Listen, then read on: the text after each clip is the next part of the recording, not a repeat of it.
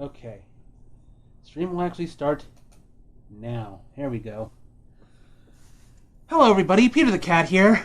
Let's start off this this stream with something kind of cute. Let me bring up the camera.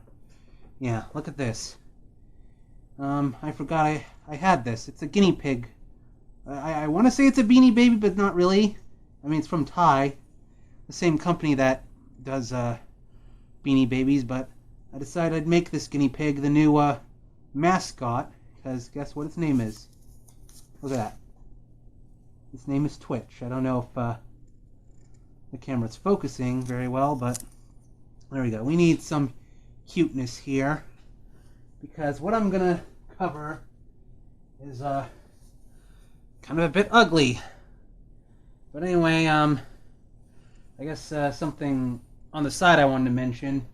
A while ago, GuineaPigDan went to this collage thing and met like the Dead Kennedys album cover artist Winston Smith.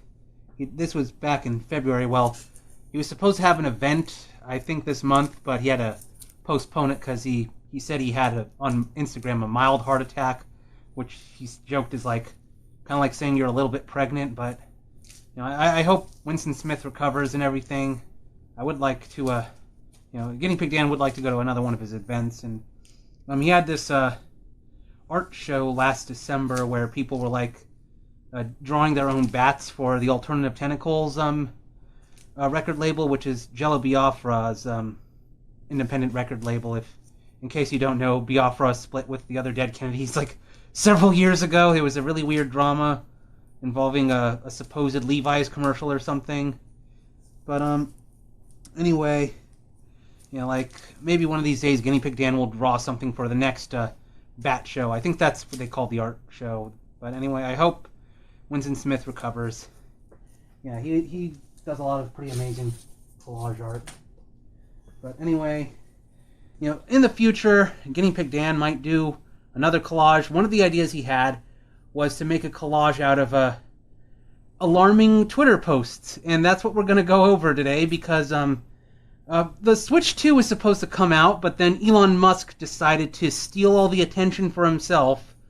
He's had some sort of falling out with Trump over this really stupid bill that's going to like make life a lot worse for everybody. But apparently, I guess Elon like wasn't happy that the bill wasn't cutting enough spending or something. I mean, Trump said, I mean, the whole goal of Doge is to like supposedly get rid of a bunch of wasteful spending, but then Trump wants to have this big military parade on his birthday that's going to cost several $1 million, and I don't know.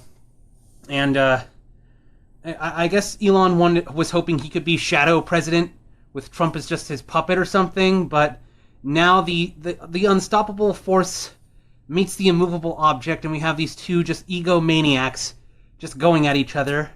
And let me shrink the shoot, come on. Let me shrink this. I'm gonna show Twitter or shitter, however. Come on. Yeah, I didn't want to go shrink this all the way. Yeah, I was gonna go over some of just the meltdown that's going on right now. Yeah, yeah, Peter the Cat reacts to really, really dumb tweets right now that are happening. People just freaking out over Elon Musk tweeting this. Time to drop the really big bomb. Real Donald Trump is in the Epstein files. That is the real reason they have not been made public. Have a nice day, DJT. And, you know, I just wanted to go over some of the most unhinged reactions. I've done videos like this before. Like I did a video ages ago where I looked at the Alex Jones store, like, you know, Super Male Vitality and all these really dumb products he sells, and going over the most unhinged comments. And Alex Jones will be part of this, by the way, because he commented under this and he got some very strange replies, and I'm just going to go over like some of the wackiest shit. And just so I'm clear, Elon Musk is not a hero for saying this. We've known for ages that Trump was best friends with Epstein, and he probably did do some really fucked up shit. And so, and it's really obvious why they're not fully releasing the files. And we're going to go over some of the most unhinged reactions. And I don't know, if I upload this to YouTube, I'm wondering, should I like speed up my voice? Because that's what I did previously to make people sound crazy. And we have right-wing Cope, of course, pointing out, like basically Elon would have known this stuff the whole time, yet still worked with Trump. And let's also not forget that Elon himself, he has that photo of him with Ghislaine Maxwell, or whatever the heck her name is, that was basically Epstein's second in command, doing all this sex abuse stuff. But let's just go on to the crazy reactions. And I better warn you, there's going to be some really unhinged shit. Yeah. Fuck the left. Fuck all these MAGA assholes. New Libertarian Party with Elon Musk at the helm. Well, let's remember that Elon Musk was born in South Africa, so he can't run for president, technically. Unless, well, I don't think Trump would do this now, but unless somehow a constitutional amendment was passed saying that people born outside of the U.S. could be president now. I don't know. The most Elon could do if he wanted was to run for, I don't know, governor or senator or representative or something. Yeah, I would not trust Elon Musk in a political party. I mean, he basically bought Twitter to try and elect Trump in the first place. And I guess I hope Elon is glad with, that he spent that 44 billion or whatever. Like that was I don't know. I hope he spent his money. He's happy with the purchase he made now that this is all happening and everything's just blowing up in his face now. Yeah. I better warn you. There's going to be some. Oh yeah, Republicans against Trump. They just having Tony Stark going boom. Yeah. I just wanted to highlight this because I've talked about how Avengers Doomsday is coming out and Robert Downey Jr. is going to be playing Doctor Doom, so he's both Iron Man and Doctor Doom, and I just have to wonder, like, what kind of memes are going to come out of Doomsday and Secret Wars with Robert Downey Jr. as Doctor Doom? Are we going to get anything as iconic as this? Like all the Iron Man memes we have, I don't know, weird Doctor Doom memes that, I mean, we do have the what's called the Crash Test Doomie from the 2015 Fantastic Four movie, but that was like a different actor. And hopefully, I don't know, Marvel does something more memorable with Doomsday. But anyway, let's go to the next one. This has been the cope that a lot of Trump supporters have been doing. Like, if it was true that Trump was in the Epstein files, Biden and the Democrats would have revealed it long ago. And it's like, we already know that Trump was BFFs with Epstein. I mean, Trump talked about knowing Epstein and even admitted that, Epstein liked women that were kind of young.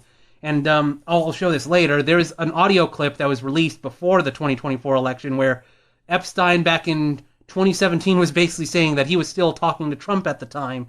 So, yeah, they were connected. I'm not sure why there's people that are in denial about Trump being a big ally of Epstein. And there's going to be some really wacky conspiracies coming up. Yeah, so let's go to the next one. When best friend refuses to pay the bills. And this is another reply a lot of people have been showing old Elon tweets where saying that he loves Donald Trump. Like, I don't know, seeing how they fell out and everything over, I don't know, the dumbest reasons. Okay, and then going, Jesus Christ is king. Like, that has nothing to do with what's going on right now. I don't know what's with these people invoking God or Satan or whatever. Yeah, and then this is in Spanish. Elon Musk se ha unido al deep state contra Trump para continuar con la política interna y exterior de destrucción de la identidad nacional e ir a más guerra contra Russia. Veremos. Elon Musk, something I guess, united against the deep state, against Trump, in order to continue with the political intention, internal and exterior, of destruction of the national identity, or something to go to war with Russia. Yeah, I'm a little rusty on my Spanish, but I don't know. I just wanted to try and practice reading some Spanish here, and I find it kind of funny that I guess Spanish QAnoners just say deep state in English. They don't say I don't know, state abismo or something like. They just say this English phrase. I find that interesting. That might be an idea for a future video, looking at Spanish QAnon or something. Yeah, that would be, just seeing people in other languages talking about QAnon and, I don't know, maybe trying to translate some of the unhinged stuff they say. I mean, well, let's see. La verdad es que no. Okay, let's see. Yeah. Okay. Let me just confirm this is a lie. We have multiple records from Epstein victims being asked if they were ever used by Donald Trump. All of them have denied it. Mind you, Donald Trump was one who coordinated with the police on the investigations of Jeffrey Epstein, and I don't think he would have promised to release the files if he knew his name was there. Donald Trump should sue. Well, Donald Trump has sued a lot of people that... There's a website called the Trump Clock. The Trump Libel Clock, that's what it's called, and it like marks every time Trump threatened to legal action against someone. But here's the thing. Trump sues for the stupidest shit. There was one time, I think in 1986 or 87, where Trump had the plans to build the world's tallest building, and a writer in the Chicago Tribune said that his design for the world's tallest building was ugly, and Trump tried to sue that reporter for libel or something, just for an opinion. That's how petty Trump is. And then of course there's the time when Bill Maher joked about Trump being the son of an orangutan or something, and Trump threatened to sue Bill Maher over a joke. Of course, now today Bill Maher is defending Trump, so that's really, really weird that Bill Maher would flip-flop like that. Maybe Trump has something on Bill Maher, or Bill Maher's just afraid that Trump's gonna get him or something, so he's kissing his ass now. But it's yeah, there's a lot of delusional people that just want to believe that somehow, Trump is this perfect little angel who, never did anything sexually. It's not like we have a recording of him, saying that, he likes to grab women by the pussy and he doesn't even wait to kiss them and things like that. Geez, cuckoo. Yeah, and let's see. Next one. Okay, this is where shit gets really crazy. We're going to start running into a lot of weird anti-Semites. Yeah. Who is behind the Epstein files? Isn't this a Mossad operation? Yeah, it's simple. You cannot stand with Israel. And we have the Sephiroth thing from the Kabbalah. Ghislaine Maxwell. I don't know who John-Luc Brunel is. Jeff Epstein there. I don't know who those other two people are, but it's yeah, the crazies are coming out. Just because Jeff Epstein happened to be Jewish, there are anti-Semites that want to try and, I don't know, make this some sort of big Jewish conspiracy theory. Because there aren't countless cases of, Christian pastors that also get exposed as sex abusers or something. No, it's just all Jews. It's Jews all the way down in these people's minds. More cuckoo for Cuckoo Puffs people. And there's going to be more people that are like this. Okay. Have the Jews been blamed yet? I don't know who Real Truther is, but yeah, this is another wacko. Yeah, the people really just, for some reason, want to blame Jews. I don't know.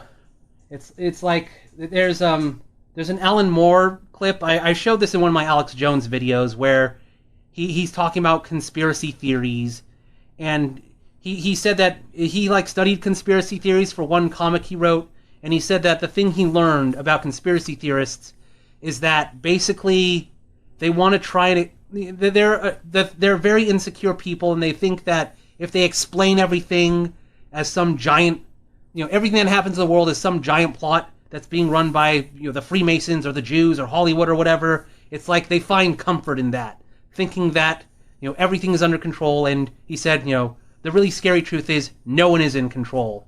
And he's not saying that there are no real conspiracies, but it's like he means like the really, really unhinged ones that try to say the Jews or the Freemasons or the Illuminati or whoever control everything. But then, when you actually look into these conspiracies, it's like, well, how the hell would they like do cover-ups like this? There's 9/11 truthers that think George Bush or Mossad did 9/11 or something, but it's like, how would you coordinate that many people to do a conspiracy like this?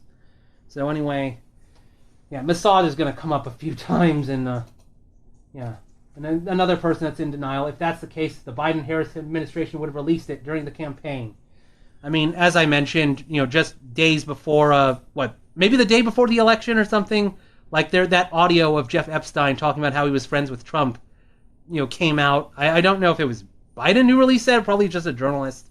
But, there probably are Democrats that were also connected with Epstein, Bill Clinton obviously being one of them. So it probably is true that there's probably some Democrats that don't want to release the Epstein files. So, I'm not going to be saying, the Democrats are like completely blameless here. There probably are like some very shitty Democrats also. So, all right. And then, so let me get this straight. You knew he was in the Epstein files, yet you still helped him to become president?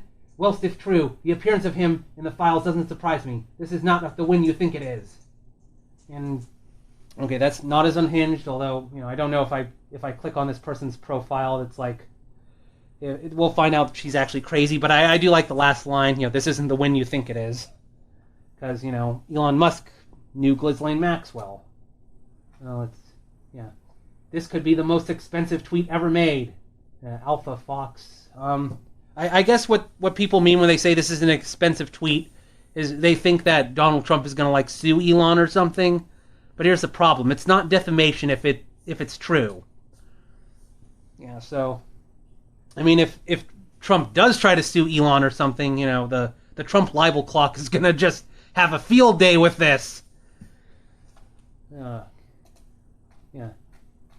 So you knew this, yet you still endorsed Trump, reinstated his account, amplified his content, and gave him a platform to spread misinformation and campaign. You don't get credit for exposing someone everyone already knew was true. You're just as complicit. Okay, that's not as crazy, but yeah. It's like Elon was complicit with this, yeah. There are going to be some not as crazy replies here. Let's see.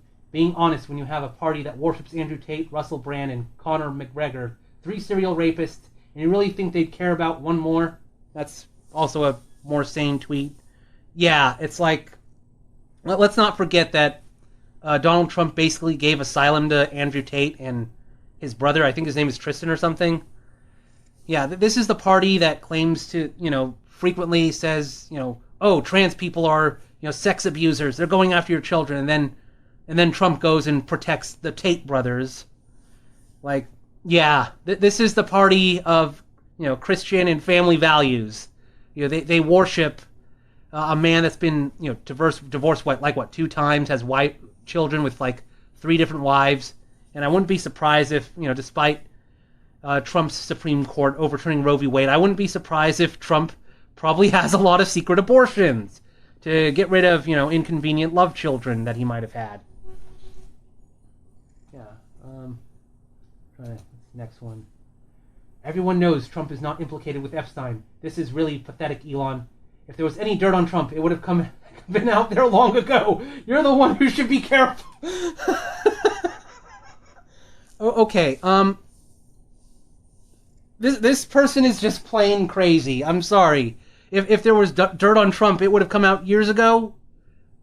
Have you been living under a rock? There have been people that have been writing books exposing Trump for decades.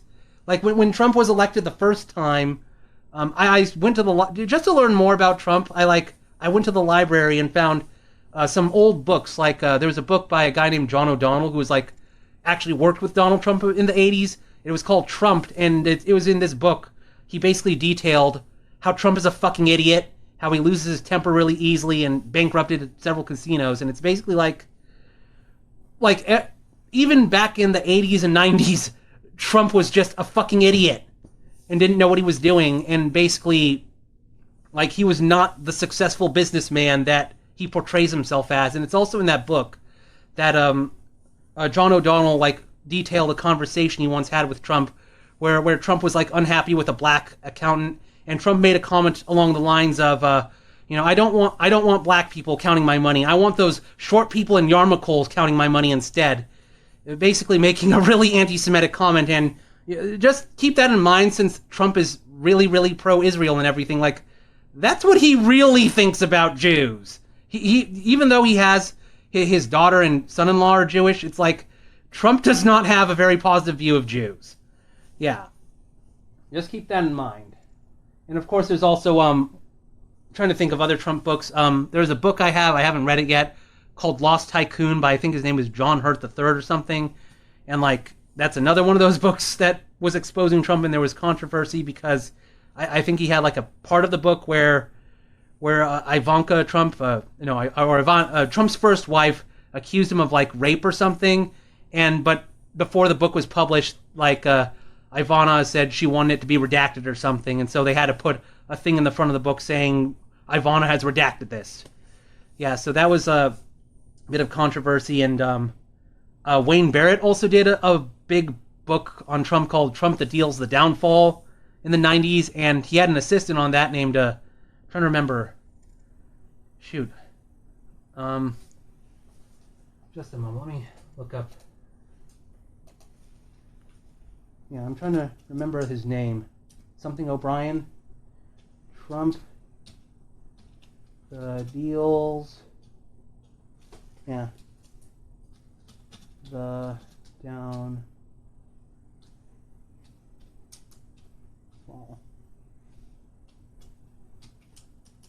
Okay. Yeah, Wayne Barrett. Yeah, Wayne Barrett actually died the day before Trump took office the first time. I'm just trying to find out the name of. I'll have to go to Amazon. There were some co-authors.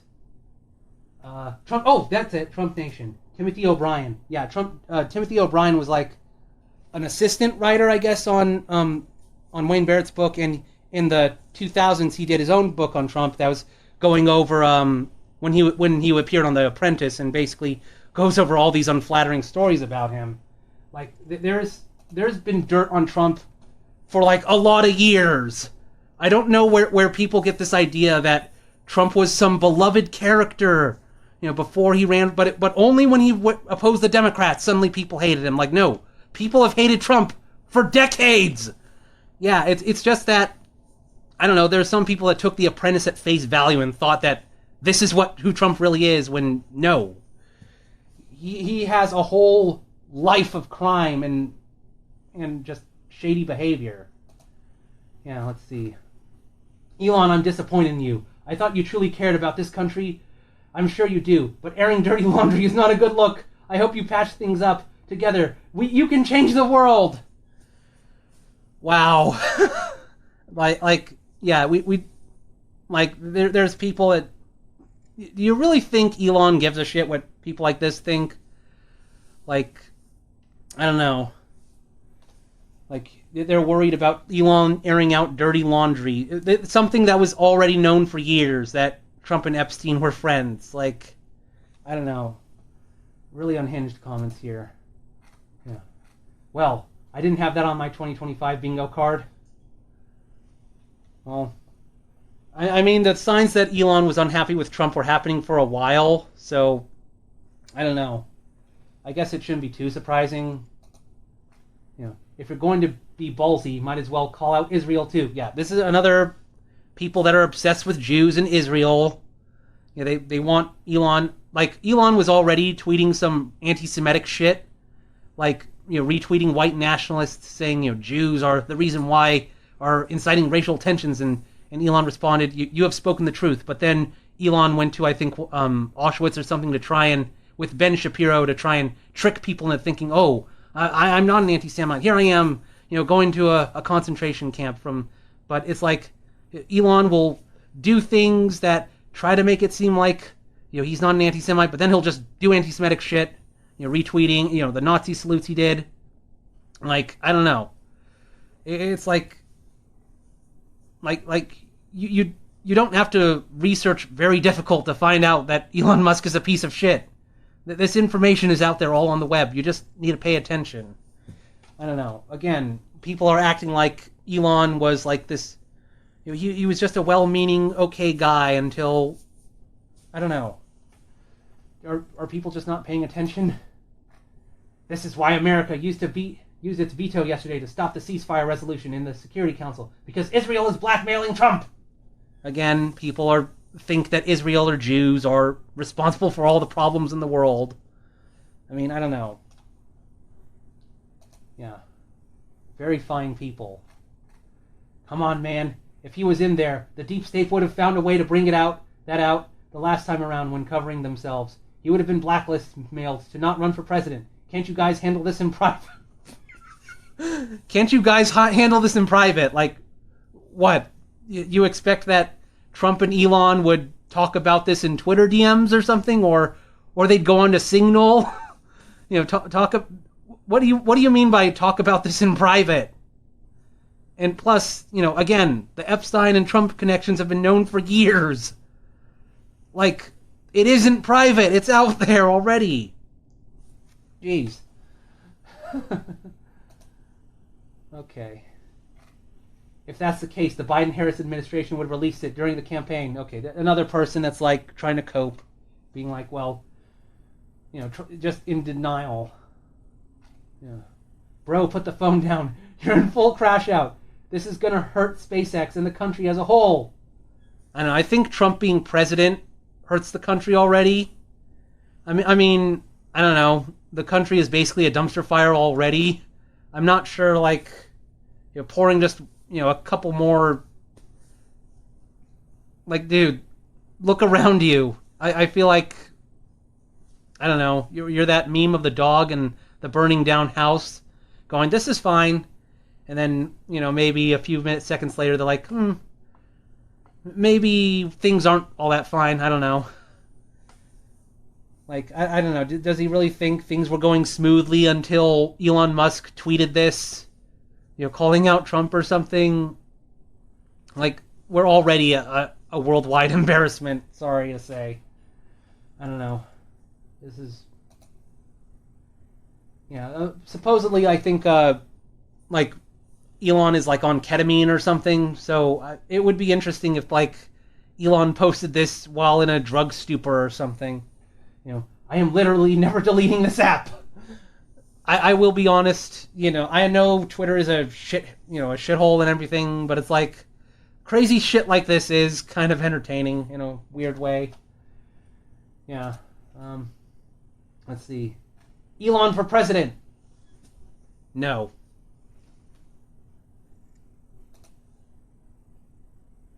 Yeah. And with that, you just violated his HIPAA and Fifth Amendment rights. Delete this or I will report you immediately. Okay, so you're going to report Elon Musk on his own website. Really? Okay, I'm going to flag Elon Musk on Twitter, and I don't know, the flag notice will go to Elon Musk, and I don't know. I don't know what this person is thinking. Yeah. Okay. Let's see. This is not the way to do this. Don't let your emotions ruin what could be a productive alliance. Yeah, because Trump and Elon were acting very logically through their whole presidency. Yeah. Yeah, they certainly were not letting their emotions get the best of them.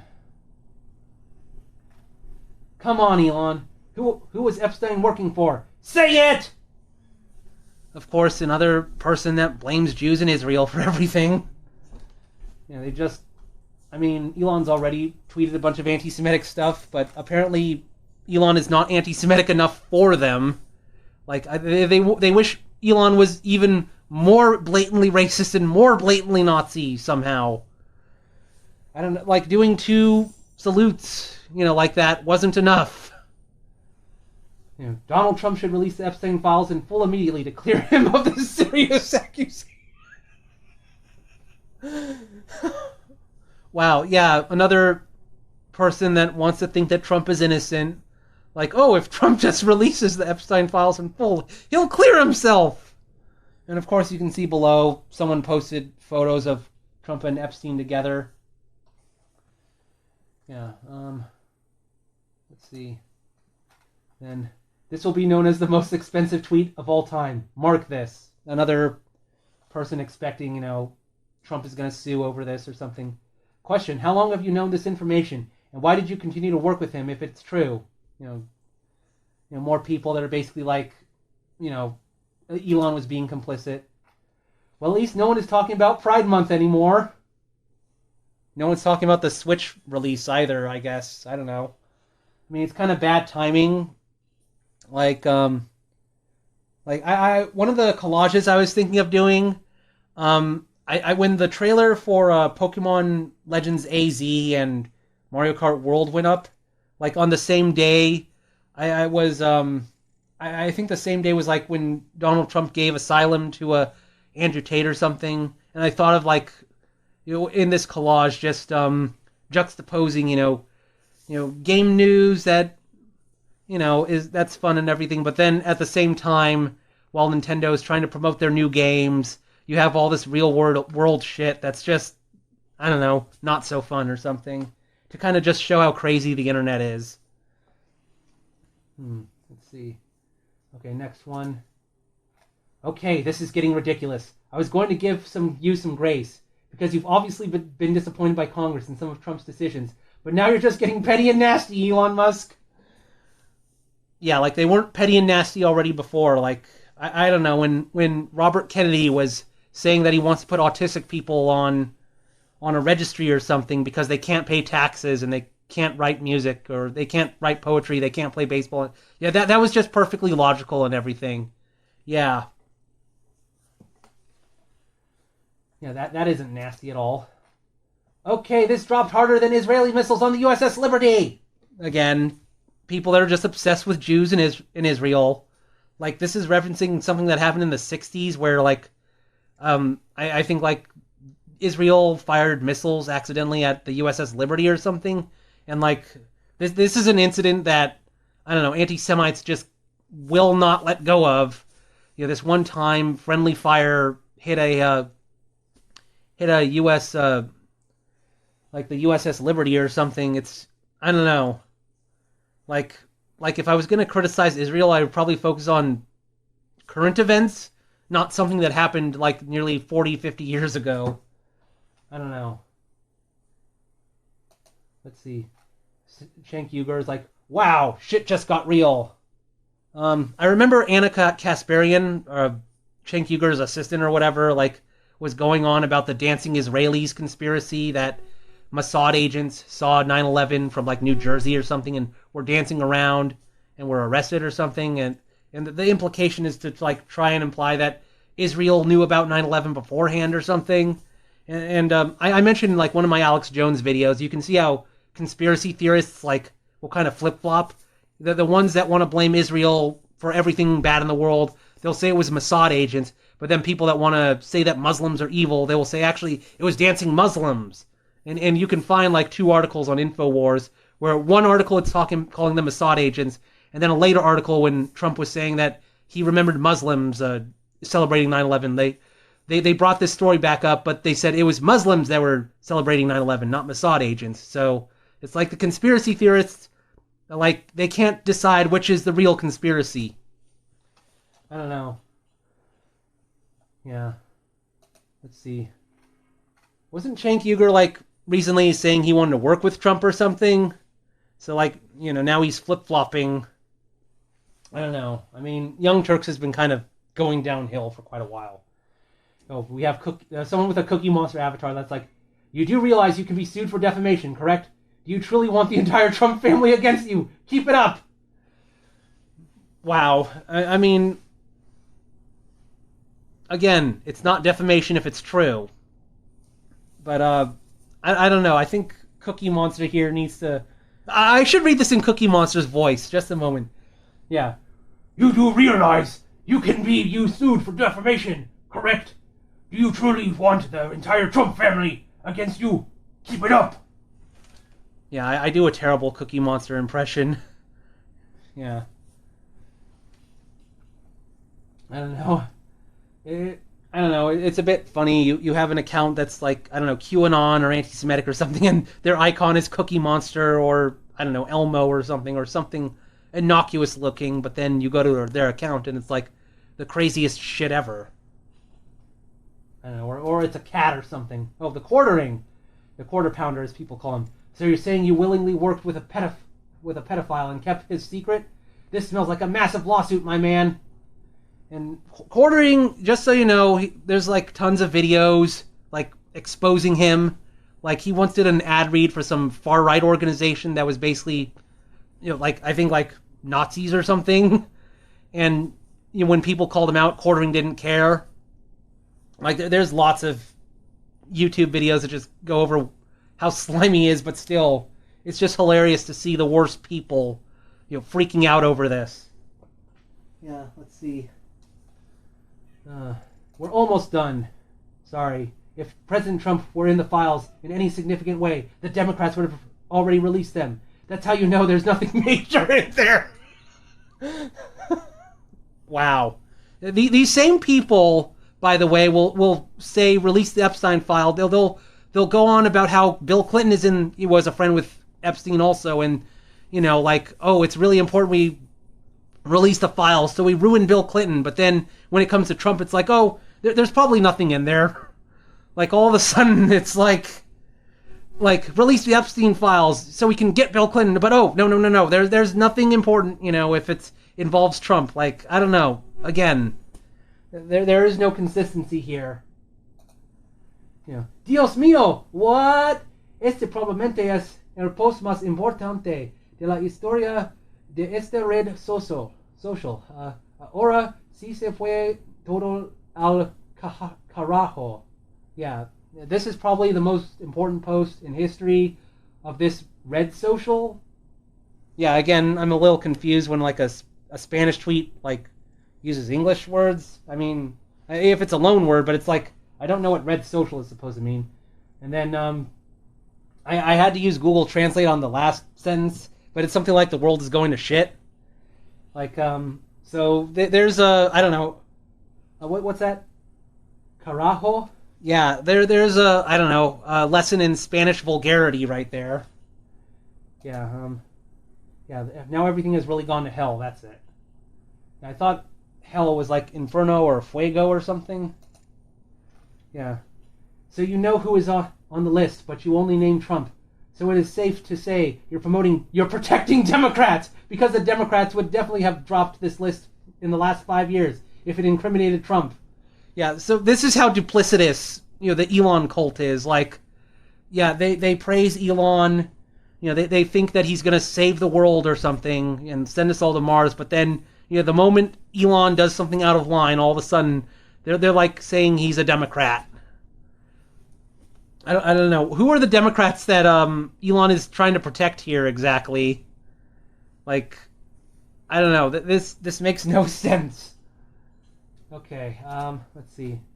And then, okay, why did I scroll up here? Is this Alex Jones's response?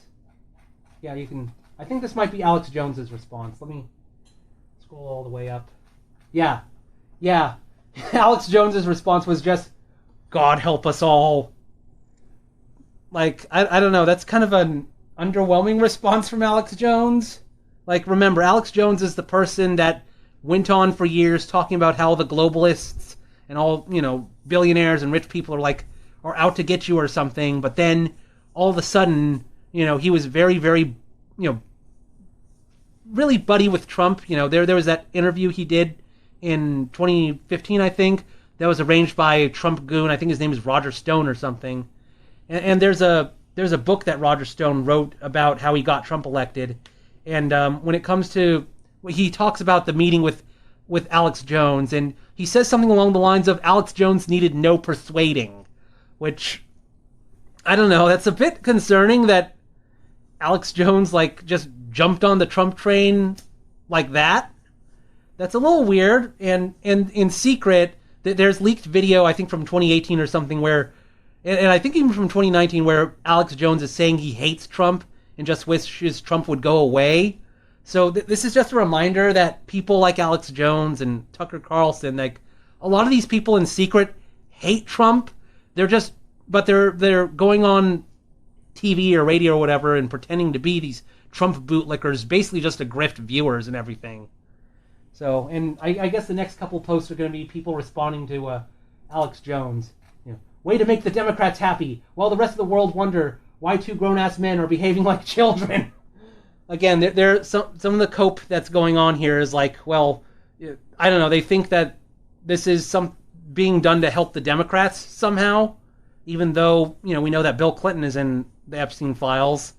So if the unredacted Epstein files were released, there probably would be some Democrats hurt also.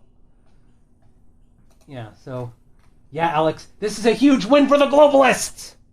I should note that this is a term you're going to see a lot of Alex Jones fans use. Globalists. It's just like kind of a catch-all term for the deep state or whoever they think is running the world. It's vague and can basically mean anyone.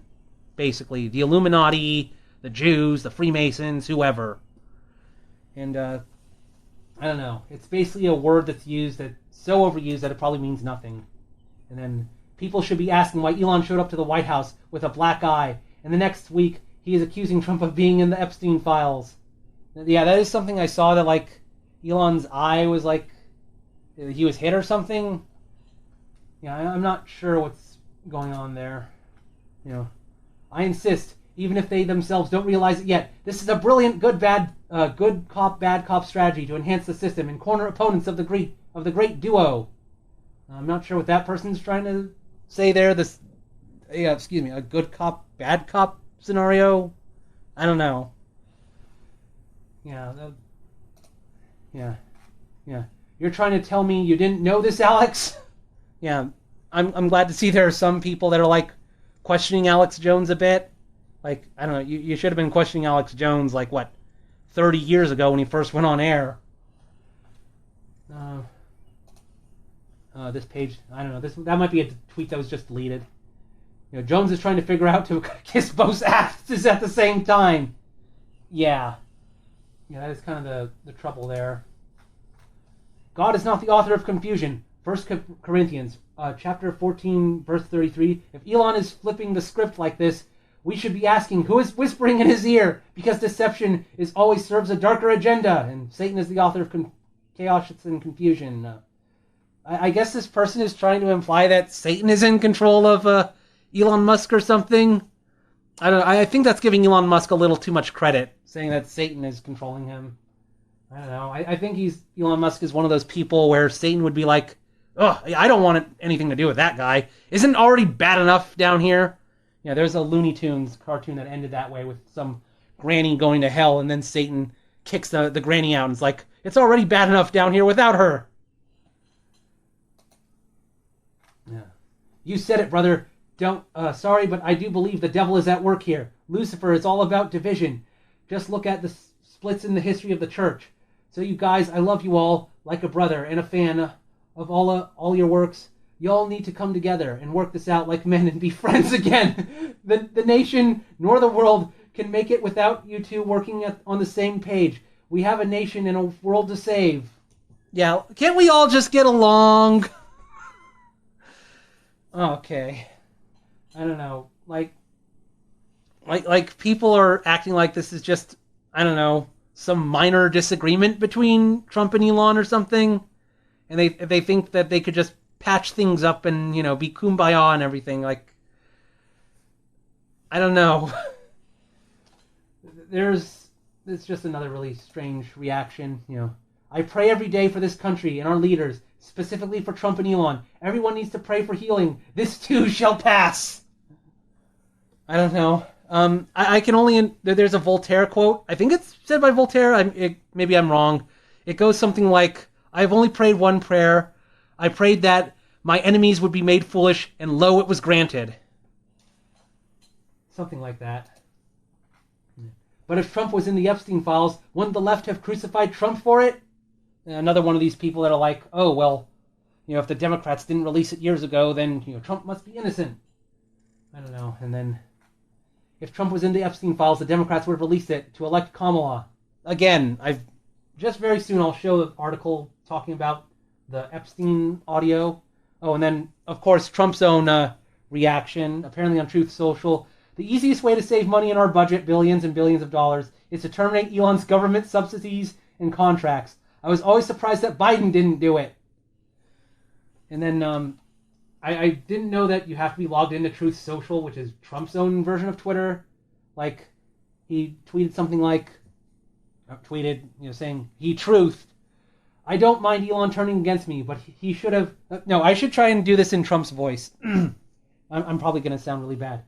I don't mind Elon turning against me, but he should have done so months ago.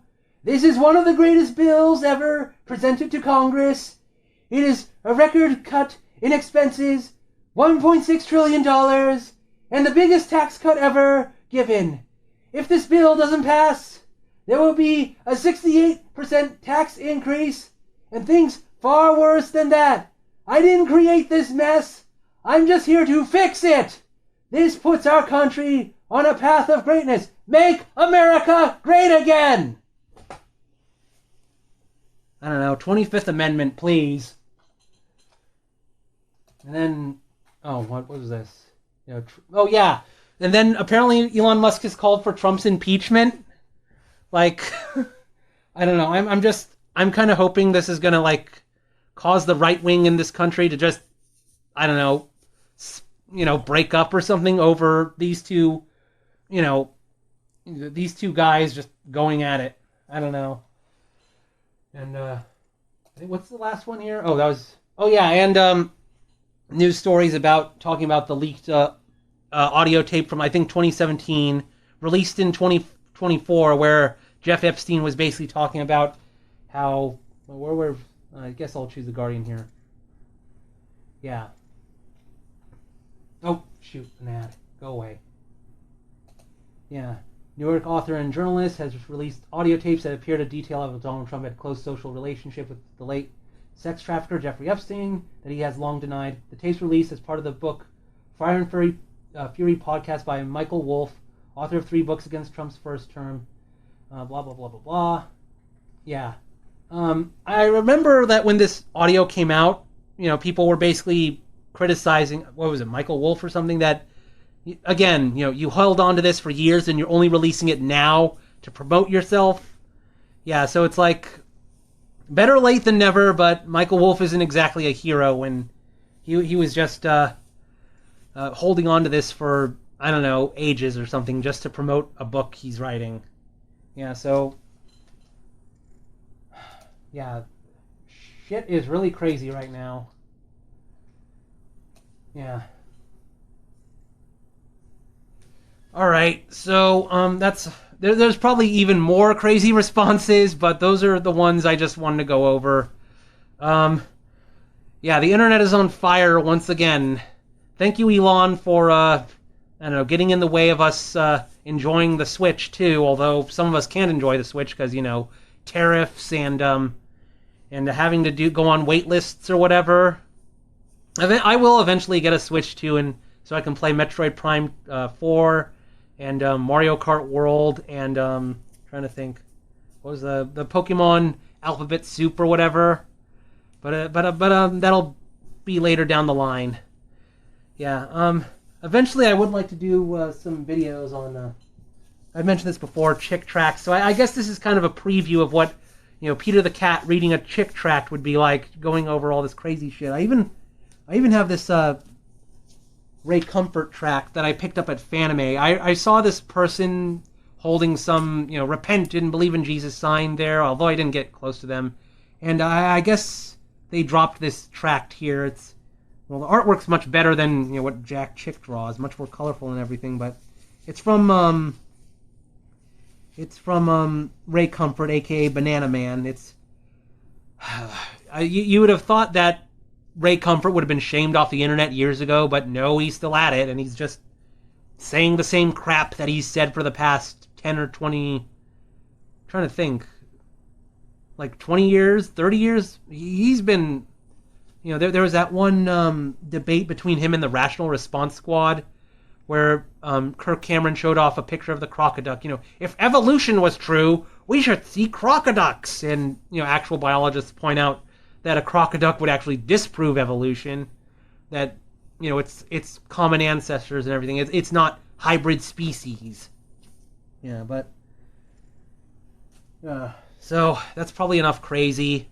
I guess I'll end this segment and then I'll transition to the Hiragana Katakana comic, which will be drawn by GuineaPigDan. So let me go get him. Let me just put up. Here we go. So let me go get Daniel. Peter, no, no, no, no! Get out there! Come on! Peter, stop!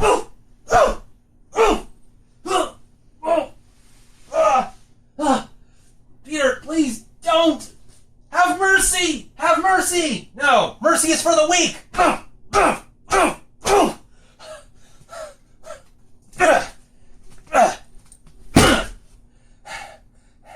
Okay, get out there and dance for the internet. Why did you have to slap me?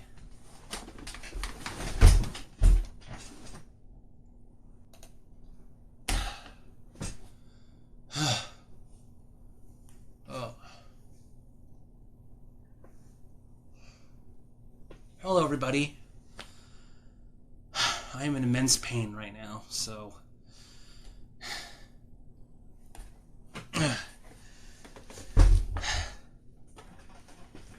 How many of you are enjoying the Switch 2 right now? I don't have it. Oh, there's my glasses. Oh, boy. It would take you to the end of your life before you go through everything on Twitter these days. Oh, yeah. Oh, look at that. A cute little guinea pig. Yeah, this is my new mascot, Twitch. Twitch the guinea pig. Alright. So, let me get the comic ready. Let's see. Now, I've already started to ink a couple pages, so I'm not going to start on page 1. We'll actually be starting on page 4. Although, I could go back and color some of the earlier pages, but... Let me, Here we go. Alrighty. Maybe... Alrighty, so I'm on this page right now. And in the background I have my color references here. You know, Peter's fur and Basho's, I guess, dragon scales or something? I don't know. I've not, like, shown a close-up of my dragon characters to show, like, you know, do they just have smooth skin or is it scales, you know, reptilian or whatever. And I have a separate palette for characters' mouths, because before I would just choose random colors for characters' mouths, and I thought I should try and be consistent. Have consistent tongue colors and, you know, tongue outlines, and be consistent with, you know, highlights on a character's tongue. Alright. Something you'll notice, I have Peter's eyebrows on a separate layer from the rest of his outlines, because his eyebrows are supposed to be the same color as his stripes. Yeah, so right now I'm inking Peter here, looking all frumpy. Yeah. After all the grief he gives me, you know, this is my revenge. Making him look all not very happy.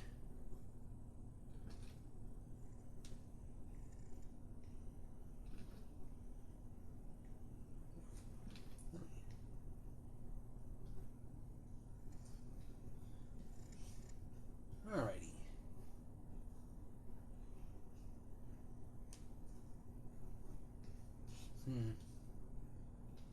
Kind of decide. Do I want?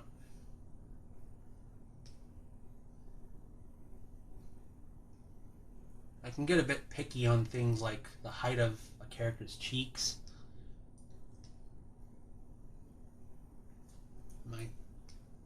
Let me mirror this.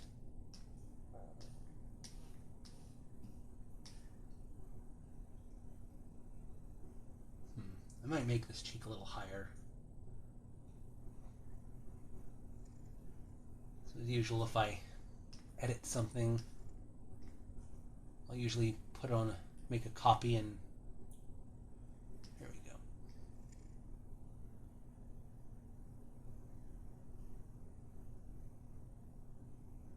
I don't want it too high, because his head is tilted a bit,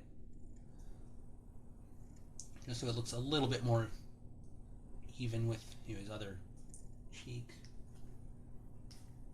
There we go.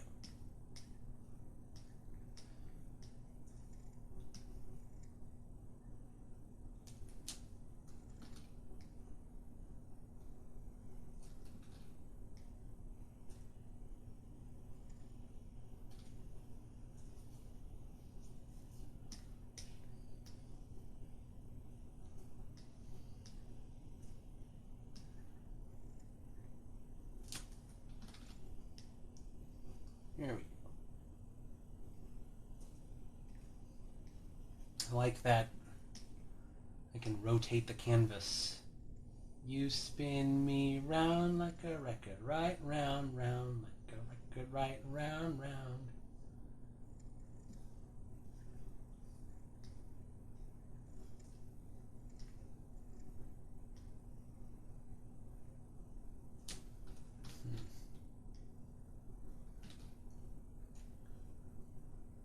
And one of the video projects I wanted to do was a review of the I don't remember when it came out, but the Peter the Rabbit movies with James Corden. And I was gonna have a like, this was years ago, 2018 or 2019. I mentioned it in a Discord server, and someone was like, "Oh, those movies would make Beatrice Potter spin around in her grave," and so that inspired me to do a little animation. At the end of the video, I'd have a photo of Beatrice Potter, rotating as I play that song. But I've never posted that review. I've never gotten it filmed, actually. Maybe one of these days I'll finish it.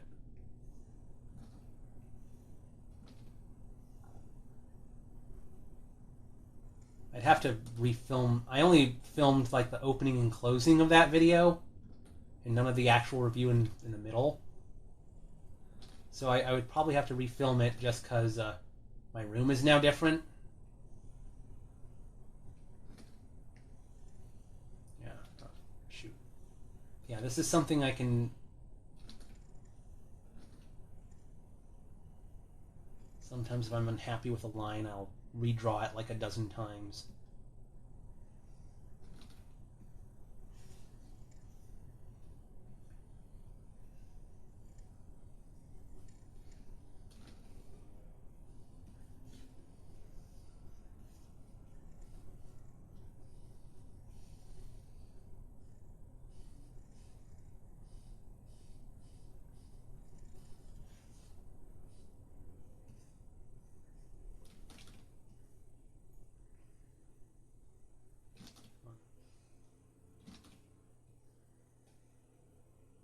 There we go. I like that.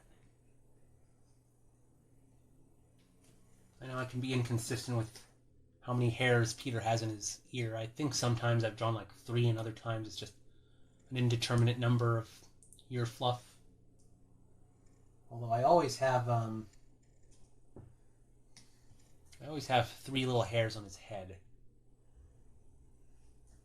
Oops.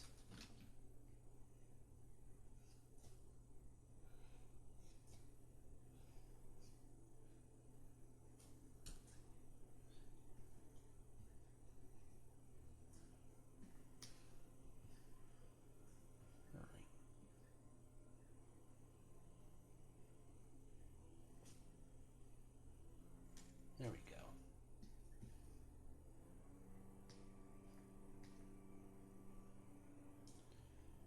And just in case, like, usually for things in back, like the back ear, I'll put it on a separate layer just in case I need to fix it.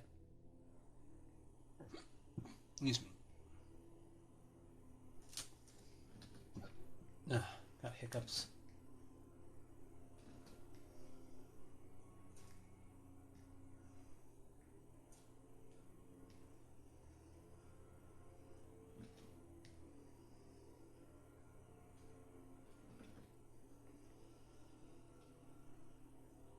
There we go. Might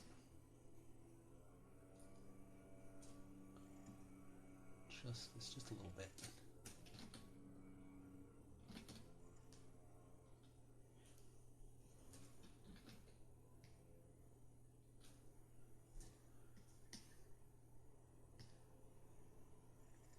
All right. I'll have a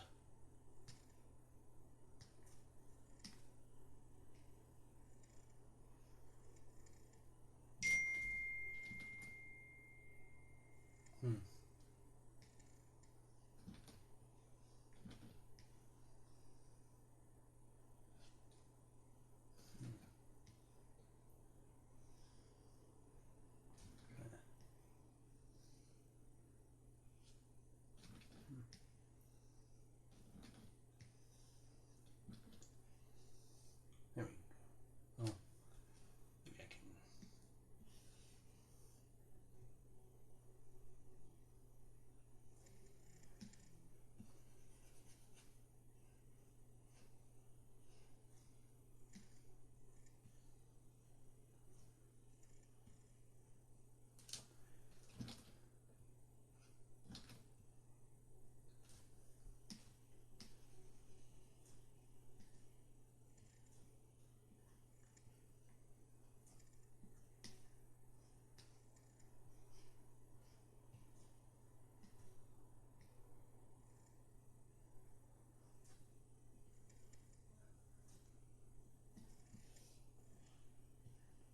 Alrighty.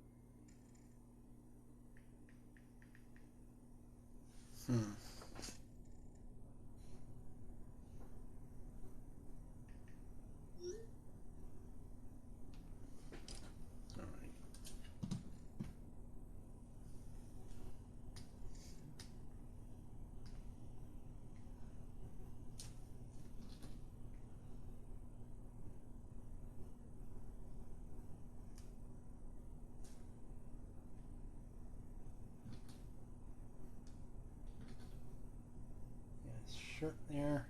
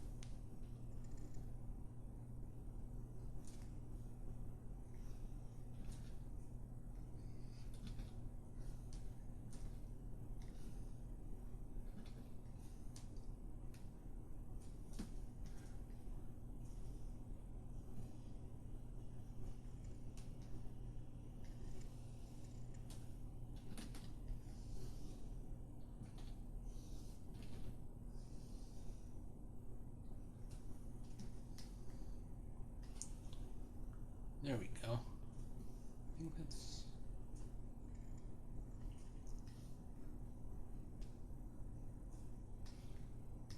There's Peter. The eyes will be a separate layer. I haven't decided if I'll give them black outlines or just keep them regular green. I guess... Okay, I'm making a strange choice here. Like, most of these doodles are supposed to just... They're supposed to be like pen drawings Peter did, but here Cinnamon and Yoshi apparently are going to be colored in, so I mean, I could just edit them to be blue lines, and it looks like I actually wanted to make them colored.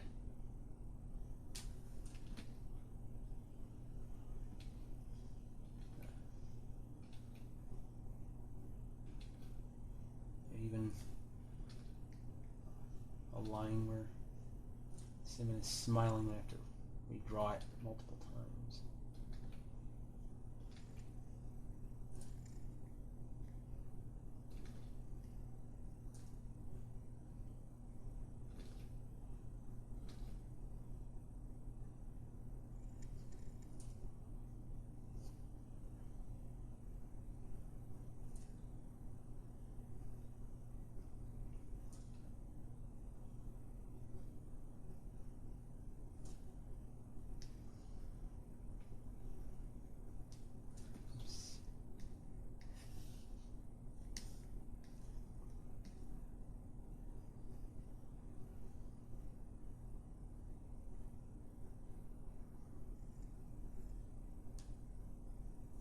There we go.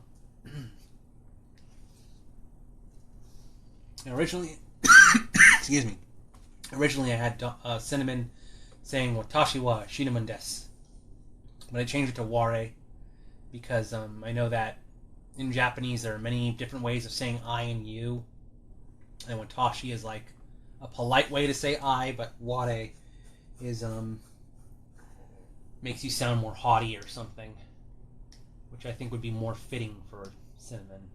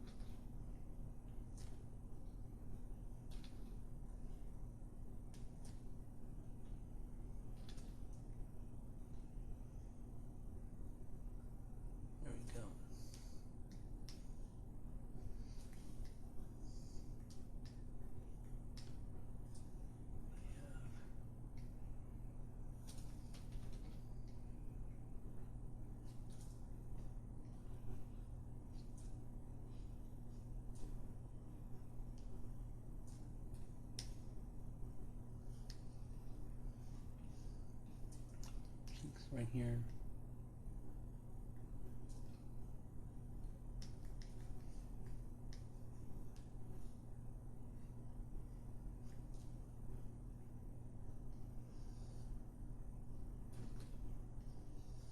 Not sure if this is a lip or a chin.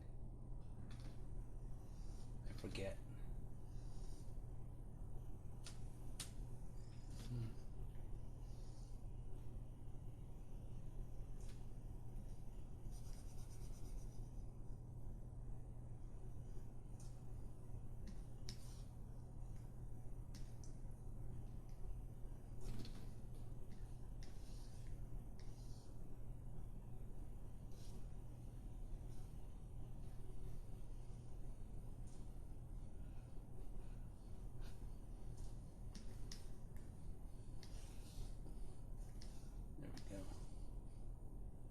Okay.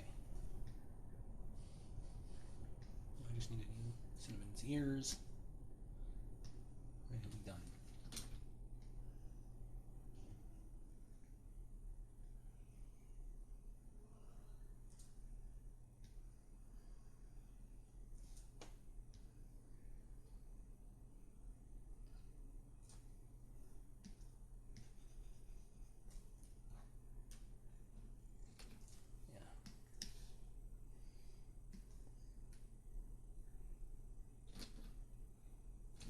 I'll do this on a different layer.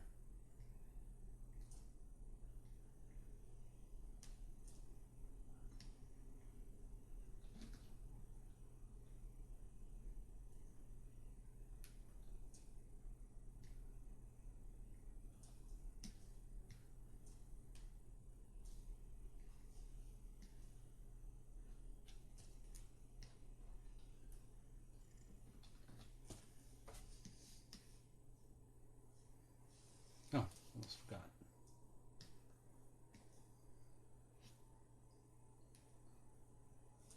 There we go. Cinnamon's got a Joker-like smile.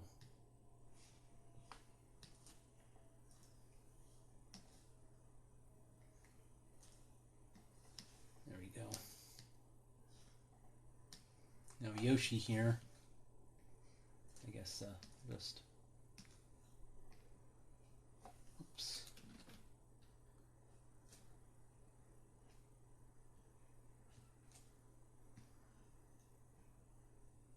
Supposed to be a question mark, but what if I like put a ka particle, which is like the Japanese version of a question mark. Although I'm not sure manga uses the ka particle like that.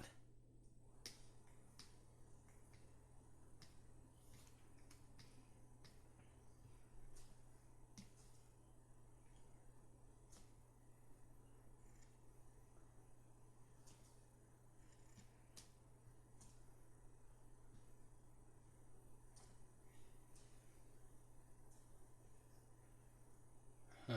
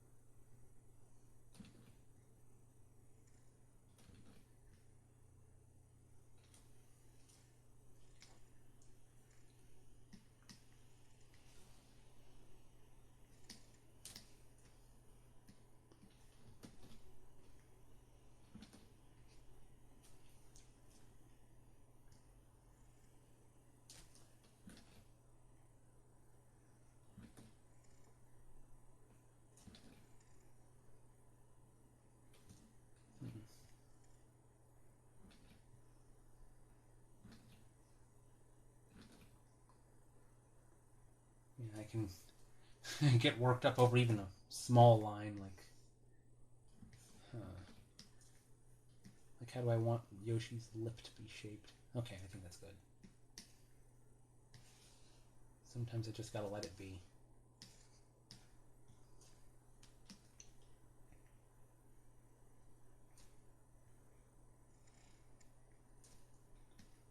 I'll save that.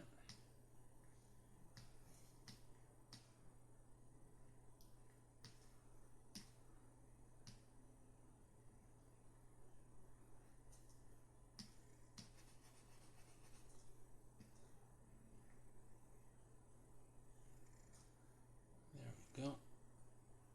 Oops.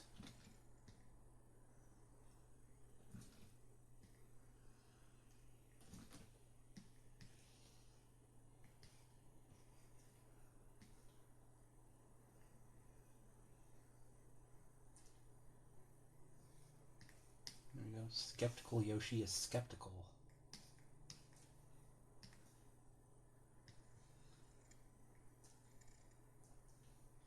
Again, I'll probably have Yoshi's eyes be probably go on my eye layer or something.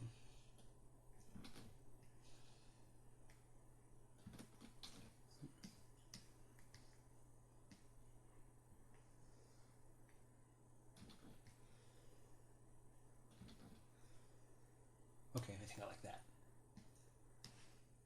And back of Yoshi's head.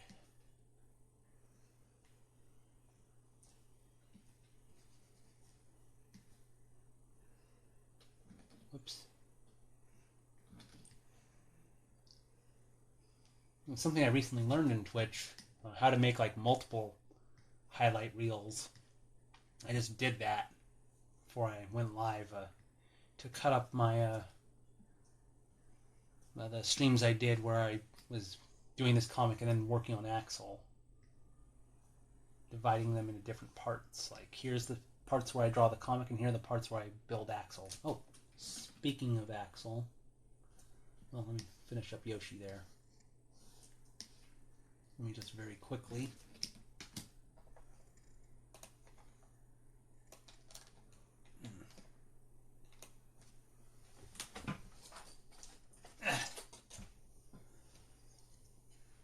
There's Axel fully assembled.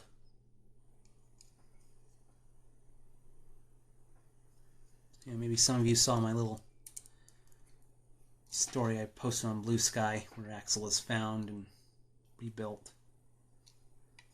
And I have his box in one of my cabinets where I have all his spare parts, like the longer versions of his, whatever these are supposed to be, and his second pistol, which he pulls out the second pistol when he's using Flame Hyanard's weapon in X7, and then he does double pistol mode when he does a finishing move in X8, the double attack. I'm not sure if there's like an explanation for why he usually only uses one pistol normally and only pulls out the second one when he's using a special weapon or doing a double attack. I don't know. And I don't know if there's like a manga or something that explains like why does Axel use pistols and not an arm buster or something. Was it to just make him slightly different from X and Zero? Or is there like, I don't know, maybe all his internal energy goes to his copy ability and he has to rely on external weapons or something. I don't know. I don't know if it's already out, but there's also supposed to be like a white Axel model kit, and I do wonder, like, are they going to include his alternate guns with that one? Ones he uses in X8, since the white armor is from X8.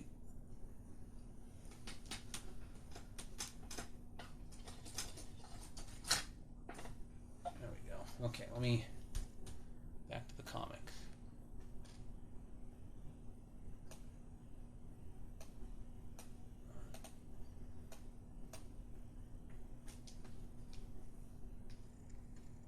Here's Basho.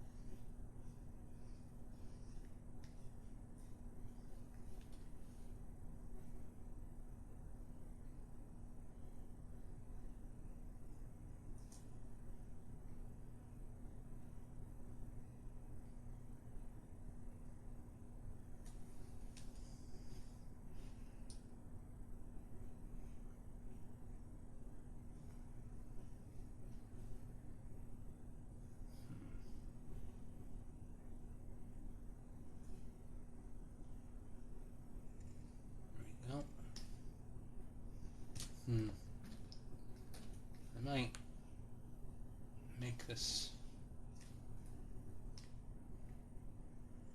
a bit of his eyebrow a little longer.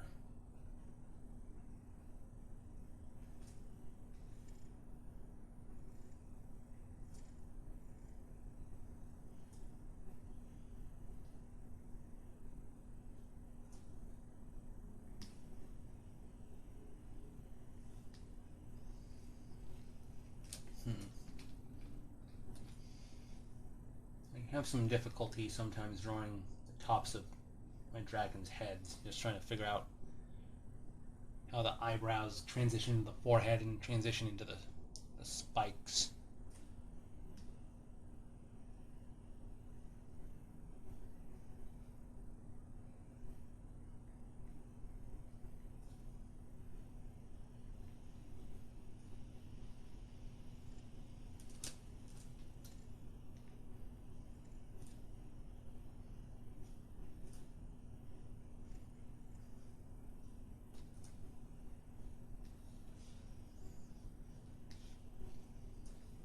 Do excuse me.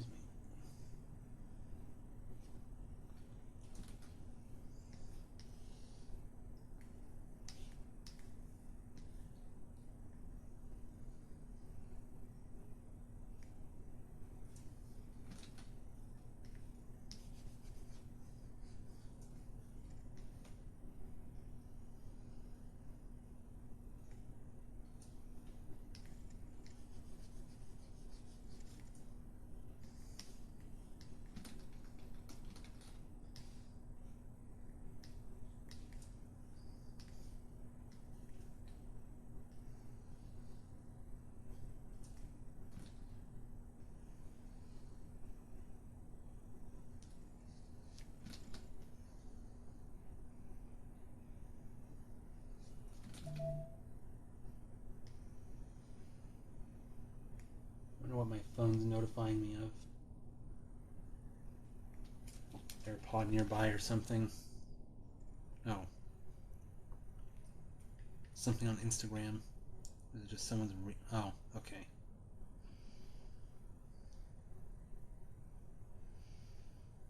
Wow. I just saw someone post a very nice drawing.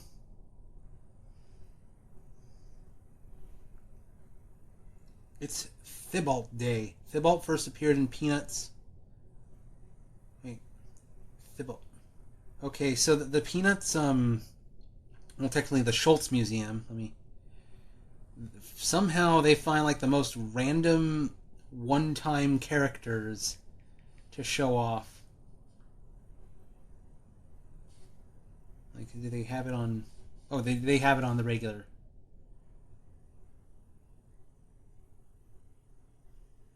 Wait, what?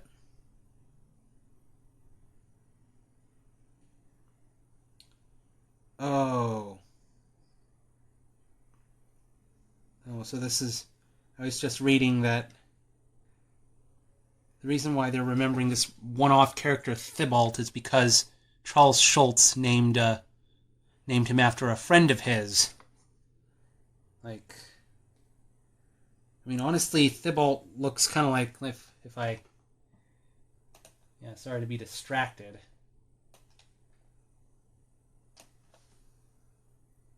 I don't know if he's... My phone... Probably a bit too... There we go.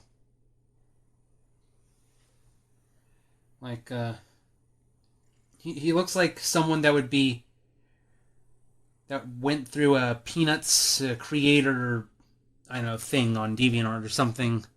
Like there's... character generators that'll produce your own Sonic OC or something. He looks like someone, like, just, give me a Peanuts style OC and that's what comes out. He looks kind of like that.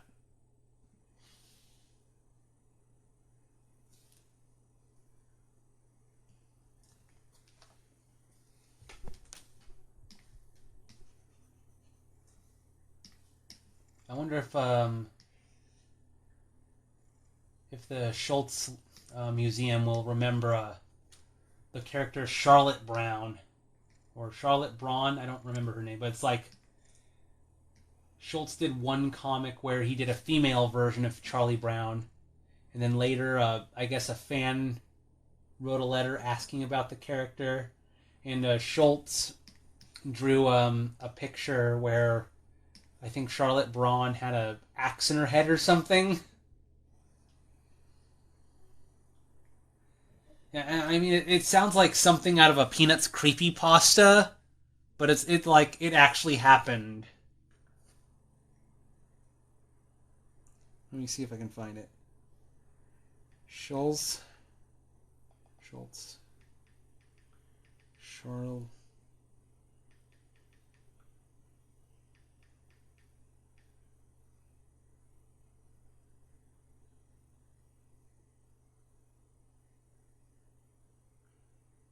Oh wow, they actually do acknowledge her on the Peanuts Instagram.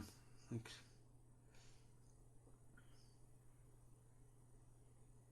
yeah, where's the letter?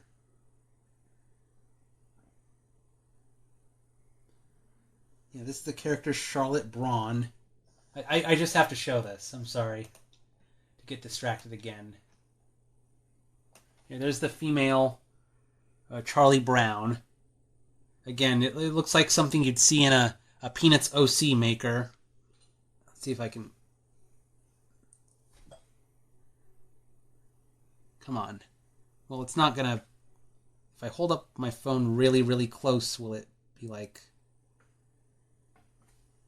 Or what if I adjust the darkness? Well, it can't really get any darker. Well, there we go. Charlotte Braun. And there's a letter that Schultz wrote to a fan. There we go. From the Peanuts wiki. Someone actually, like a fan, actually kept this letter and posted it to the internet. This is from, how old is this letter? 1958, I think, or 55. I can't read it. But yeah, you can see that Charles Schultz wrote a letter to a fan, and at the bottom, he drew Charlotte Braun with an axe in her head.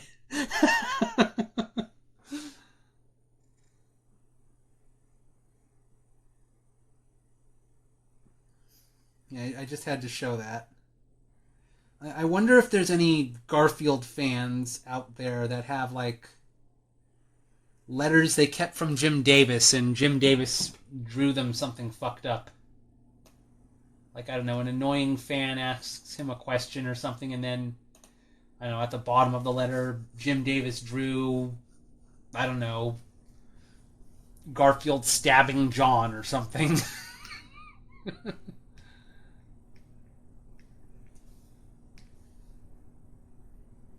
Or Garfield with multiple stab wounds saying, you know, I hate Mondays.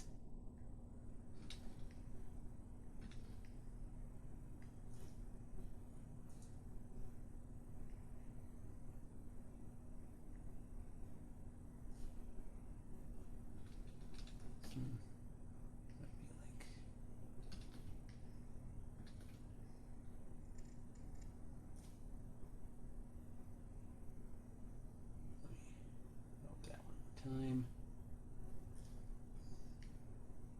Wash those teeth. I know like there is one messed up thing like that Jim Davis autographed. Someone bought a framed version of the one comic where John drinks that weird cup in Liz's veterinarian office, and Liz responds, you know, you're going to have a healthy litter of puppies. Like, someone ordered that online and got Jim Davis to autograph it, and the autograph says, the events of this comic are canon, signed Jim Davis. Something like that. That's like maybe the most messed up piece of Garfield merchandise that's actually signed by Davis. I mean, let's not forget there's the 9 Lives comic where Garfield kills a granny, so I don't know, the events of that story are canon, maybe?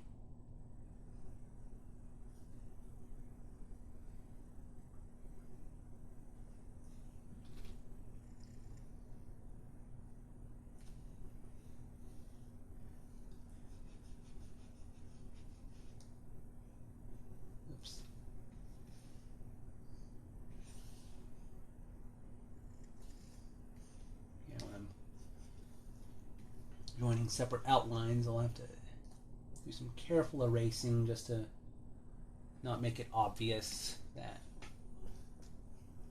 it's two separate lines coming together. Basho's tongue. Might draw it a little bigger than.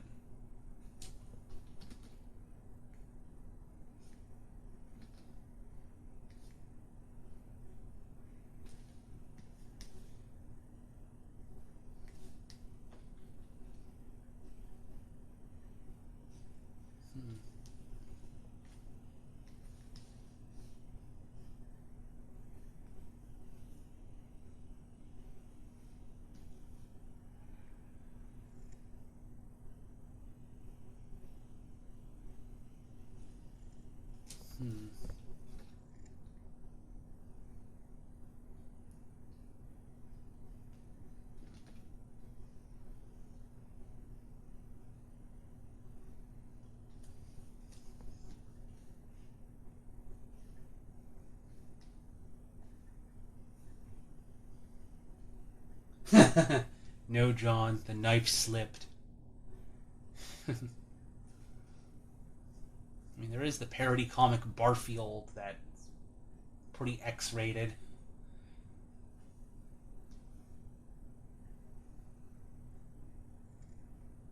Although things happen in that comic that I don't think I can describe on Twitch. I mean, honestly, all those tweets Peter went over earlier, I don't know if that would violate some sort of rules on Twitch. Even though, most of it is mockery and criticism, not promotion.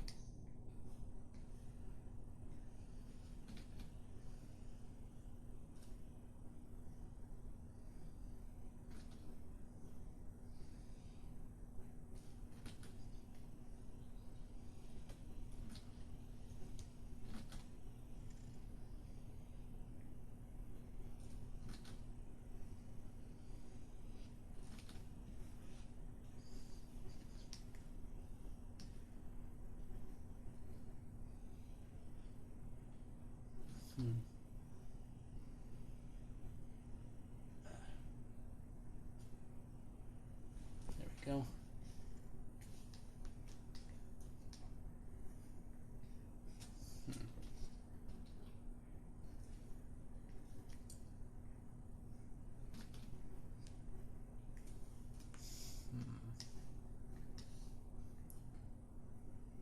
Almost done with Basho here. Neck.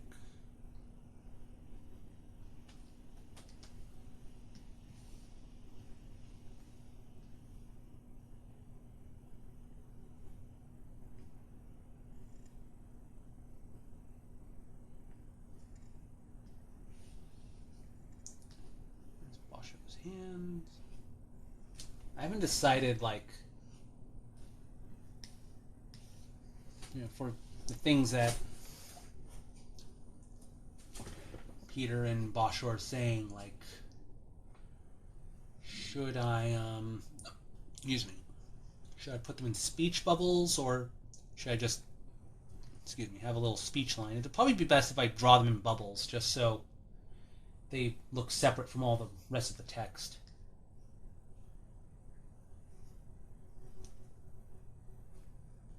For Cinnamon's dialogue here,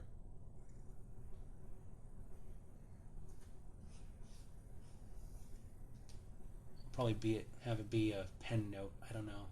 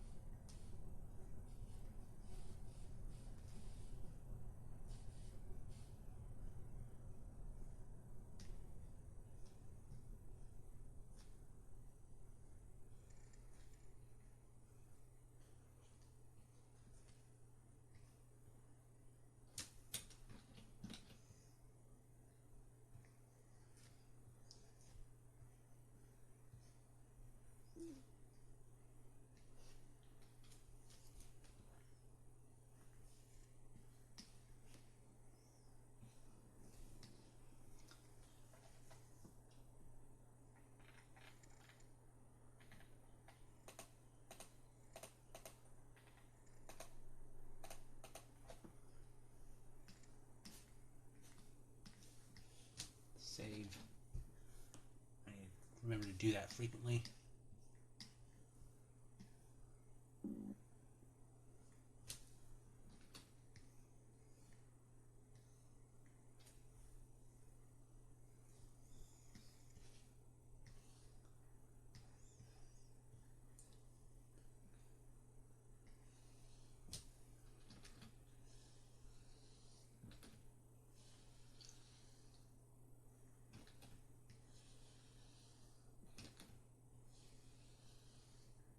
Go. Wash his shoulder, and now rest of his arm. I'll outline his little claws first.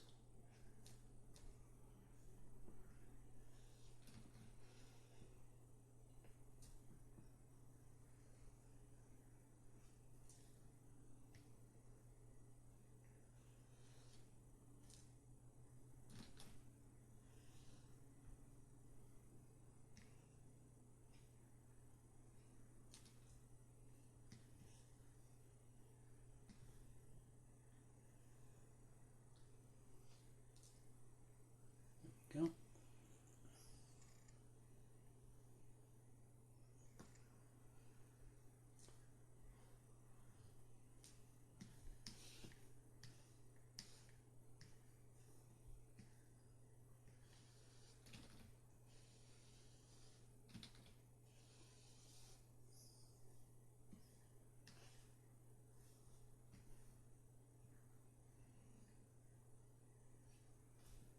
There we go. Oh, going to do his ear, and I was thinking of maybe redrawing his head a bit.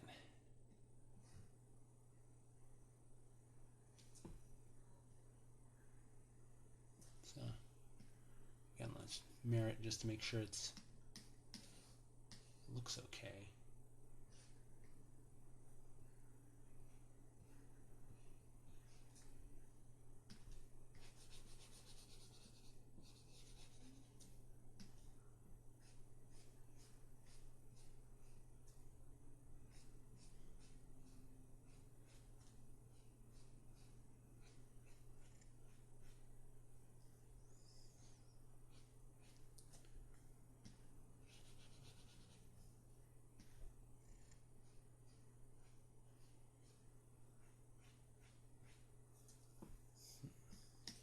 And it's probably a challenge. It's a challenge to do Basho's horns.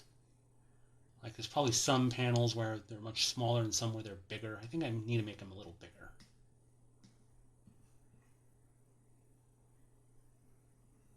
Just bigger them just a little bit. Maybe give them a little bit of a redraw.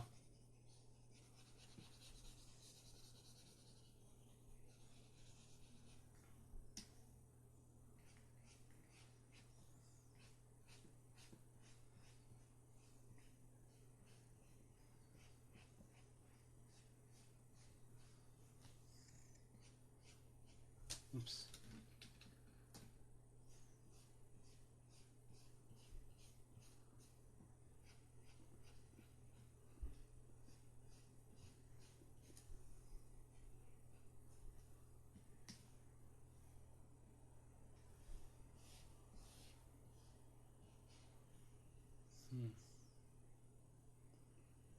Just look at.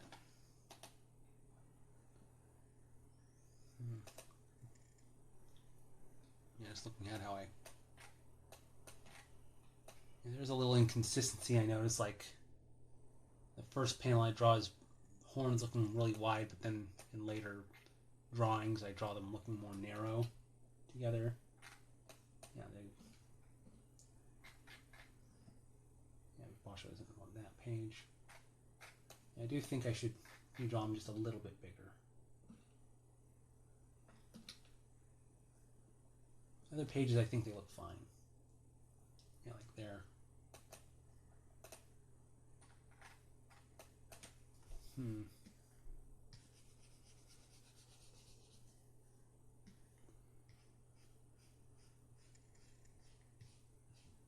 There.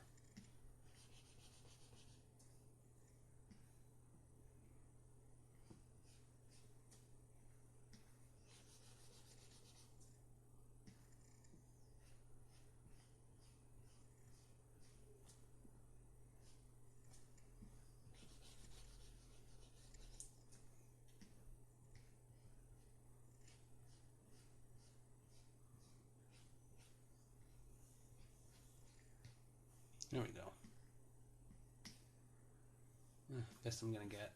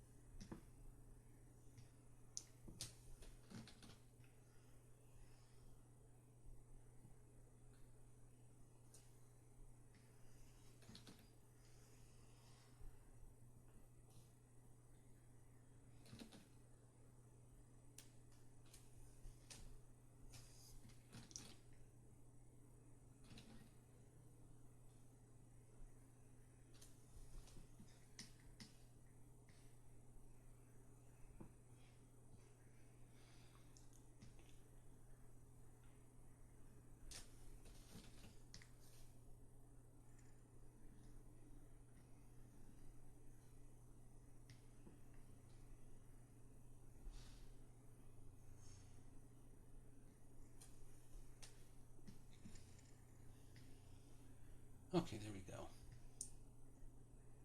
I think that's... Alright, let's go to the next page. It would be,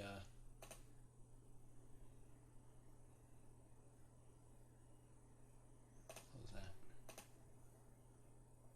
That would be, yeah,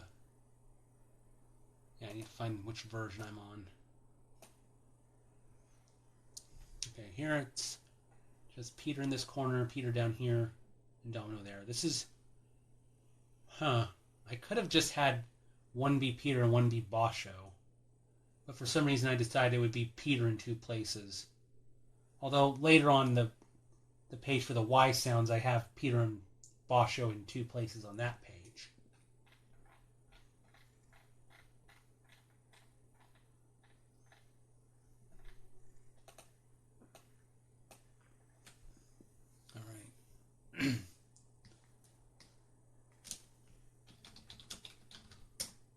Yeah, so here I guess I have Domino in red down there, so I guess I'll do a color version of him also, while Homer is going do, because he's just going to be a blue drawing. Funny, I'm coloring Yoshi, but I'm not coloring Homer. Should I color Homer? I don't know. Yeah, I just wanted to make sure the stream wasn't... The last thing I'd want is stream going out while I'm away, but I need to take a bathroom break, so yeah.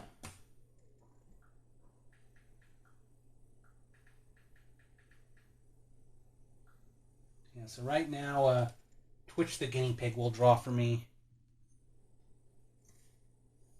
There we go.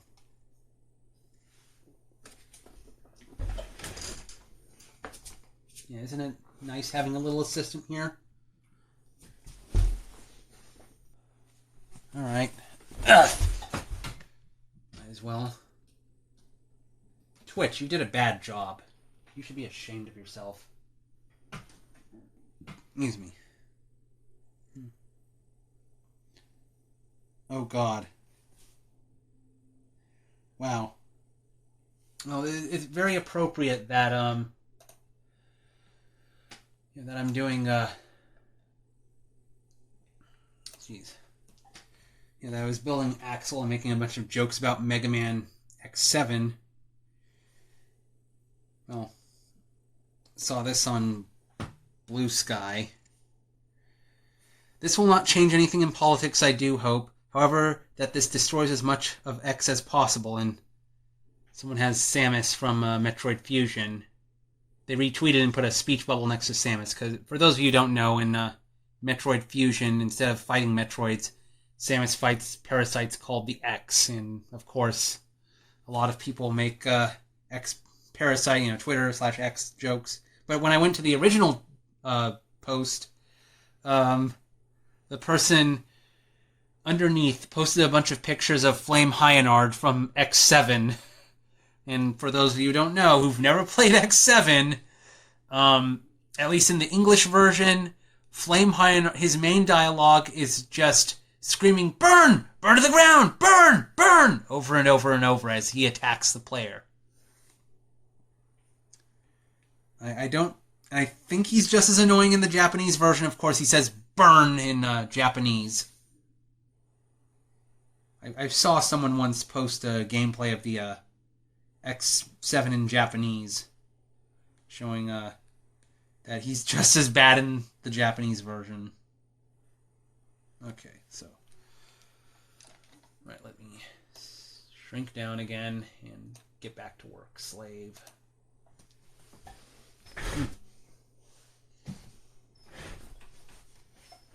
Okay.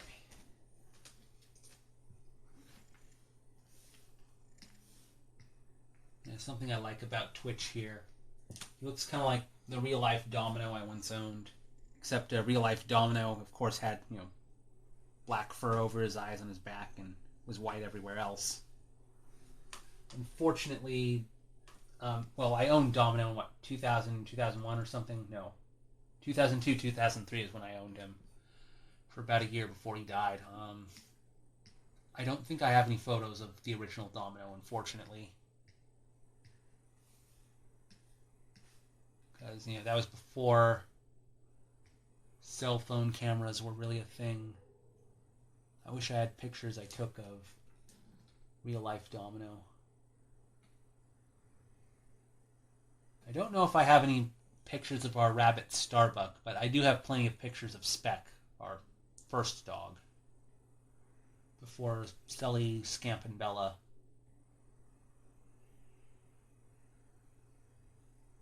And I do have a few old photos of Speck on DeviantArt and FA.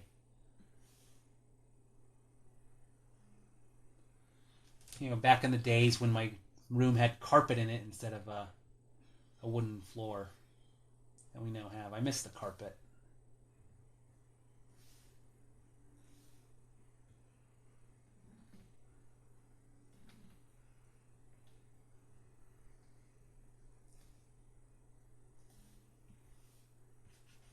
Maybe I should get Scamp in here again. He's probably sleeping in my brother's room, though.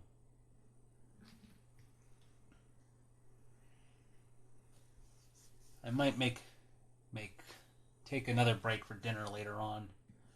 I don't know how long I'll stream or how many pages I'm going to try and complete.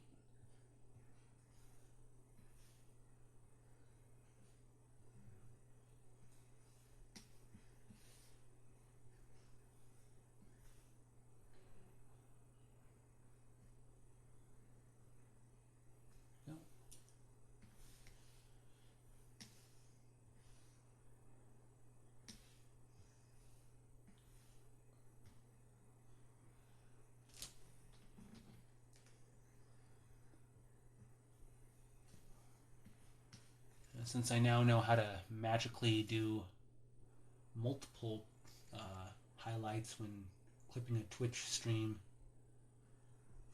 I could basically just cut out the bathroom part.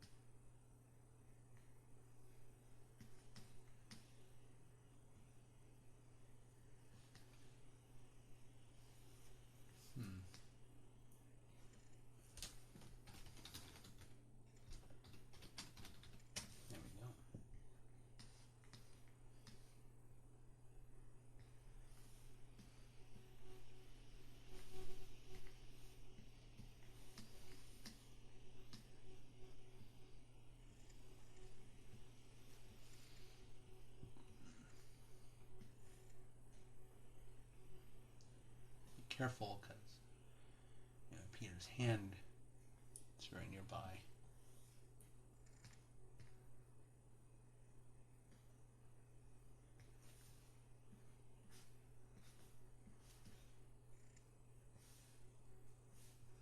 And I won't have to fully draw Peter's necklace and everything because he'll have some toes in the way.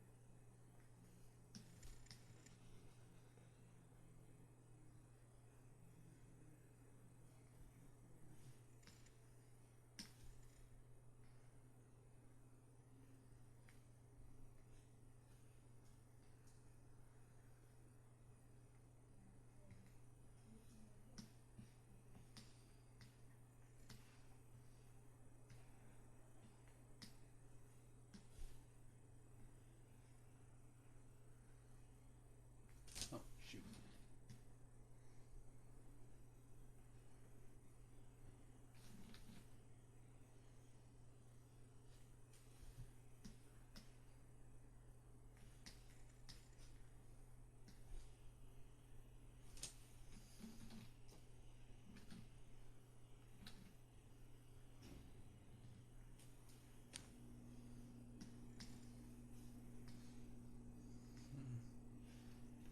Arm here. Oops.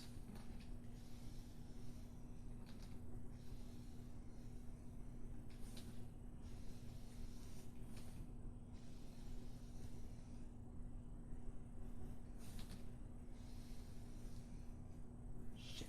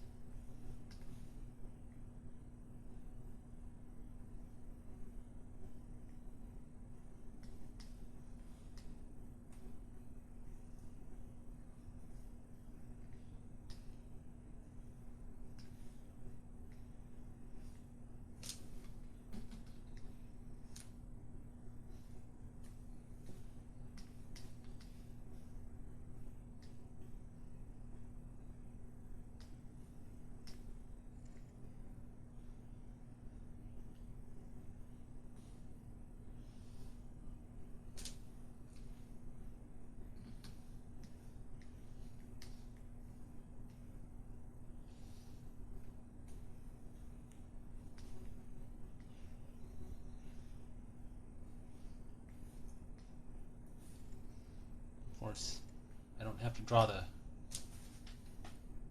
cross of St. Peter here because it's blocked by the box. Just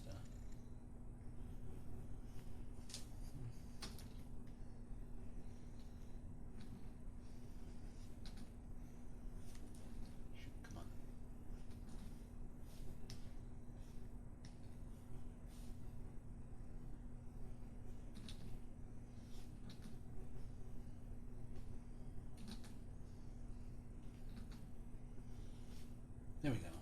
Good enough.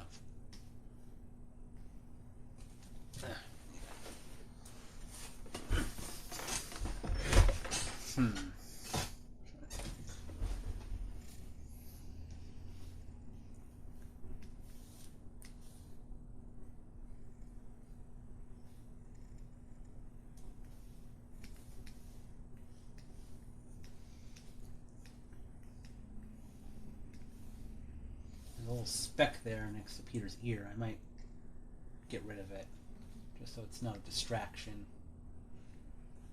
There's, maybe a stray pen mark or a speck that was on the paper when I scanned it.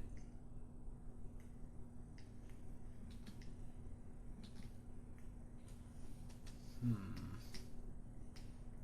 Peter's ear over here.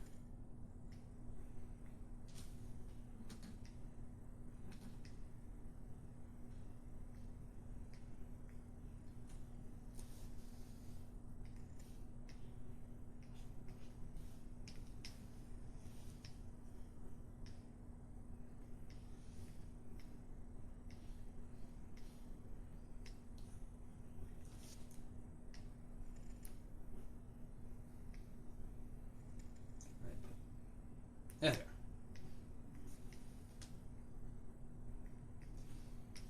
go down and just really quickly. Might make the lines a little thinner for Domino since this is a little drawing.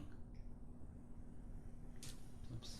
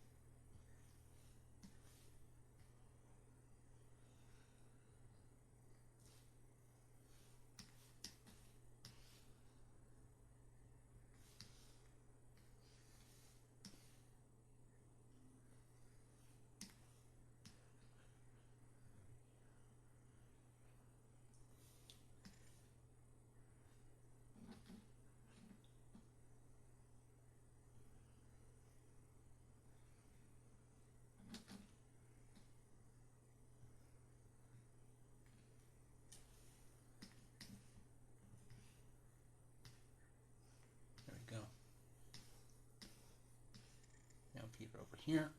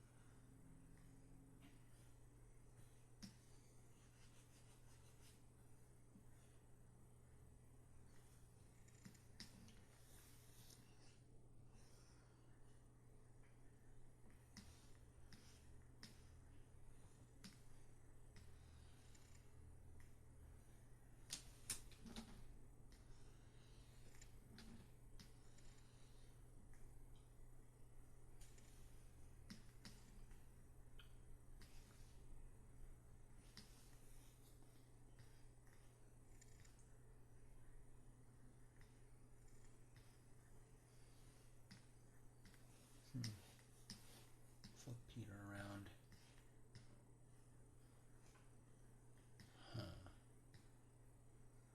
Just the forehead here. It looks a little. I should have, when I was drawing these heads, like put a little circle, just to help myself keep keep the heads round and everything. And I'll go in and slightly redo Peter's forehead a little bit. Duplicate later.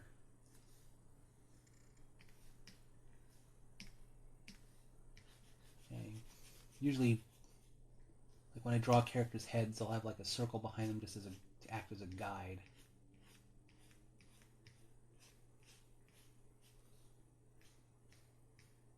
Peter here, it's a little squished, but I'll just very subtly forehead bump.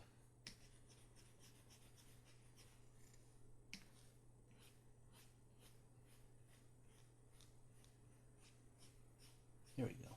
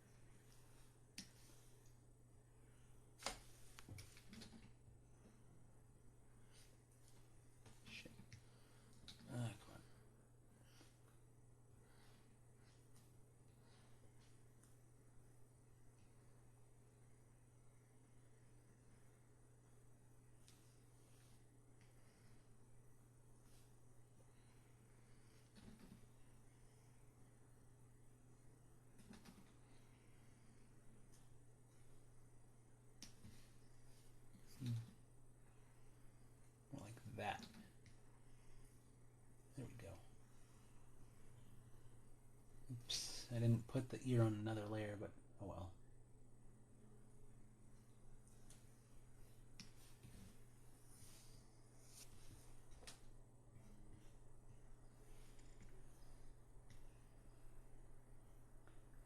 Yeah, I probably should close all the windows from earlier looking at all those unhinged tweets, but I did want to save them and maybe, for like collage material.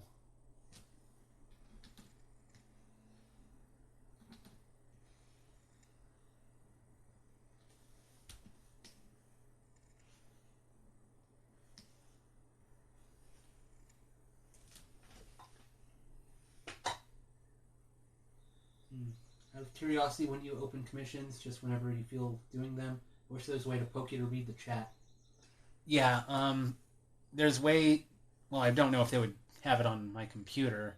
If I had a second monitor, I could, set it up so that the chat appears on one monitor and, I have my main one here where I'm drawing on. That's why I have my iPad here. Yeah, sorry, I should probably peek at chat every maybe 5 minutes or so. Just see what everyone's saying. But yeah, I open for commissions basically whenever I feel like it.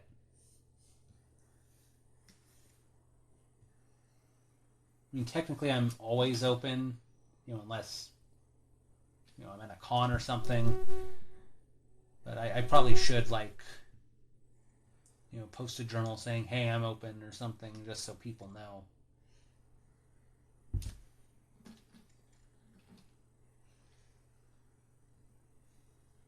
Because the last one I did was probably the drawing for Fuzzy Ferret a while back.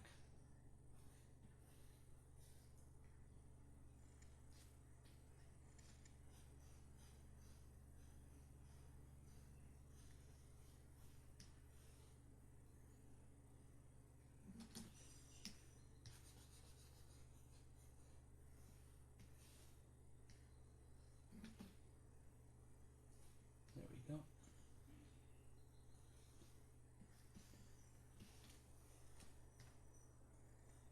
I'm trying to remember, what's the company that Trump wanted to team up with that people are afraid will spy on people? I'm surprised nobody mentioned that in all those crazy tweets.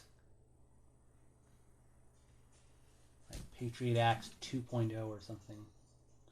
I hear Scamp outside the door. Come on.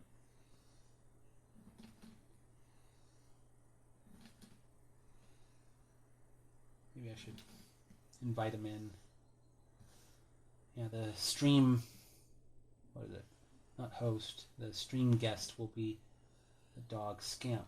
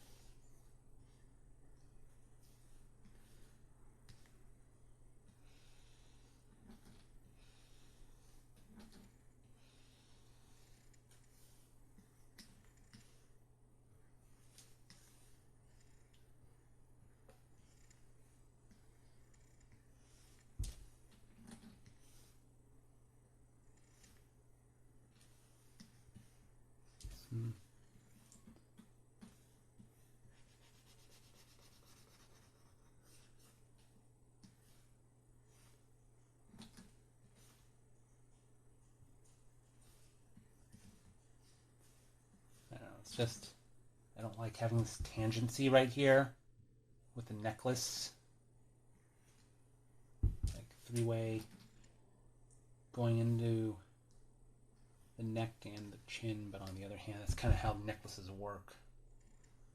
So whatever.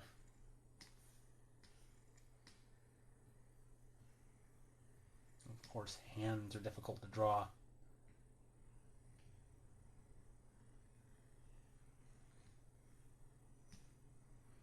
I wonder if I should make the pinky a little longer.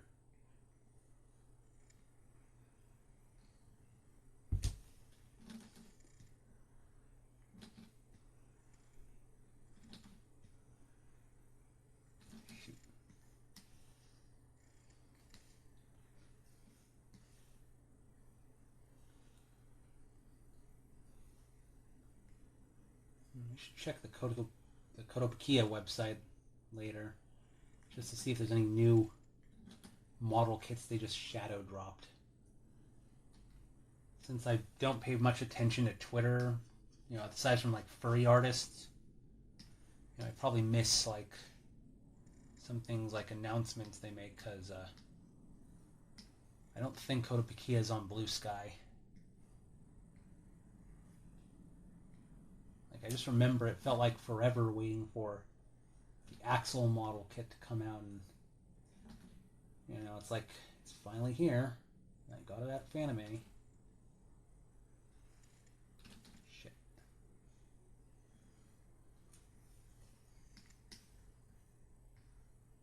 I know that there was supposed to be some more Mega Man 11 inspired model kits, like showing him equipped with different weapons.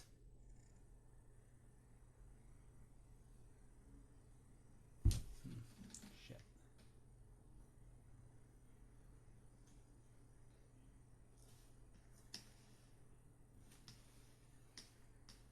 Oh yeah, I had this mirrored, I forgot. There we go.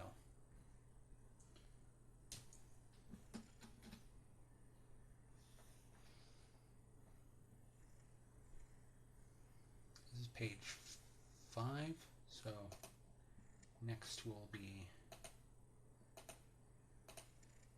page 6. That'd be the end sounds, I think. Here we go.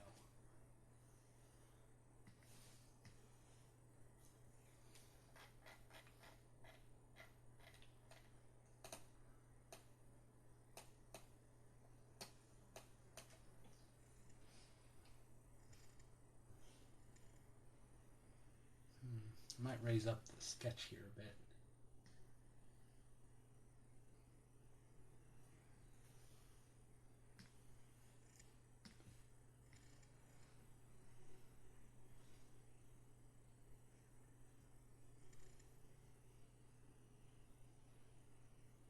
Just so Peter's muzzle isn't touching the box.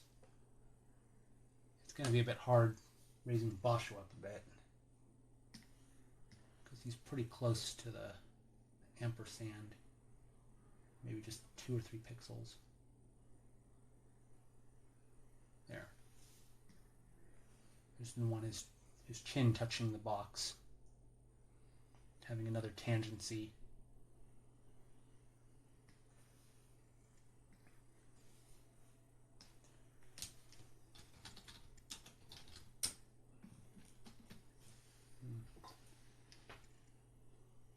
That gives me time to save up, because I really want to do this one commission when I get the chance to. Okay, Ken.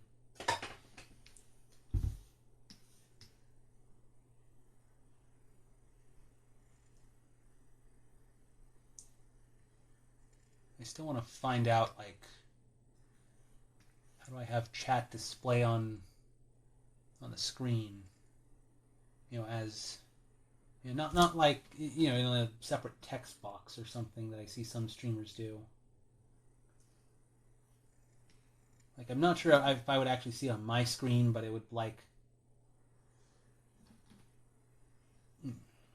Shoot.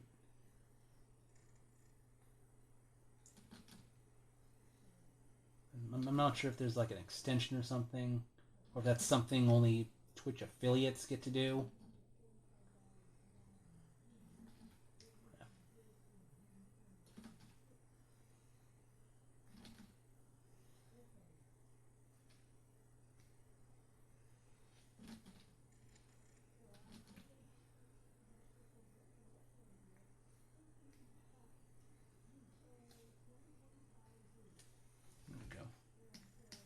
Oh, yeah, I forgot. Peter's, well, here's a little conundrum. I have Peter's hand going over his eyebrow, so.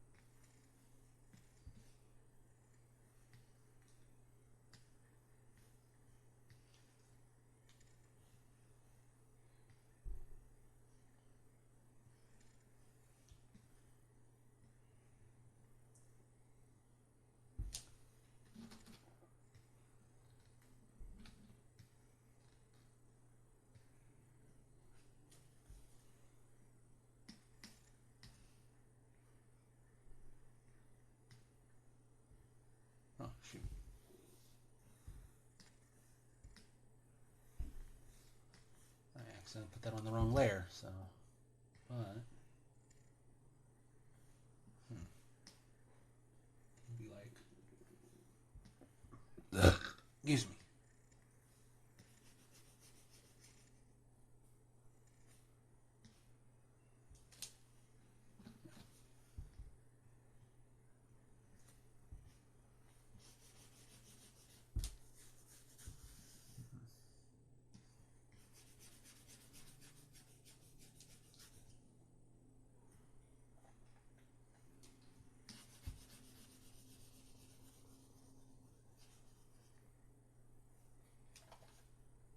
There we go.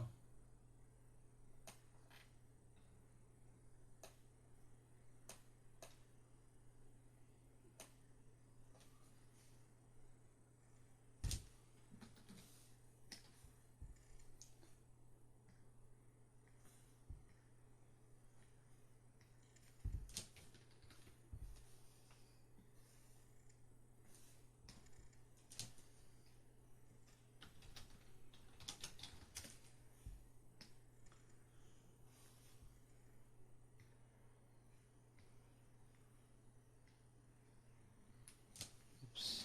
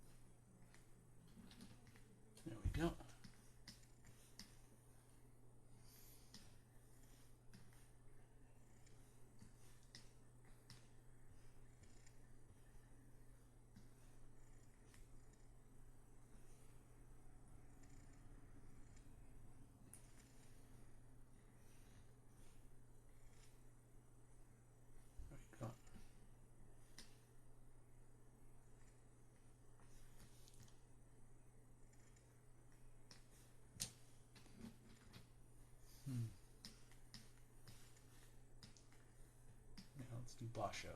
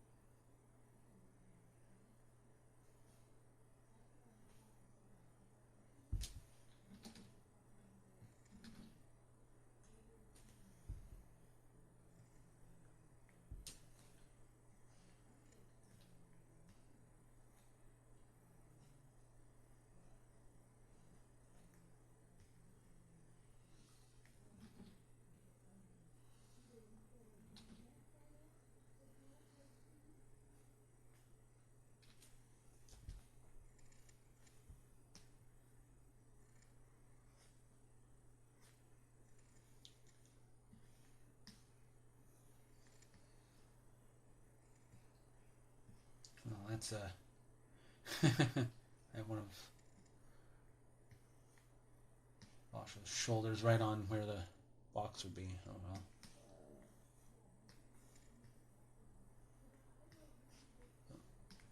Here we go. Excuse me.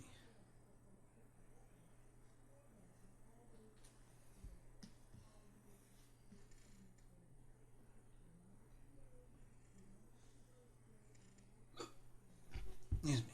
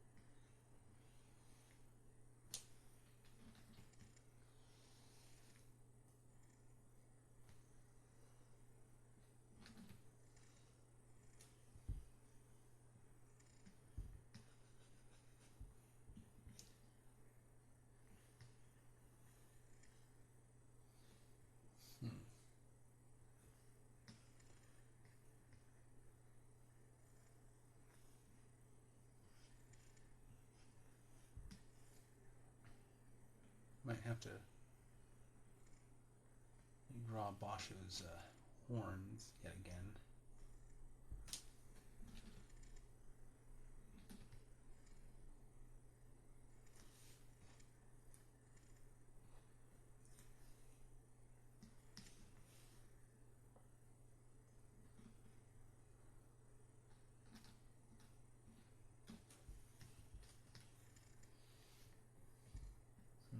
Let's mirror this.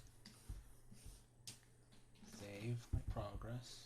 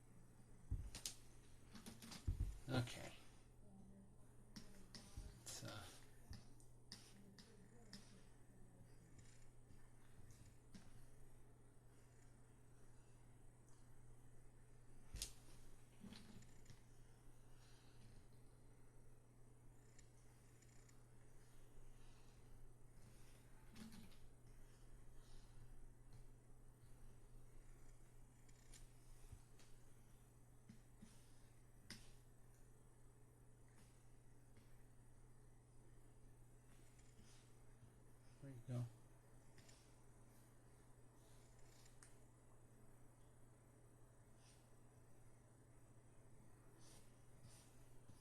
And okay, we have Peter down here. This is the face I wanted to keep redrawing just because I didn't think his eyes looked right. I think I might have redrawn them another time off stream. I don't remember.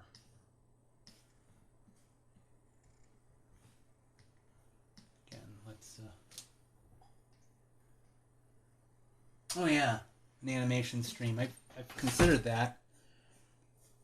I went to... when I went to Fanime, one of the panels I filmed was an animation panel by... what's his name? Sean McCoy, I think his name is. And I've thought of, like, aside from doing comics on, teaching how to read hiragana and katakana, like, what if I did other, like, kind of educational streams, like, here I am explaining the 12 principles of animation or something.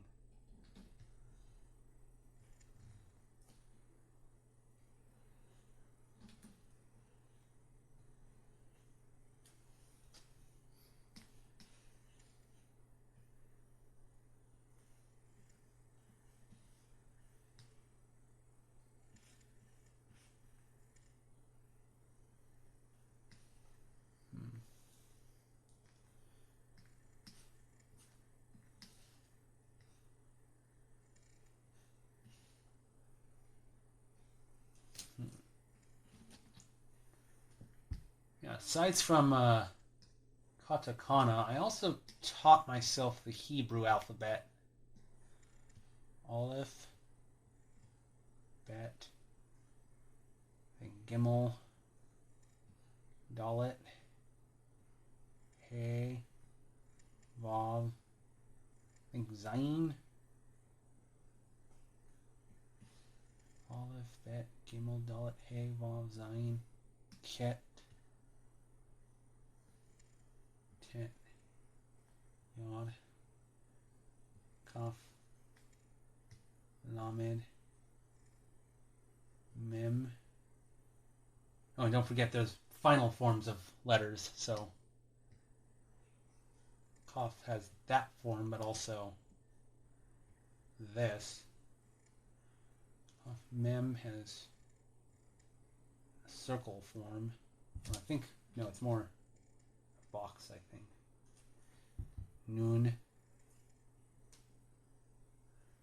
Okay, Aleph, Bet, Gimel, Dalet, He, Vav, Zayin, Chet, Tet, Yod, Kaf, Lamed, Mem, Nun, Samek. Oh, Mem, no. Samek looks like a circle, kind of. Mem, Nun, Samek. Ayin, I think is looks kind of like a Y. Pe. Oh, and Pe also has a final form. Sadi. And this also gets a final form. Yeah, Aleph, Bet, Gimel, Dalet, He, Vav, Zayin, Chet, Tet, Yud, Kaf, Lamed, Mem, Nun, Samek, Ayin, Pe, Zahi, Resh. This is the one letter I think it's Kuf Resh. Kuf is like one of the weird looking letters. Something like that. Yeah, I think I got it wrong. Shin, or Sin, then Tet. Yeah. Kuf is the only one that I have a hard time remembering. Yeah, I've thought of, like, what if I made a comic showing how to write the Hebrew alphabet, but the problem is, like, it's kind of hard to come up with ways to, like, imagine, like, some of these, like, Lamed you could see as, like, an upside down L or something, and Kaf you could see as a backwards C, but it's like, and Resh you can look at as a backwards R. but it's like a lot of these don't really resemble English letters, and it wouldn't be as easy to like. Plus, there's a video done by, I think it's called GuineaPigDan 101 or something, that explains Hebrew letters, and I would basically they do it better than I could. But I've thought of like, what if I did that as a follow-up comic? Show like, this is how I write the name Daniel in Hebrew or something. Oh, you got Animated Survival Kit. That's by what's his name? Richard Williams. Yeah, the guy who animated Roger Rabbit and also spent 20 or 30 years working on Thief and the Cobbler before the movie got taken away from him.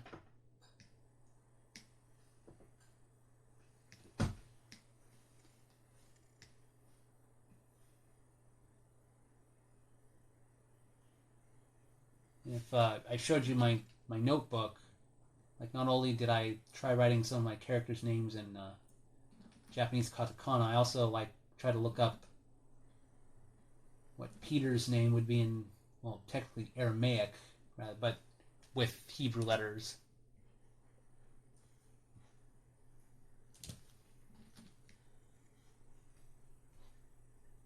And that's if, one of my drawings, I explained the origin of James's name, and I went over its original form in Hebrew and how it got changed to Greek and then to English, and then but Spanish took it a different way.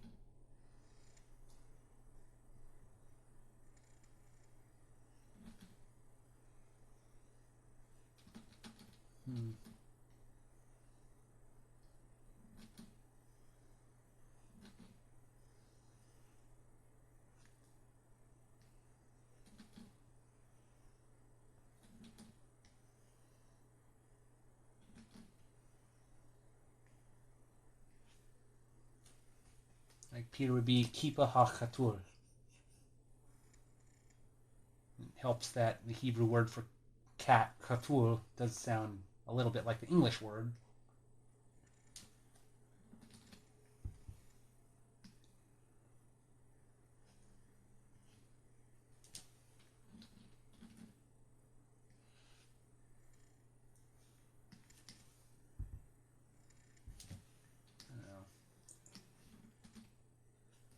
I'm trying to remember. I think there's an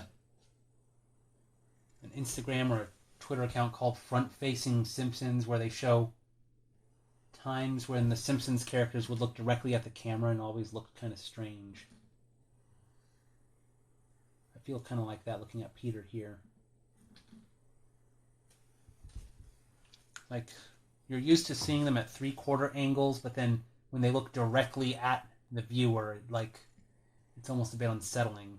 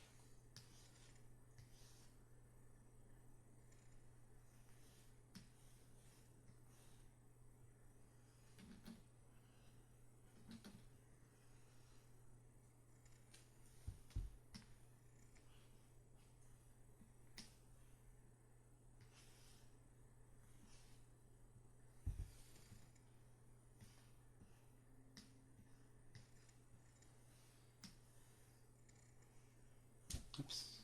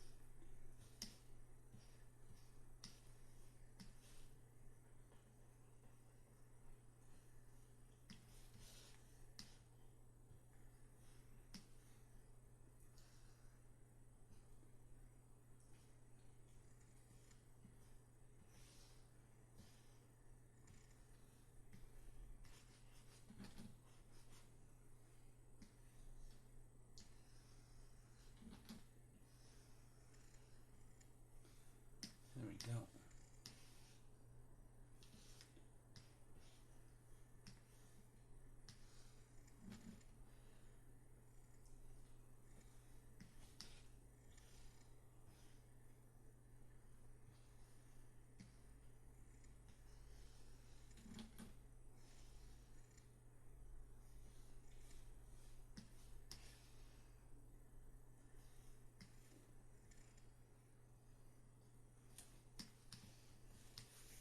Okay.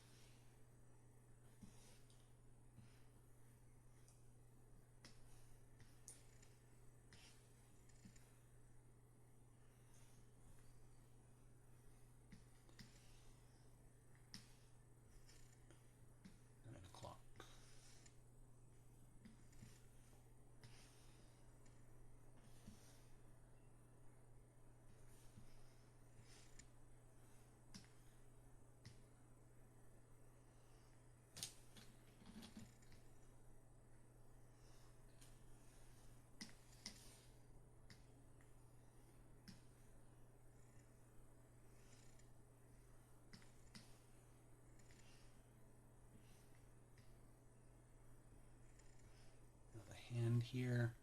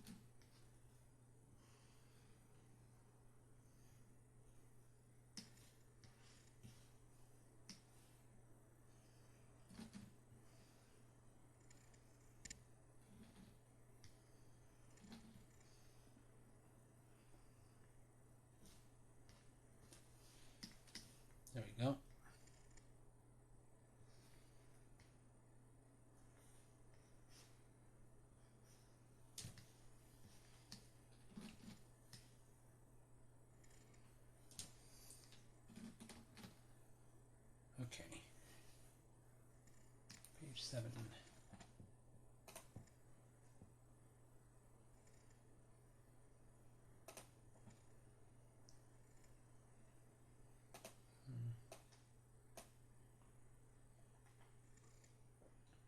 Oh yeah, I have the pea balloon here. It's getting late though.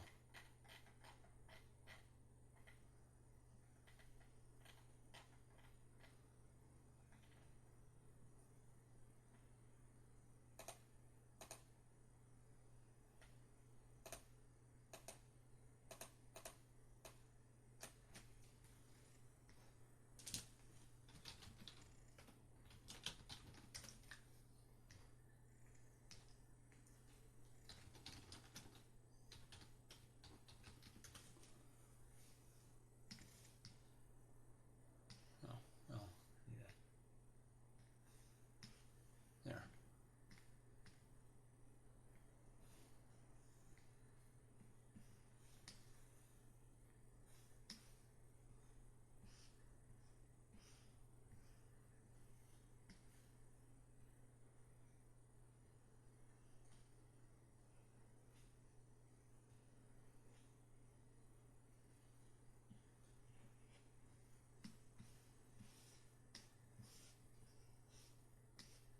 Yeah, just get his eyebrows out of the way.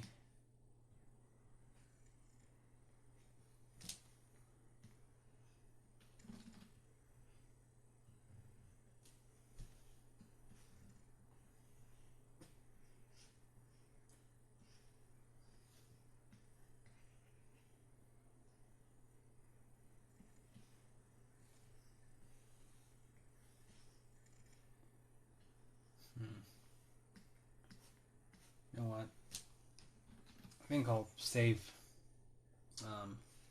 inking this page later. I did promise some coloring though in the description, so let's go back to page 1.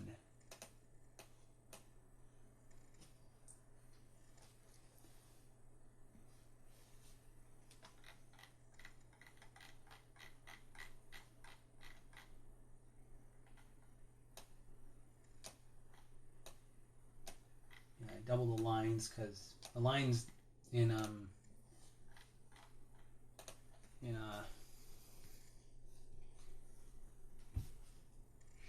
the lines in Sketchbook Pro can look a bit thin, so that's why I usually double them.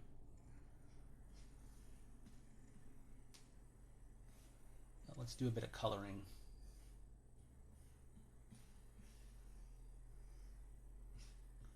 Let's do Peter's main fur body.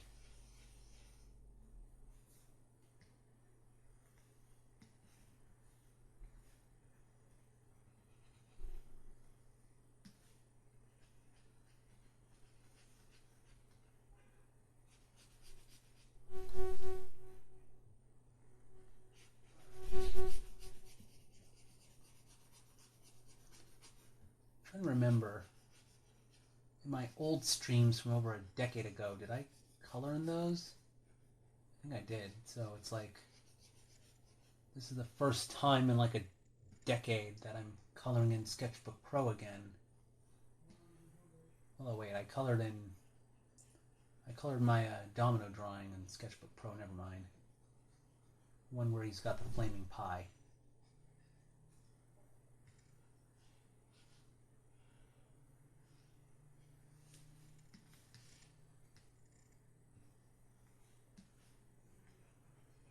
It's unfortunate that there are a bunch of old streams that I had on my Windows 7 that I trashed just to save space, and so I don't remember if it was like livestream.com or Ustream or something, but those streams are probably all gone now, which is why I'm glad that the few streams I did still have saved, that I uploaded those to YouTube and I finally unprivated them once I started going on Twitch.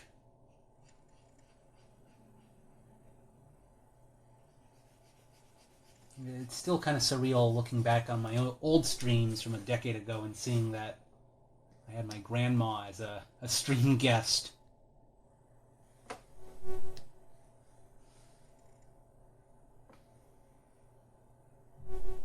most common reason to learn any language is so that you can watch foreign media without the need for subtitles.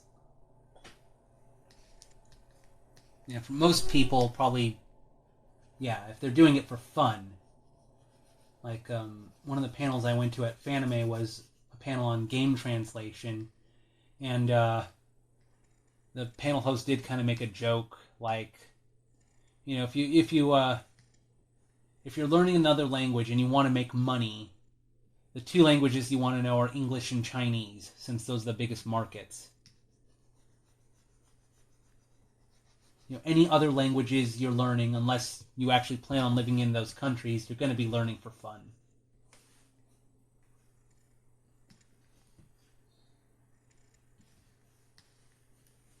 Let me turn off the blue background just so I can see a bit better where I'm coloring.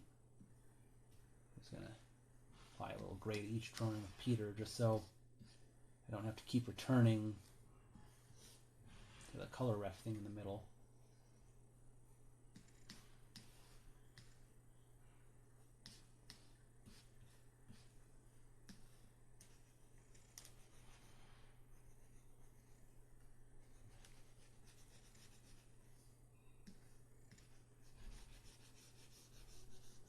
It's too bad there wasn't like any Japanese language panels at Fanime.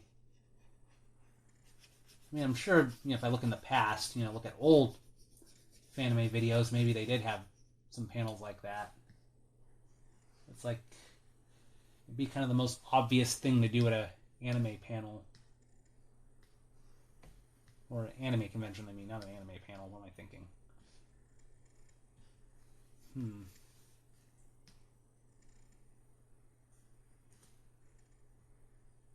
Oh, yeah.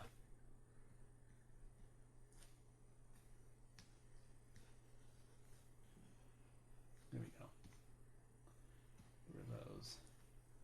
Yeah, I moved Basho's head a bit to make it look more centered.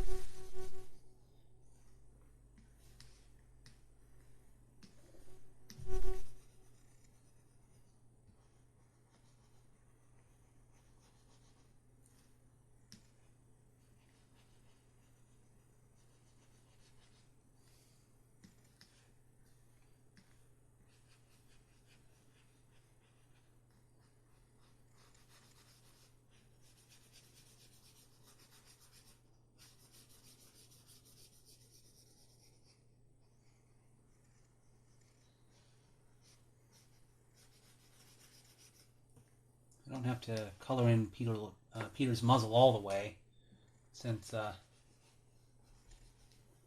it'll be colored white. Excuse me. It's Peter's notebook. Oh, I should probably make a color ref for his notebook. I'll just make it look like the notebook I have where I made all my Hiragana and Katakana notes.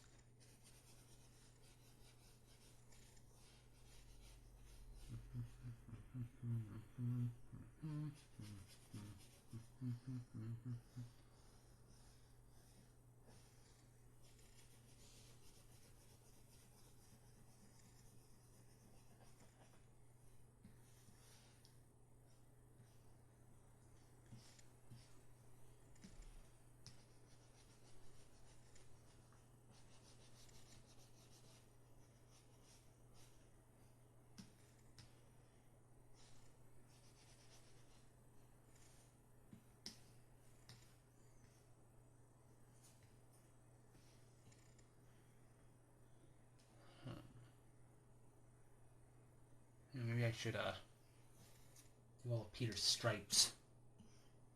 I'm gonna jump ahead a bit.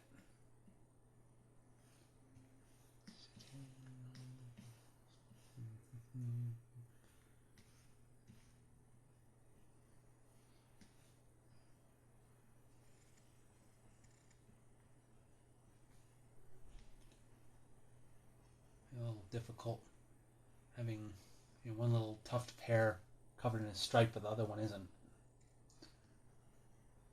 maybe it'd be easy if I just had both of them covered with his stripe.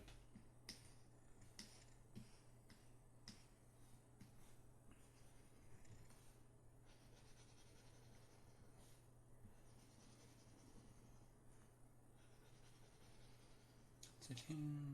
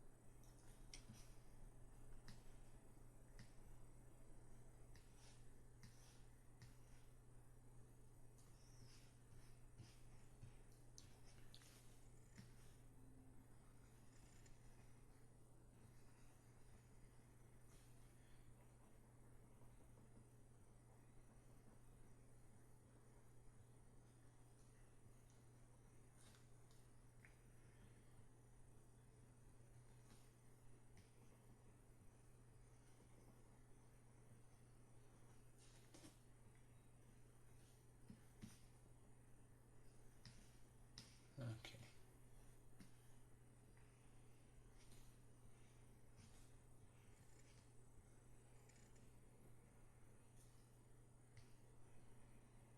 There we are. Oh, shit.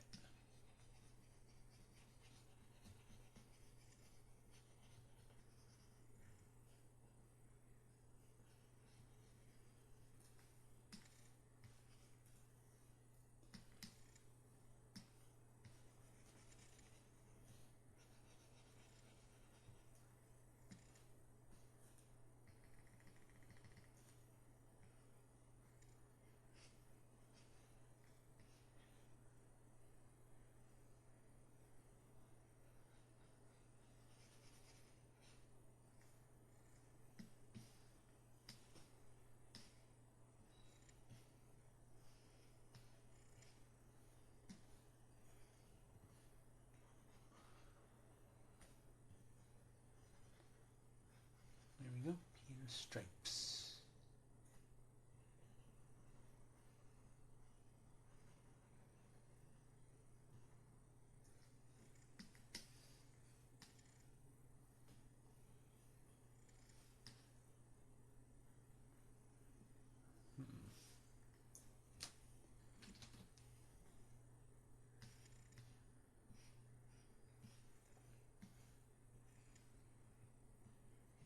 There we go.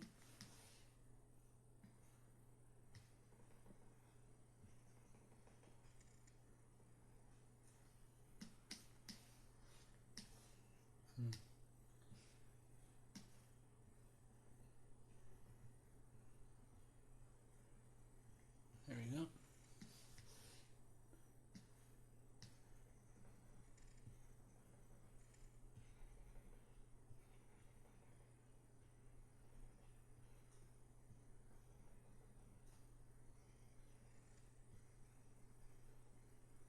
There we go.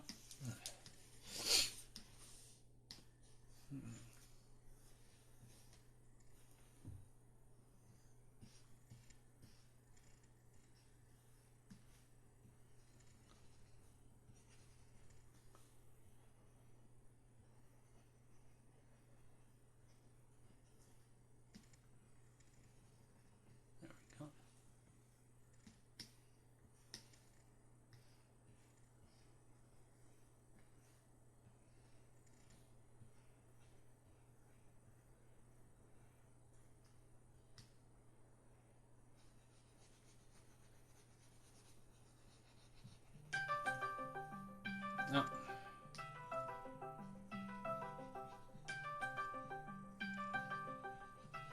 Yeah, should I put my friend on in the middle of a stream? Should I dare do that? I mean, he probably... I've asked him before if he'd ever want to co-host or something. He said no. So it probably wouldn't be nice of me to answer his call and then be like, hey, guess what? I'm streaming right now. Oh, wait. Ken? Well, I guess I'll humor him. Hello, Ken. This is a surprise. I don't know if, Honestly, 2 out of 10. Honestly, 9 times out of 10, people just revoke. Oh. Well, I thought just for fun. It was a different friend that was trying to Discord call me just a few moments ago. But yeah, I have thought about co-hosting on one of your streams before.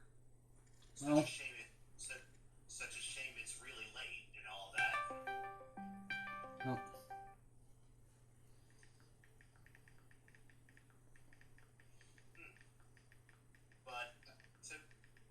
But to be honest, I've really enjoyed you making this comic? This comic book that's like an amateur's beginner's guide to understanding Japanese characters. Oh, thanks. I still wish there was a way for me to poke you to read the chat. I don't know if there's a way to make chat messages audible or something. I mean, it'd be easier if I had just had a second monitor, and I actually do have a second monitor, but that's the one that was loud and buzzing and probably on its last legs. There's probably a plugin that allows you to attach a text to speech bot that reads chat messages. Oh yeah, I have seen a few streamers do that. I could have a Stephen Hawking voice. That would be an interesting way to have Twitch inform me if a spam bot comes in. Have a Stephen Hawking voice, repeating the spam bot, Steambo, click here for, a bunch of hot-looking bimbos or whatever.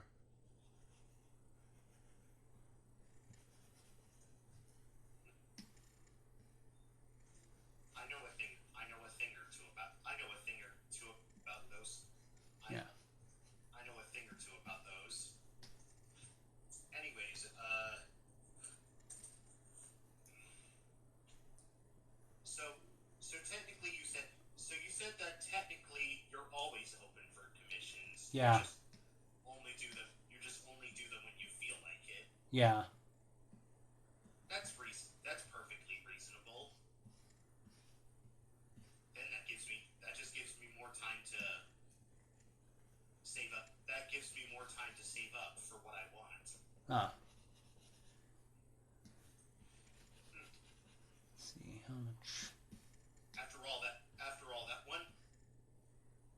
That one animation of you with Peter, that one animation with Peter where his stomach's growling and the text says "feed me" has given me plenty of inspiration to go off of. Yeah.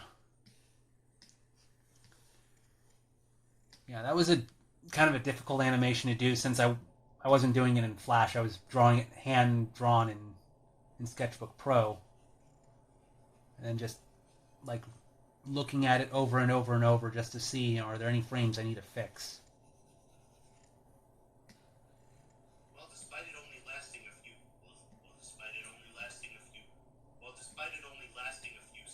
seconds, I'm gonna bet that what I want to commission from you is gonna be a little bit harder. Yeah, probably. I mean, there were frames where I could have Peter just holding still, when he's looking at his stomach, and it's only when he's blinking I have to animate him, his head and body moving. Yeah. I think one of the most difficult animations I did was when I was doing my pixel art animations. The plague doctor, I was having his robes kind of sway in the wind, even though you probably don't see his robes very much since the cursor and his name are in the way. But still, that was kind of difficult to do. I can't imagine. I can't imagine why. But I'm glad how Having that said, one came out. having said that, you trying to, having said that, attempting to recreate that. Having said that, I'm sorry if I'm repeating the first segment of a sentence. That's fine. Recreating a segment of a short with two of my characters is gonna be a bit more complicated. I can tell. Yeah. Because despite it being simple, it would ask for a lot, wouldn't it? Yeah. I just hope it's not a complete. I just hope it's not a detriment for when you actually do it. Yeah, I probably should look into other animation programs. I mean, I do have Flash on my computer still, but if I tried to upload a Swift file, I probably wouldn't work. I'd probably have to convert it to a GIF or something else. The animation I did of Domino with the flaming pie, the weird Earthbound battle background, that was like done in Photoshop, and I just several times would draw. I'd go over one time with the red layer or whatever, and then I'd do the blue layers behind it, and basically just play it over just to see, does this look fine or something. And I showed it to Sean McCoy at a Fanime, just asking for advice, and he said he thought it looked fine. At least for Affinity has the Ruffle plugin, so Flash animations can be played. Yeah, although sometimes they're kind of glitchy. Yeah. At least we have HTML5. At least we have HTML5 to preserve Flash, for what that's worth. Oh, I didn't know that. Excuse me, I didn't know that HTML5 preserves Flash. I mean, I didn't look into what the Flash emulators actually are.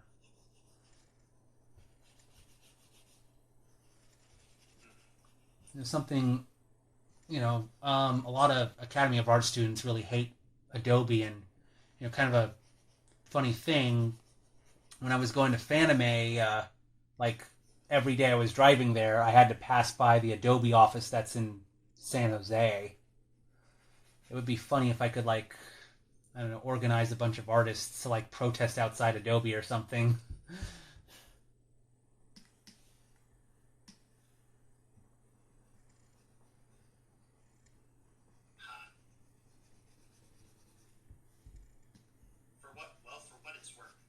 For what it's worth, I'm at least encouraging you to do something. My antics at least. For what it's worth, my antics at least encouraged you to do something you haven't done in a while. Yeah. I have brainstormed ideas for other animations, like, I want to do some sort of animation with my Sundog character, Perry, kind of, referencing the Mega Man X sprites from the Super NES and PlayStation, and maybe do like a run cycle of Perry, or pixel animate Perry doing an attack or something.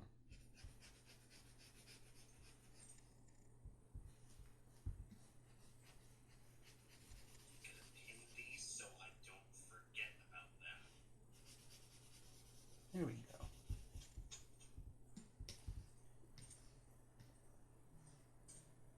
Recreating a short clip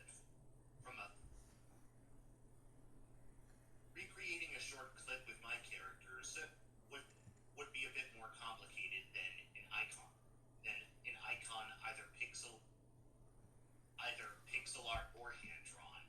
Yeah. I'm gonna... And I feel like I'm asking for a lot because of Ah, that. that's not good.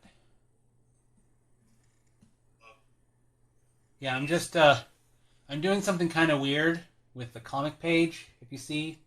Since I'm gonna be adding Peter's muzzle, which is white, I wanted to be able to see it clearly.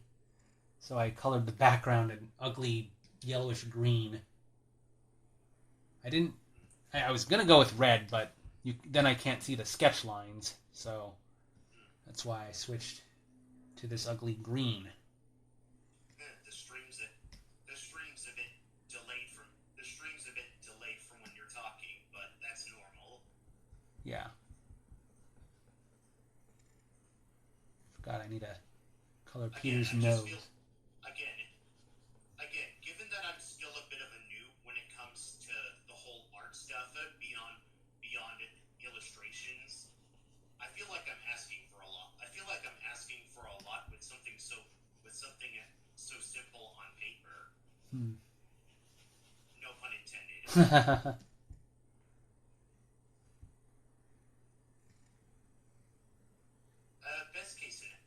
Best case scenario, this doesn't cause you to pull out all your hair. um, After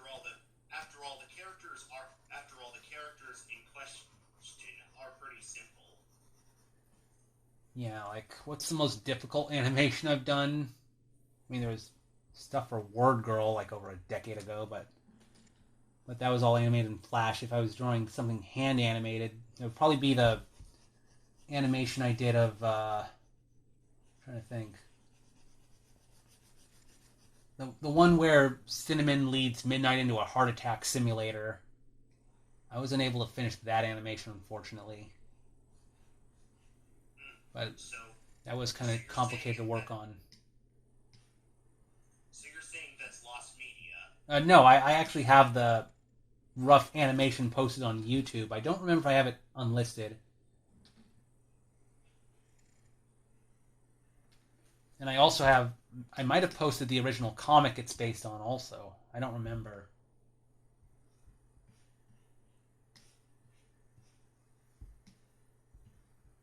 I was just not happy with that animation, partly because, I wanted Cinnamon and Midnight to have squeaky sounding voices, but if I'm like speeding up my voice to sound squeaky, that means the timing of them talking is going to be different. And part of the reason I didn't finish that short was just I got too worked up on details that didn't really matter. Like, the class isn't going to give a shit if my characters' voices don't sound exactly like what I imagine them to sound like. It's better to just focus on getting the animation to look good. I concur. Most of the time when I have a character, most of the time when I have a character, most of the time when I have a character with a voice I see fit, there's a 50-50 chance that I can't do the voice because of the circumstances. Yeah, but thinking about modern day, now people can do like deep fake or AI voices, and I don't know if I was doing that project again today, if I was still in college or something, like now I'm kind of questioning would I do an AI voice, even though people really hate using AI as a shortcut. I feel like people would mount your head on the wall if they found out you were using AI. I mean, it would just be for the voices, not the animation. Still. Yeah, but that's... I mean, that's what, if I was still a student in college doing that, I don't know. I mean, I have no idea what's happening at the Academy of Art now. Like, are students, using AI voices or something for projects, or, are they actually getting, either voicing it themselves or getting voice actors or something?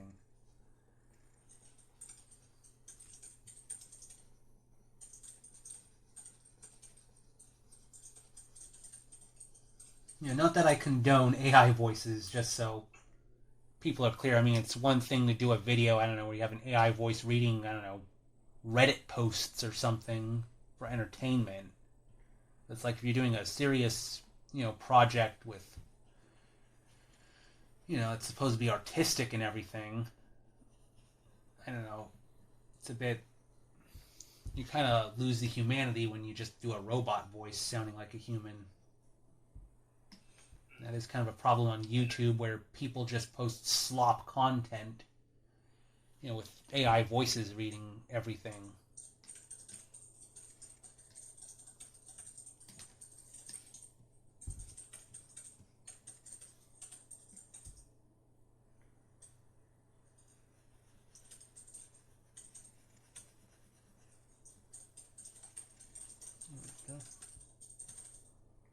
Forgot, I also need to color Peter and Basho's mouth and their tongues and everything. As much as I myself want to do the voice for one of my characters, for example, they have what I like to call the young male protagonist voice, and I can't do that kind of voice because my own voice is too deep. That is a problem, I also have. I mean, my voice is too deep to voice my guinea pig characters. I would love it if, maybe I could look up, Walt Disney's techniques for voicing Mickey back in the 30s and 40s. I would love it if, like. But you don't want to sound like Mickey Mouse to Electric Boogaloo. Yeah, just a higher pitched kind of squeaky voice if I'm voicing a guinea pig. And I don't want to sound like I'm pretending. And I don't want to sound like I'm pretending to be a middle-aged white woman.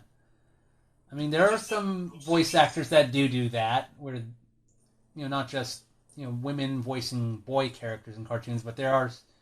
If I remember, I think Brad Bird was the voice of Edna in Incredibles. Having a man do the voice of a older woman or something. The problem is that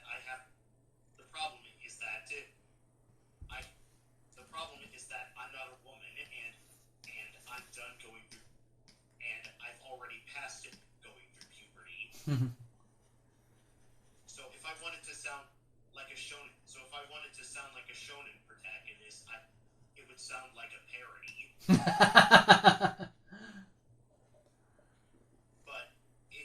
what I'm working on isn't a parody. I want it to be serious.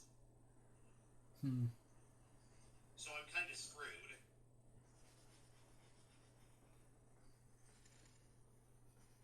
Anyways, I pinned the messages I was referring to regarding the animation commission I want.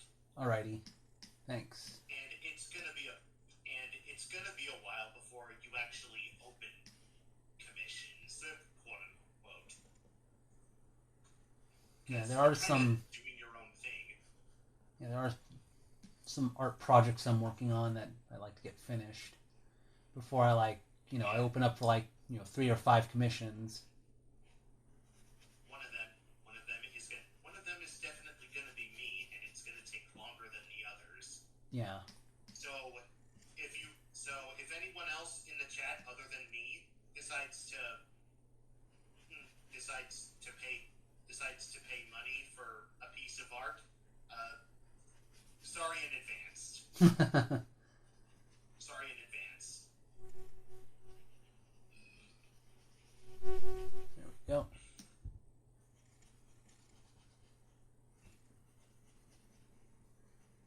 There we go, Peter's. And yeah, I'm kind of going out of order here.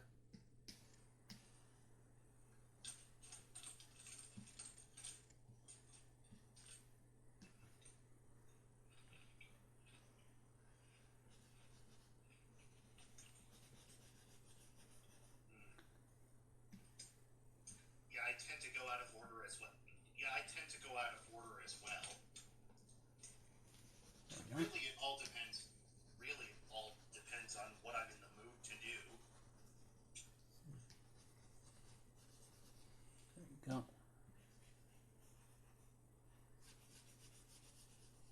Oh, I just realized I forgot Peter's tick marks in this panel. Is that what they call? Is that what they call whisker buds? That's what a Garfield book I own called them. The third Garfield book, Garfield Bigger Than Life. It has a how to draw Garfield diagrams, and it points at it gives names to the parts of Garfield's face, and it, special names to his tail and other body parts, and the dots on his cheeks are called tick marks, if I remember right. Interesting.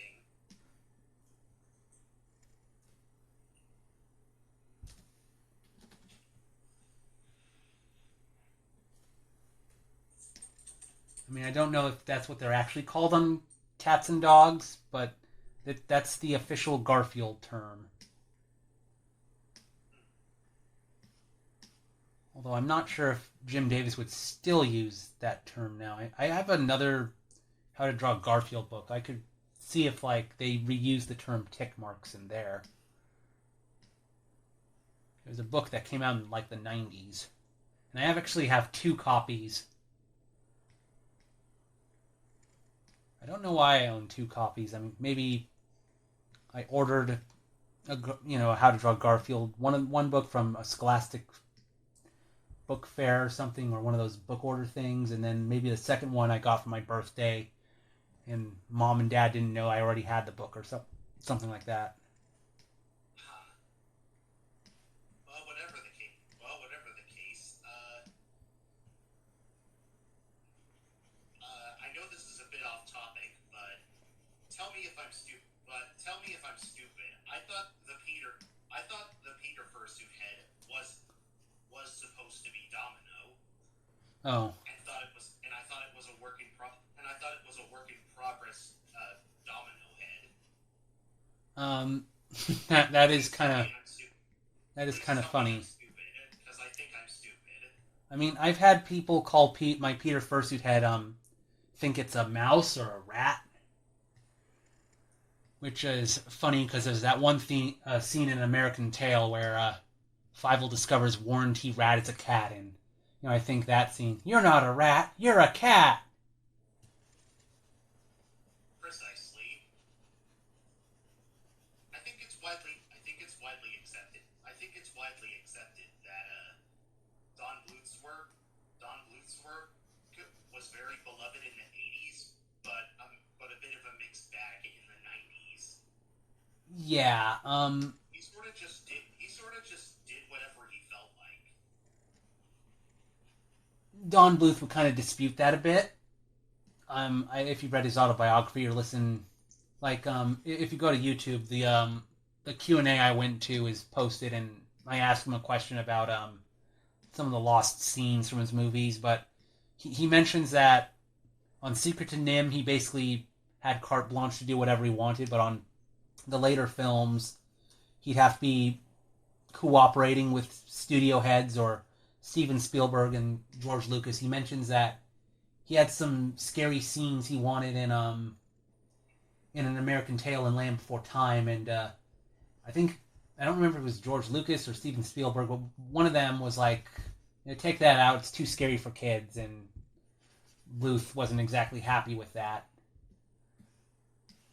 And then in the 90s, that's where I think his studio started to go under, and in order to keep it afloat, he basically had to give away the movie rights to his films to other companies, if I recall right.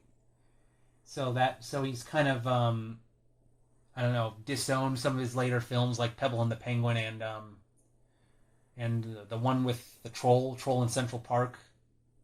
I have all his movies on Blu-ray and DVD, and I wanted to marathon them, but I've only done Banjo, and I've already seen Secret of Nim several times. And for his video games like Dragon's Lair, I was going to just watch a Let's Play on YouTube. I don't see the problem. I don't see the problem with that. Besides, I watch Let's Plays all the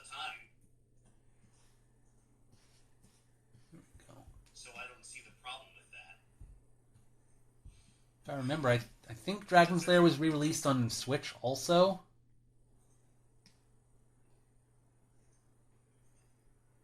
Was it now?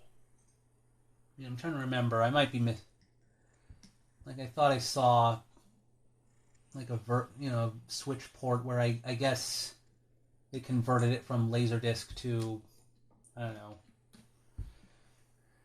video game or whatever. And there's a funny thing in Don Bluth's autobiography. He talks about, like, I don't know, in the 2000s or something, he found an old arcade or a bar or something that had a Dragon's Lair cabinet, and he tried it and he couldn't get past the first screen or something, even though he worked on the game.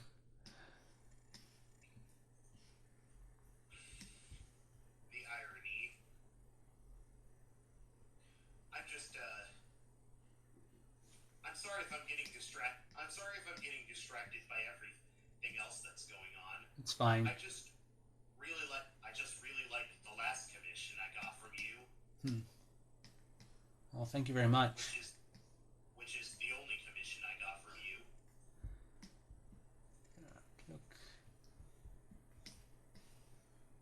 Now Peter's tongue. I'll also apply that to Basha's tongue as well.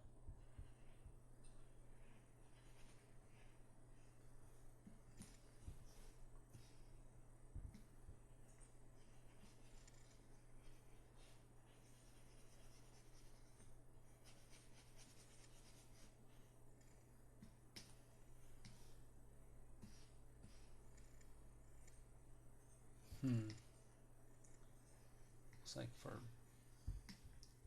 if it wasn't obvious before, the rabbit that wears a bell around her neck is going to take the place of Clarabelle. While the mouse is going to take the place of Clark Gable. The caricature, that is. Yeah. I think I only know some old celebrities just because they appeared in, like, old Looney Tunes or old Disney cartoons. And most of the time, the forms that they took were highly exaggerated to how they actually looked. Yeah. Even as a small child, I thought that immediately.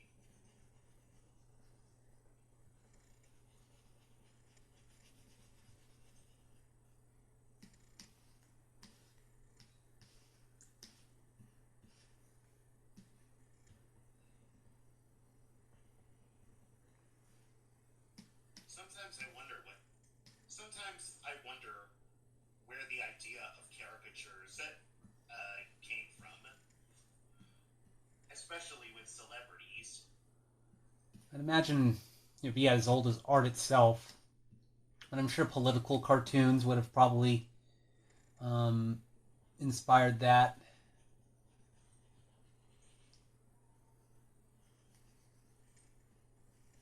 You can look up old political cartoons from the 1800s of, I don't know, Grover Cleveland and scandals about him having children out of wedlock.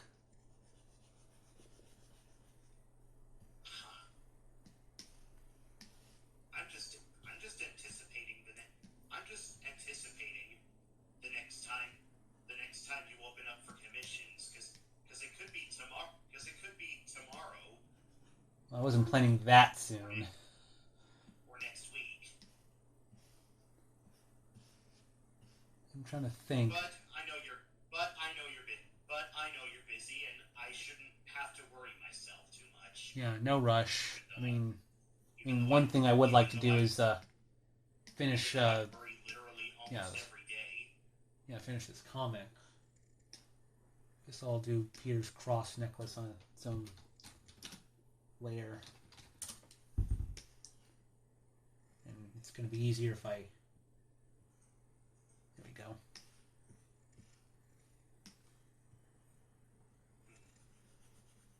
Yeah, poor Basho. I haven't colored him at all yet.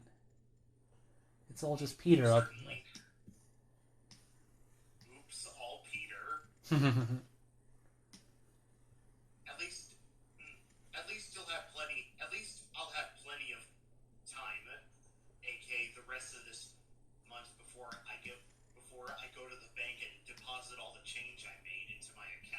Hmm. I hate that, but I do hate that I do hate that I get less change.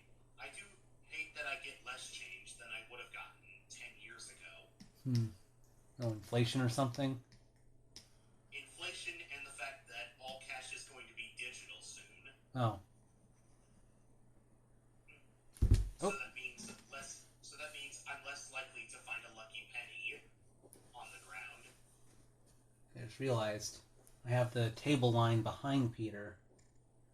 Wait, I probably could just put it above, but...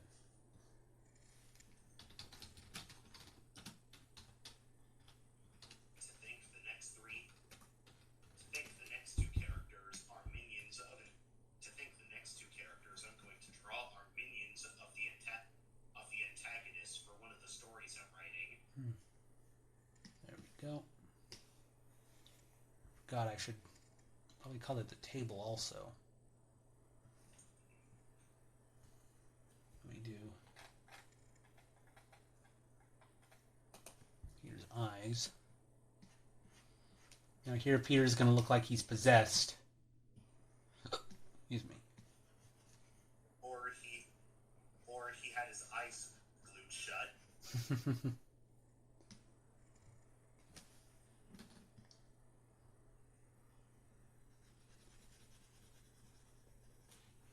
There we go.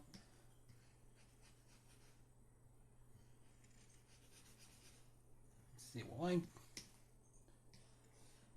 Also, I know you're not a fan. Also, I know you're not a fan of drawing whiskers. You said that when you were drawing that gif of Bendel. Yeah. So I'm gonna give you the option to like draw these two without their whiskers. I could do something like maybe I make the whiskers a different color. Like make them white or gray. It's just having black whiskers on over a character with black outlines. I don't know, to me, it just makes it distracting. That makes sense. You can make it the same color as their. You can make the whiskers the same colors as their respective clothes if you like. I could, as long as it Since doesn't they're clash with the technically, clothes. Yeah. You could, like for the rabbit, you could make them. You could make like for the rabbit, you can make them orange, and for the mouse, you can make them yellow.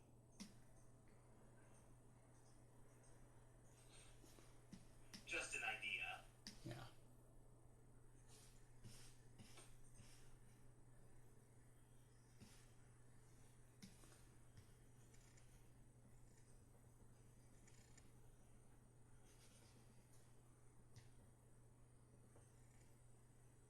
There we go. Peter's eyes.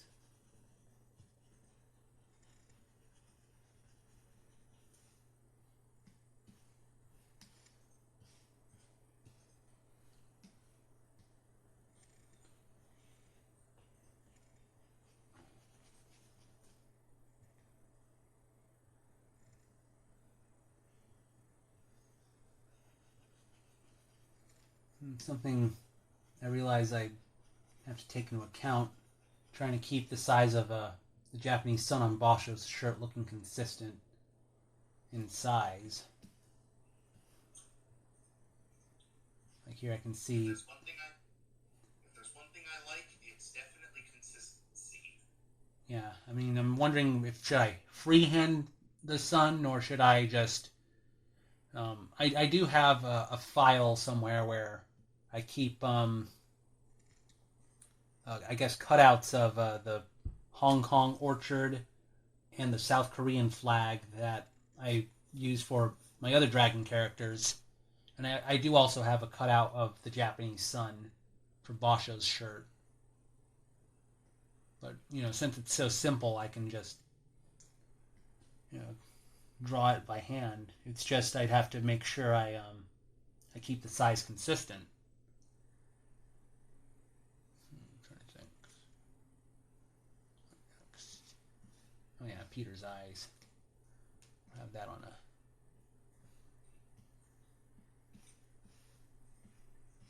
So let me...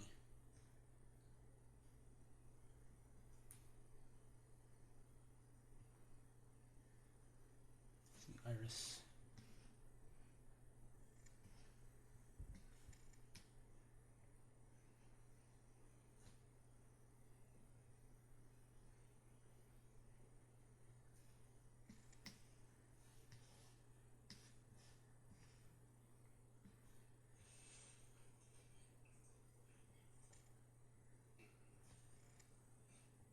Trying to decide, do I want to have the pupils in their eyes or just have, you know, the green irises to make it simple? Depends on what you want to do. I might reference some of my older comics just to see which I like. So I know I've flip-flopped on, do I draw outlines around the irises or not?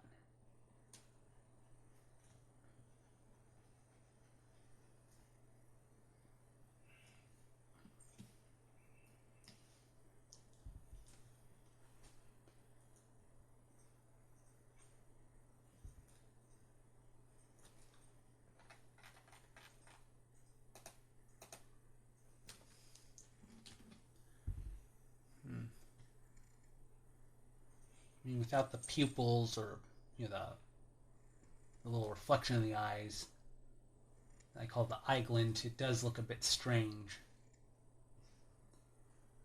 And then for Peter's shirt, he's going to be wearing his blue shirt.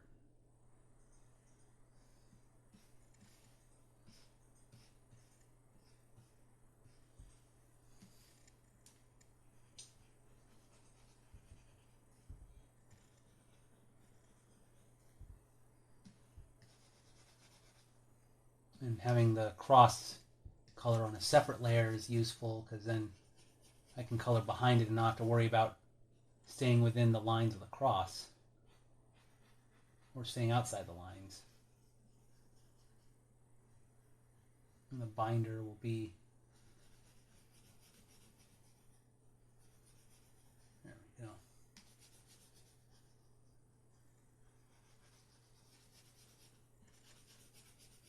I'm blue, da ba dee da da da da da da da da da da da da da.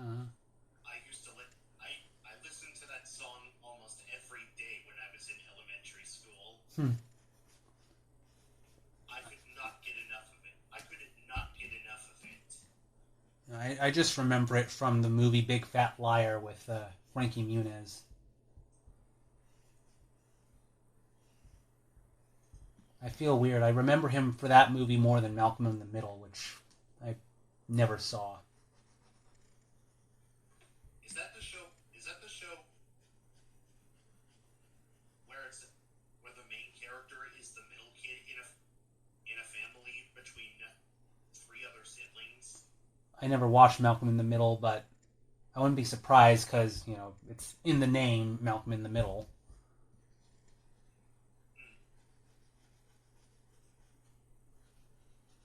There we are. Ta-da! Well, yeah, I forgot. I have the lower half to color still.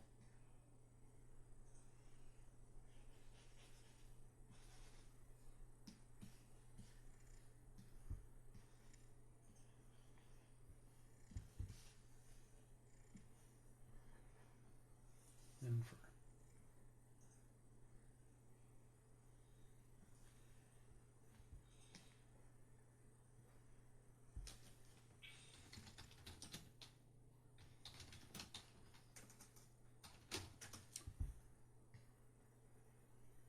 we should also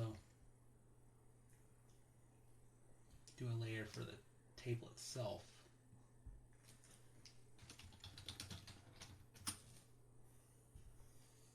I mean, the table can be any color, really.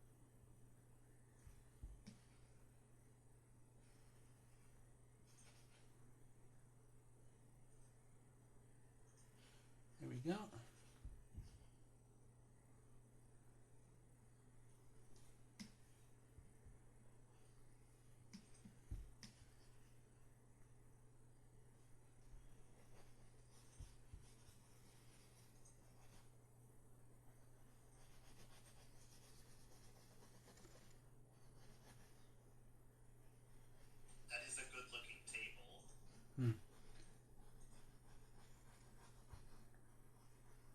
There we go.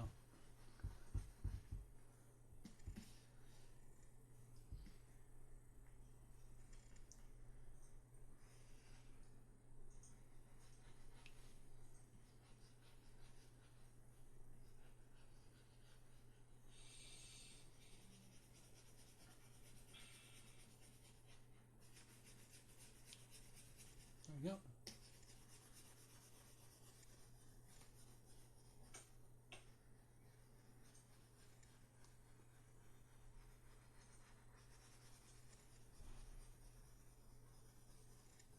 There we go.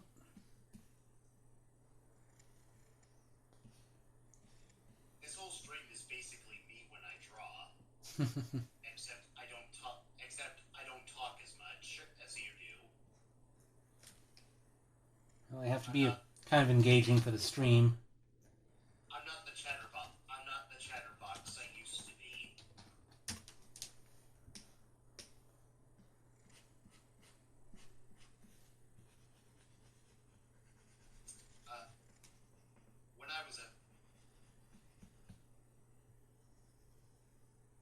When I was a when I was younger, I used to talk more than I do right now because I just had a whole lot more to say.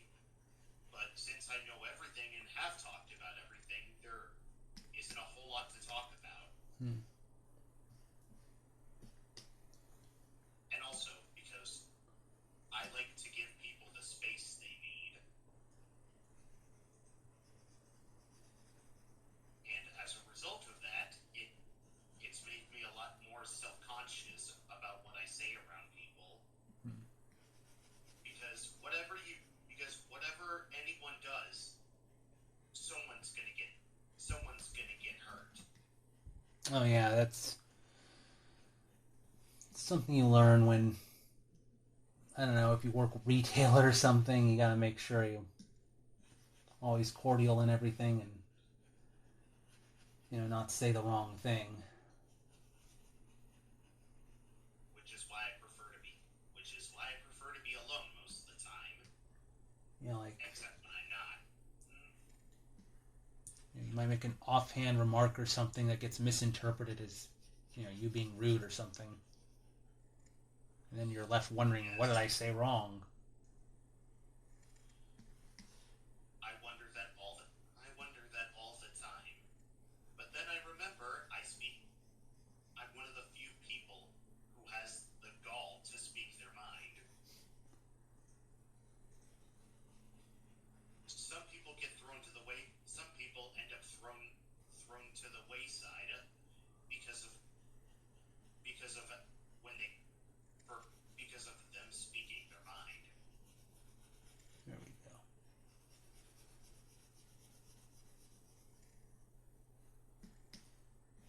Oh, I forgot to color in Peter's pen. Well, I guess I'll make it a blue pen since this. Well, actually, wait. This is black writing, so probably make it a gray pen.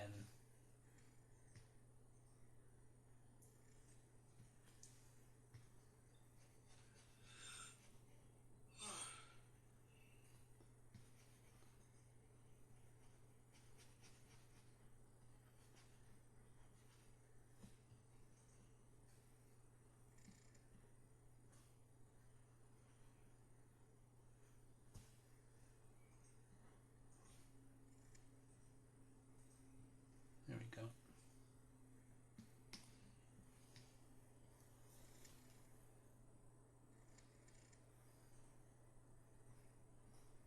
Oh yeah, and I have to color in his phone also. What if I gave Peter an orange phone? Yeah, because you an orange phone for. I used to have an orange phone. Believe it or not. Yeah, Peter has an orange phone as an homage to Garfield.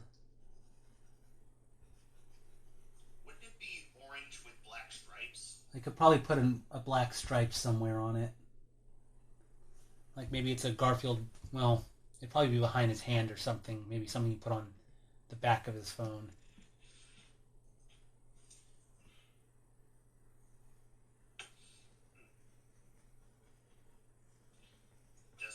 Does Peter eat frozen lasagna for breakfast, like Garfield in the Garfield show?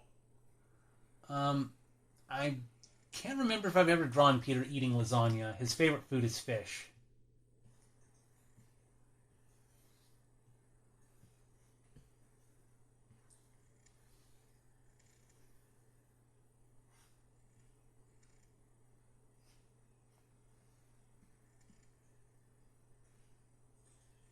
I mean, there was this one short. I mean, there was this one short comic where James goes, "Does everything have to be about Garfield with you?" Yeah. You know the one. You know the one, right? Yeah, the one where it was they were doing the ceremony with the Chinese kitchen god. Oh yeah.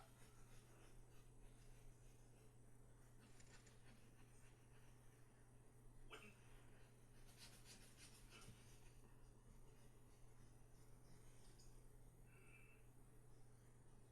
year of the?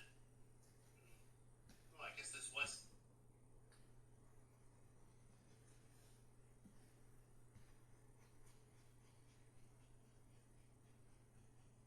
I don't think they made. I don't think they made a year of the. I don't think the Chinese zodiac made a year of the cat because it it just didn't feel it just didn't feel right. Hmm. I don't understand. I don't understand most things in general. Anyway, Probably an explanation of why they chose their particular characters somewhere like maybe on Wikipedia or something. Or characters are, animals for their yearly at least cycle. we have. At least we have. I mean, at least we have Year of the Rat There is Year of the Tiger though. this year. Year of the Tiger would have been a couple years ago. I mean, I guess that counts. Peter does have stripes, Yeah. but he's more like a great. But he's more like a great tabby, if anything. Yeah.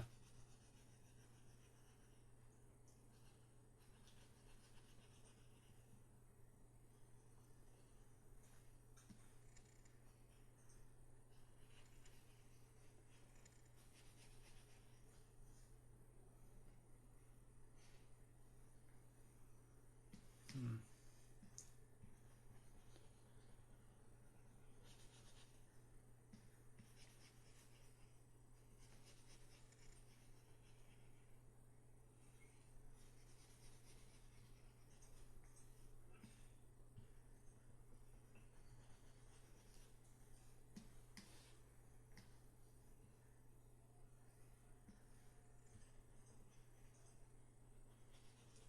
Got the little chair behind Peter.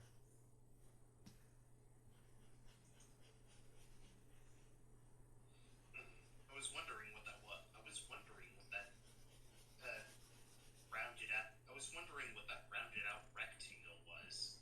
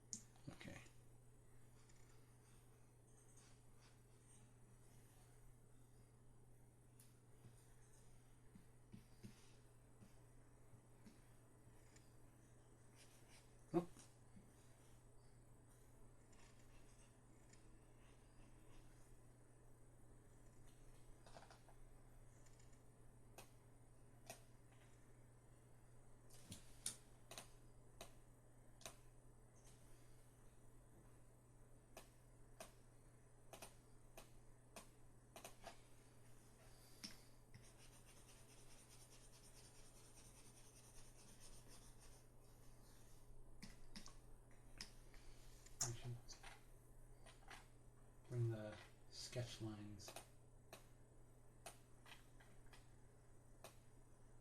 There we go.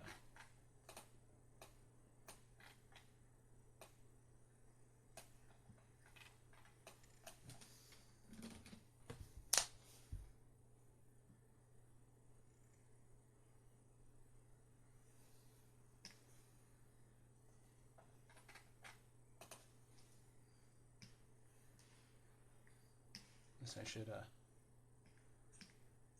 color Peter's pants. Oops. It's just a little layer down there.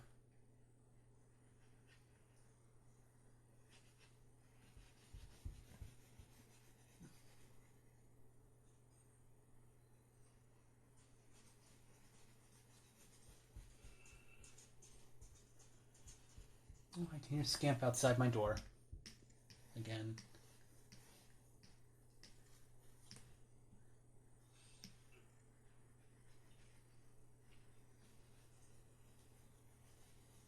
There we go.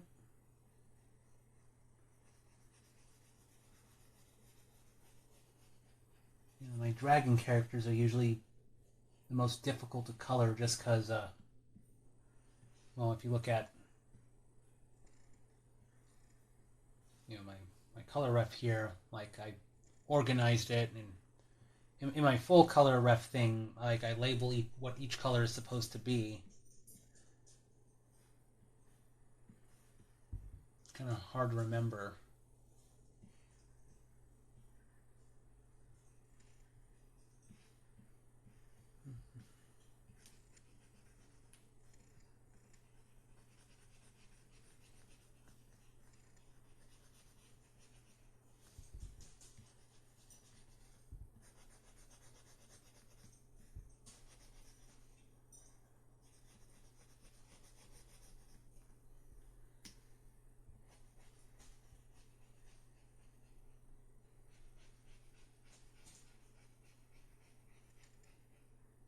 There we go.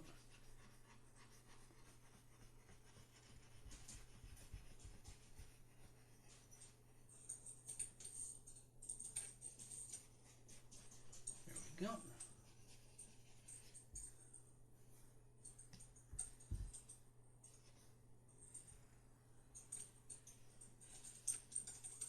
Oh, well, it doesn't matter. I can just fix that.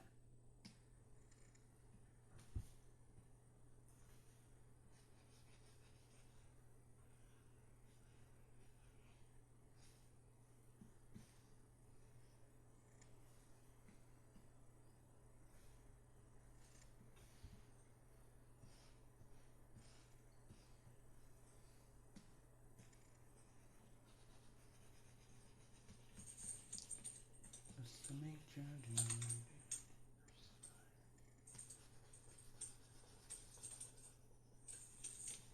Looks like Wax Badger is going to sleep. Yeah. Good night, Wax Badger. I mean, since I have Discord open on my iPad, I wasn't able to see what's being typed in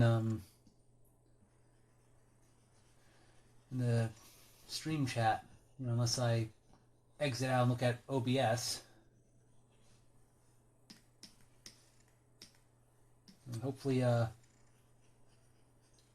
stream hasn't crashed at all. I don't like it when, you know, the stream goes out and then I end up having to do a two-parter. Not because I chose to do a two-parter, but just because the stream glitched or something. I still find it funny, the one stream I did where the lights went out briefly. It hasn't went out, luckily for you. Yeah, that was I'm trying to remember when that happened. That might have been the stream where, was it my jury duty stream? I don't remember. It was just, you know, a random occurrence being caught on camera. I still wonder how jury duty actually works. I thought of like maybe doing a stream talking about, you know, the little jury duty journal I basically wrote down But basically, it's like, I don't know, the courthouse randomly selects citizens to, like, for a jury or something. And you can go years on end without being selected, but if they finally do select you, usually you might have to call a certain phone number just to see if they want you or not. And then if they call you to actually go to the courthouse, then usually you'll have to drive over during a certain time, and then they'll explain the court case to you that you'll preside over. And I've gotten a few jury duty notices over the years, but usually most of the time I just call the courthouse like you're not needed. They already chose who they need. But the first time I actually had to go to a courthouse was 2014. But like the furthest I got was like hearing the case, and then went home, and then I was told I didn't have to come back. The more recent time, back in April, that they actually did call me to come back. So I actually came a bit closer to actually serving on a jury. But it took like 2 days to select all 12, and thankfully they didn't need me. So and they paid me for my time. And if you get called, if you actually serve on the jury, or they just call you and then say you're dismissed, then usually you don't get called to do jury duty again for about a year. I see. Yeah, like if you've have seen any of celebrity court cases, I'd imagine it would be very kind of difficult, because one of the things when they're going through a jury is they want to make sure that the jurors don't know the defendant or the attorneys or anyone or any of the witnesses, because they want jurors that are impartial. And there was one person that was called for jury duty, and the jury I was part of, all the prospective jurors. There was one person that was dismissed because her husband worked for that very courthouse, and her husband knew the defendant attorneys. So it was just by chance she got called to do that courthouse.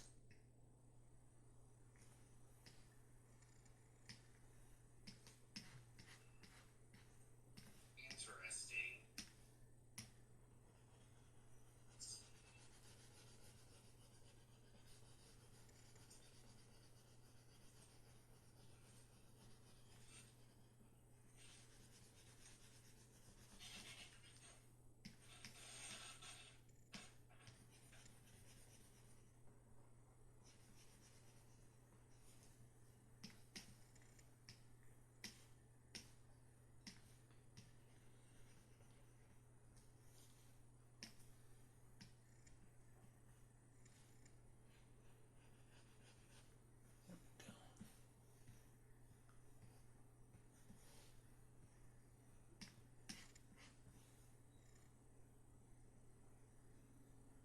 Hmm.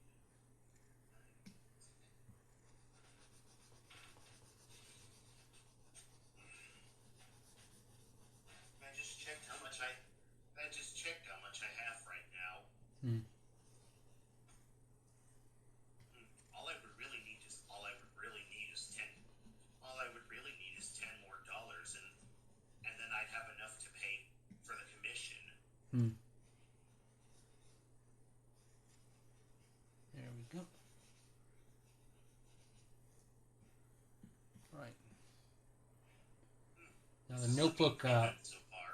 yeah, the notebook I have that I took all my Hiragana and Katakana notes, it's like a light turquoise color, so I'll probably make it, I think, or maybe I could make it a different color just to stand out from Peter's shirt or something. Why not make it purple? Oh, purple, that could work. I was saying earlier that I checked how much I have, and all I need is $10 more, and I can pay for the commission. That's good.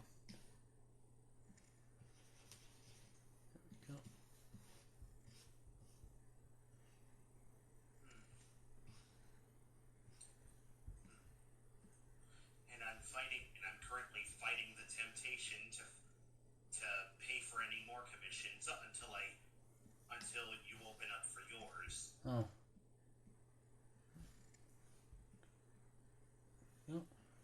I'll let you know when I'm ready. Please do, because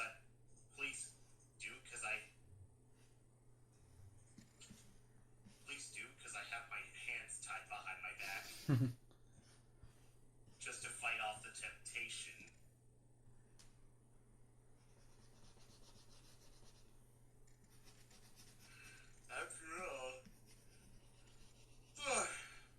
After all, this commission's gonna take time and a lot of money.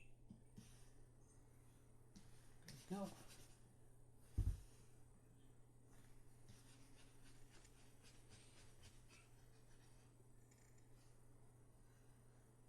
This is a bit more lavender colored, but I'm not complaining.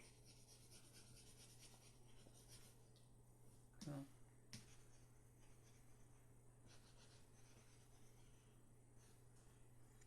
But yes, please let me know. When you do open for commissions, because I'd like to get this over with eventually. Now. Plus, if you already have other projects you're going to work on, then I have all month to save up. I'm going to do something a bit strange.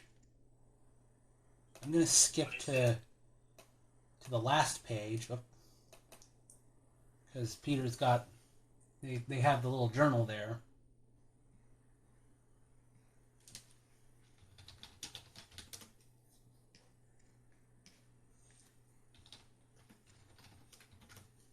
I'm going to put the journal color there. That way I don't have to go all the way back to the first page.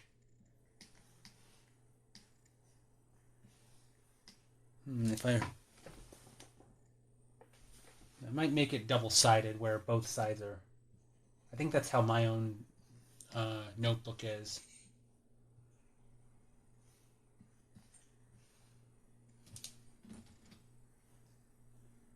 Okay, so back to page 1.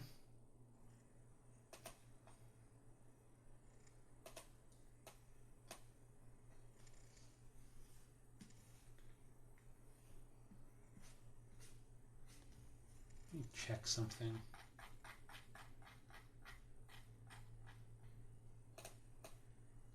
What if I had a layer for the pupils? Just to see what it looks like.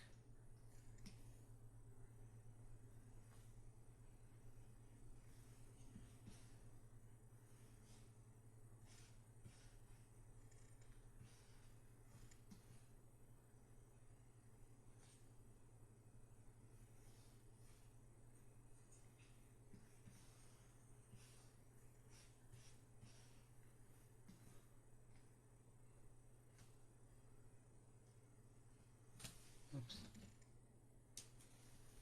I mean, I may or may not keep them, but it's just...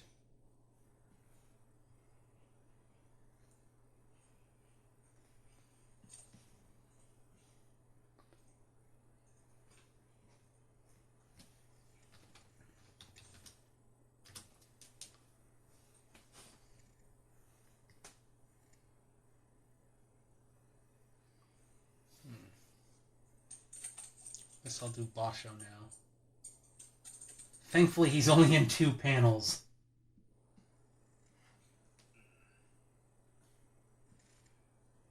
He's a skin-a-marink-a-dink kind of dragon. Yeah, actually, I'll probably keep the gross, looking yellowish green background just because, I'm going to be coloring his shirt, and that's going to be white.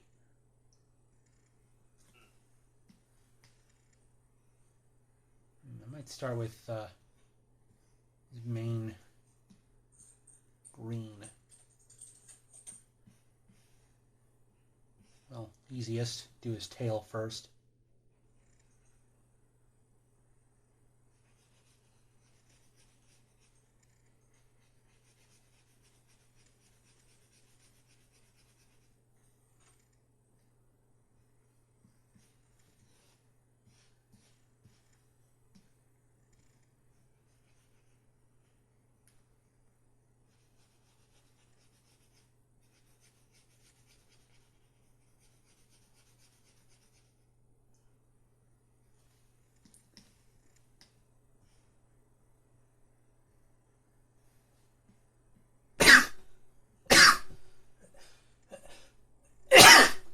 Excuse me. Little tail spine. Okay, I'm going to have to turn off the background very briefly. Or actually, I can just turn that on. There we go. Oh, well, I didn't think about that. Since Basho only appears in these panels at the top, I don't need the green background anymore.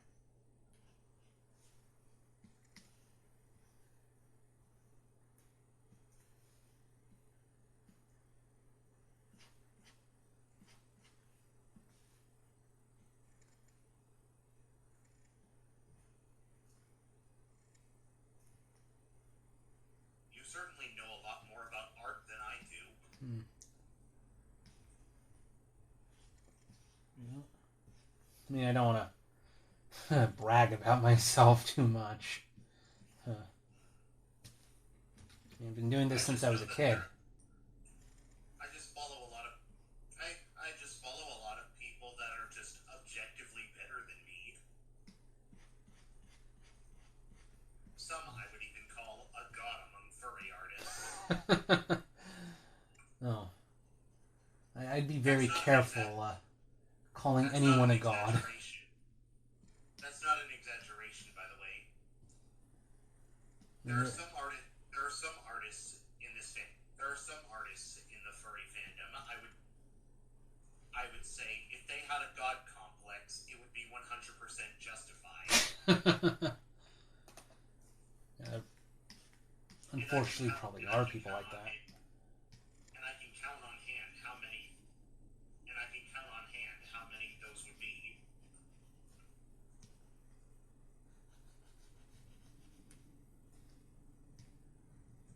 If I was to think of the pantheon of furry gods, I would probably think more popular characters like Crystal and Lucario. Not necessarily artists.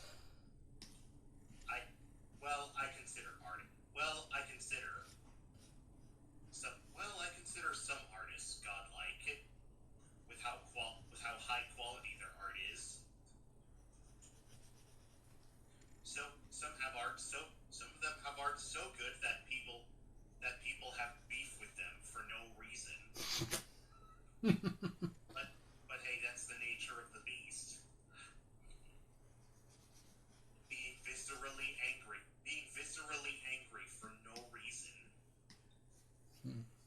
Other than to cause trouble. Oh. But you know what? That's fine. But you know what? That's fine. Some people bounce back. Some people bounce back.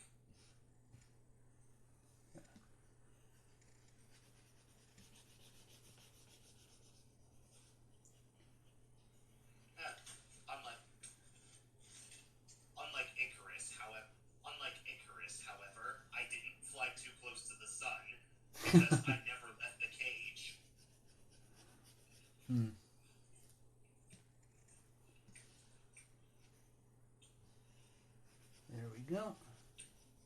shorts. I mean, that's really easy to do. It's just one color. I wonder if I should have put his claws on their own layer. That would have probably been easier. It's probably fine. You just...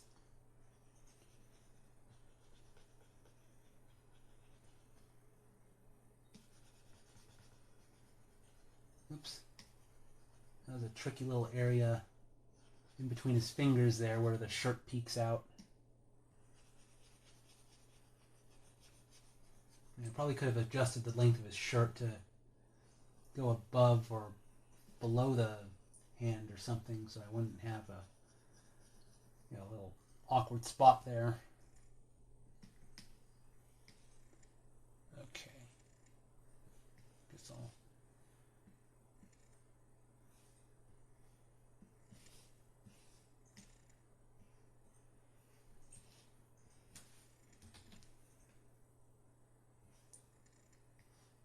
It's like...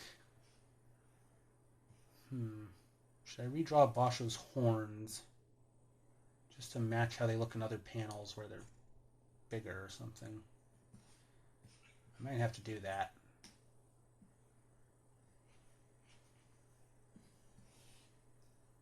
Or do I just keep them the way they are and don't worry about little issues like that?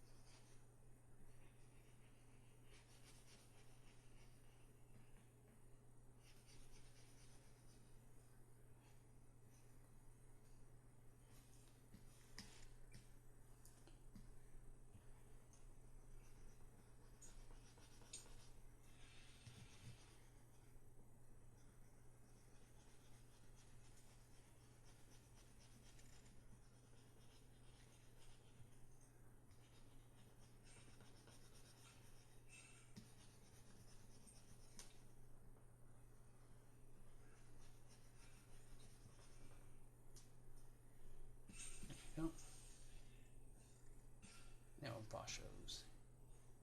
I might actually do a bit of a shirt here, just to fill in those gaps.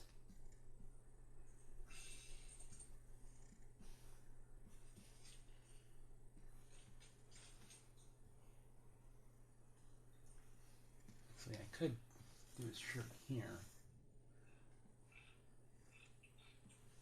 I'm still debating with myself, should I do the Japanese sun in Photoshop and just shrink it, or should I just hand draw it? Probably easier to just hand draw it.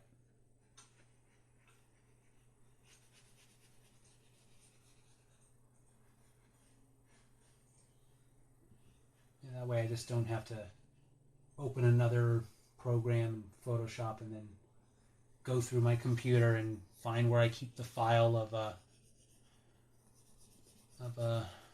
my dragon's shirt designs.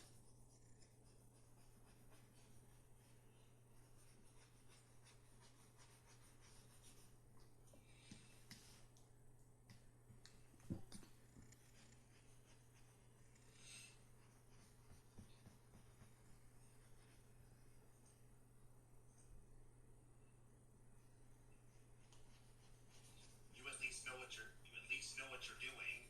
There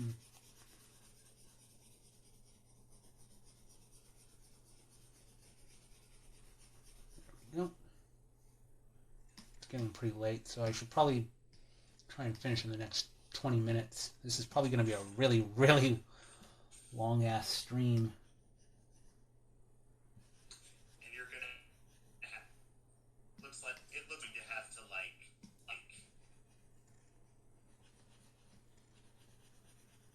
it looks like you're going to have to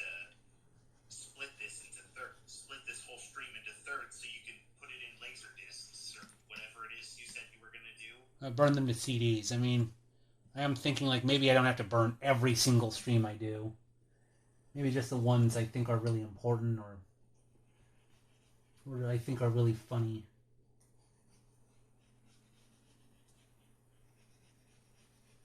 Otherwise, I'd probably end up with a house full of, CDs or something. I just get the sense that you're going to stuff all of those CDs in a time capsule and then bury it somewhere for the next 50 years. That would be something. That's what people tend to do with old shit. That's what people tend to do with old shit. Bury it underground so that whoever finds it in the future can preserve it later.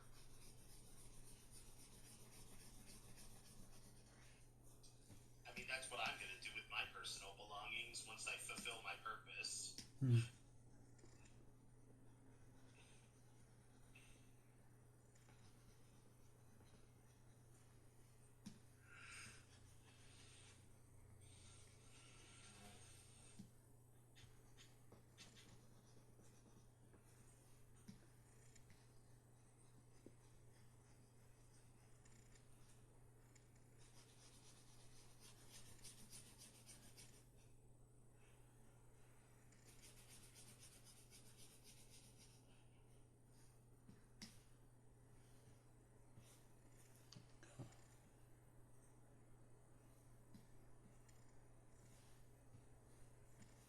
Now, Basho's hand.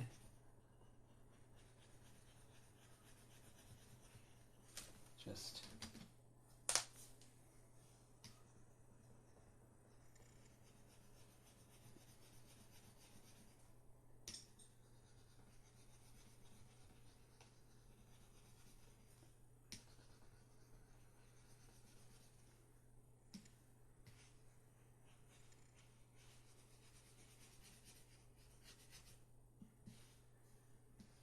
thankfully, the next couple pages are going to be simpler, where it's just coloring Peter and Basho's heads and their shoulders, and not like their full bodies.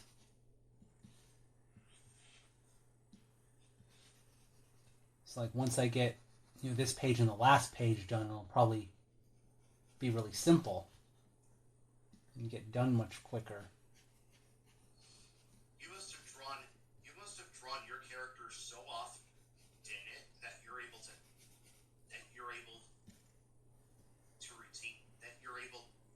draw them without the use of a reference.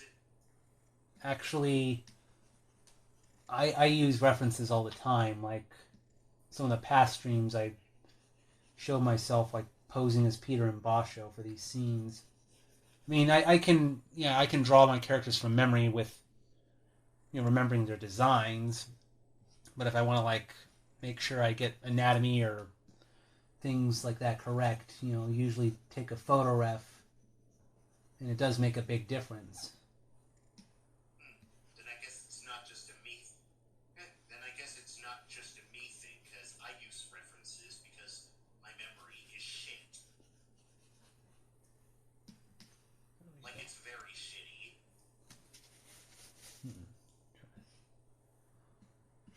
So again, I'll color Basho's teeth.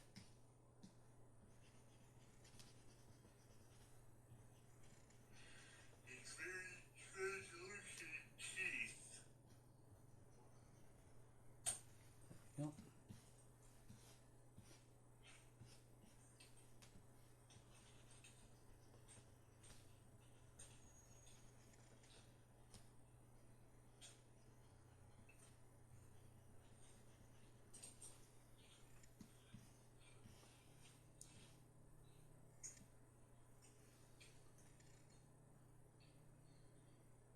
Uh-oh.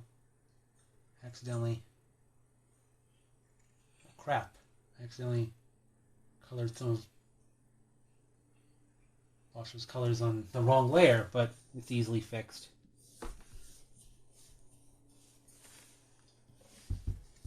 Okay, how much? Well, let me see. Let me just turn off all the other layers so I can see easily where the problem is. Okay. I'll just duplicate layer. It's clear to me that there's a clear difference between Hiragana and Katakana. Yeah.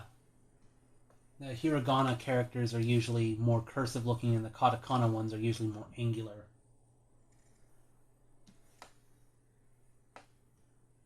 That's the visual difference.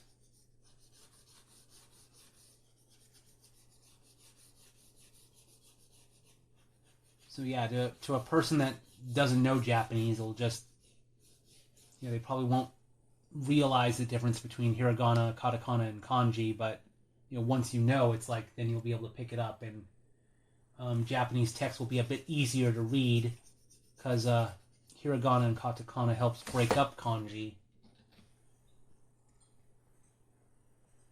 Whereas if you look at Chinese text, it's all just the Chinese characters, and unless you know how to read Chinese, it's probably going to look like just a giant wall of whatever. Which it doesn't look like that to me, unless. But is there a difference between traditional and simplified Chinese? Yeah, that's something I learned in the Chinese panel I went to at FC earlier this year. Basically, like the Chinese government decided to increase literacy to take some of the most complicated characters and simplify them. So generally they'll still have the same meaning. It's just, they make it easier to write the, a traditional... the simplified characters are just easier to write. That makes sense.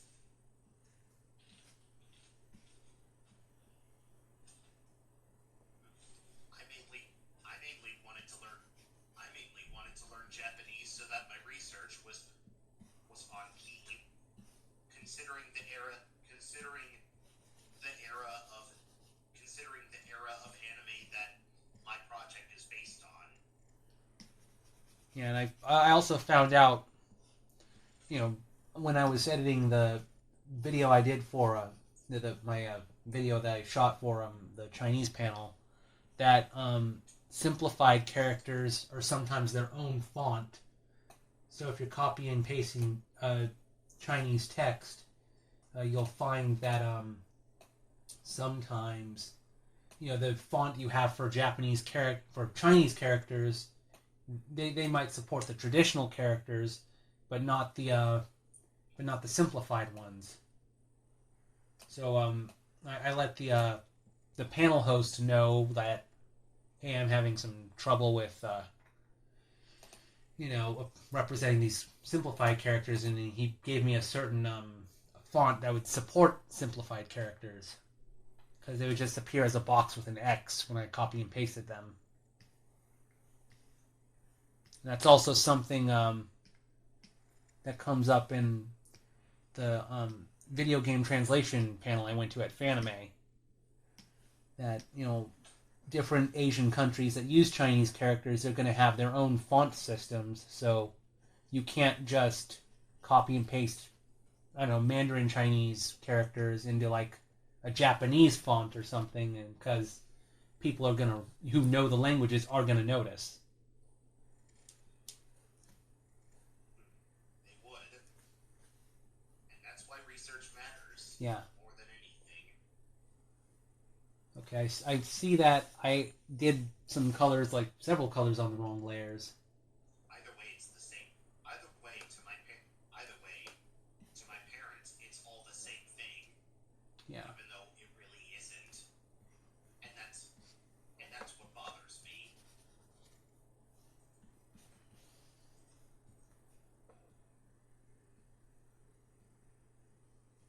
Okay, here we go. Okay, I'm gonna have to redo.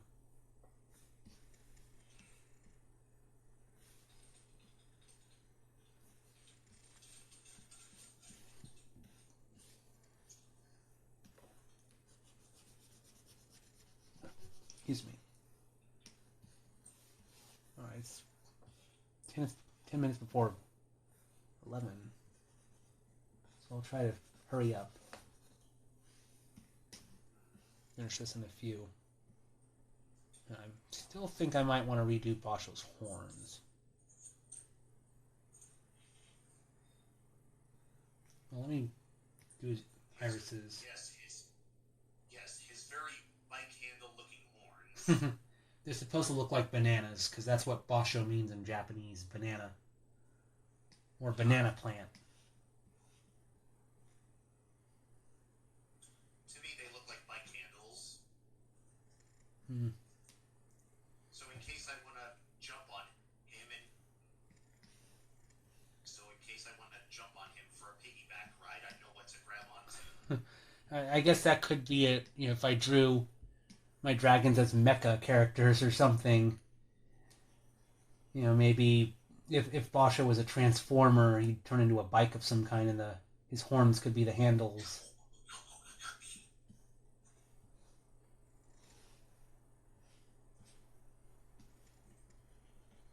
That was my best impression of a transformer transforming. I didn't watch Transformers as a kid, so I watched the live action Transformers by Michael Bay. uh, And I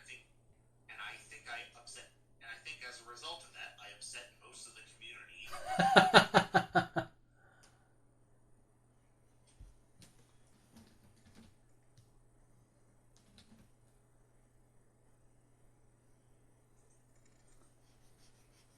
I am an uncultured swine. I like that meme.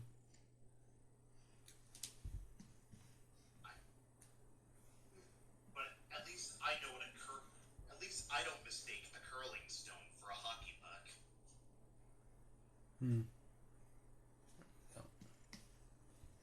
Basho's pupils.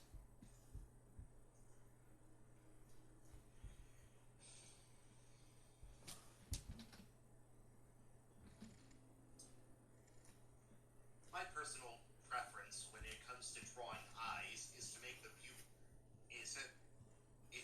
pupils a darker color of the iris. I just go with making them black.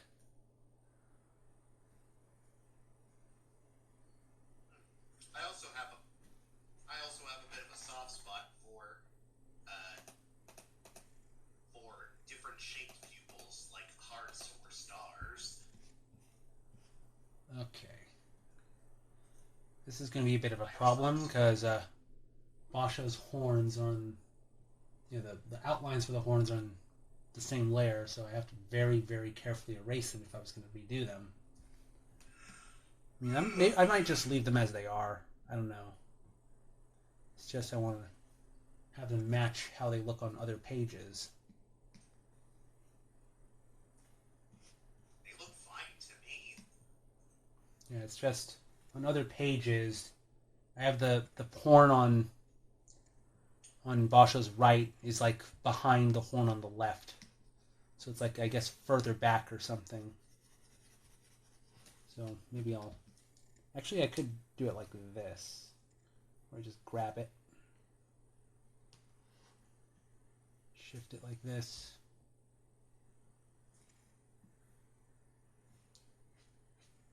There we go.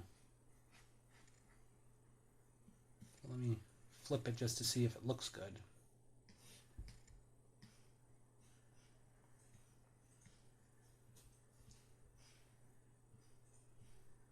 Yeah, it looks all right, I think.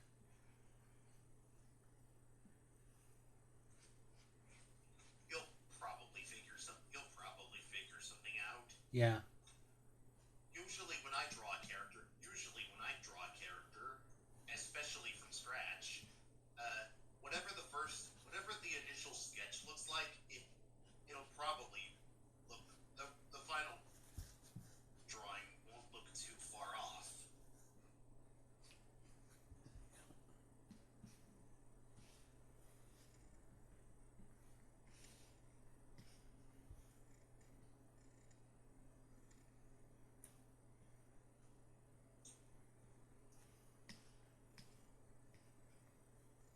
Okay, let me...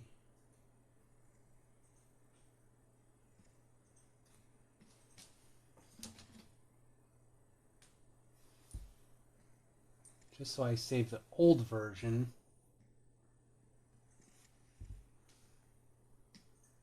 Page 1, version 4.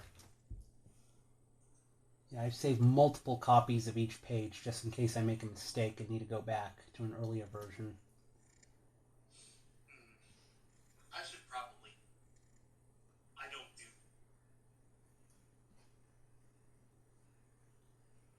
I usually don't do that. I usually don't do this because I'm very forgetful. I just realized also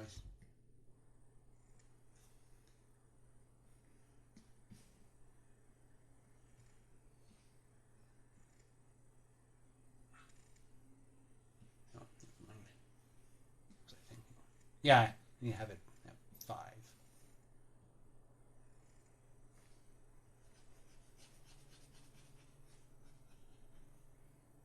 Okay, very, very carefully.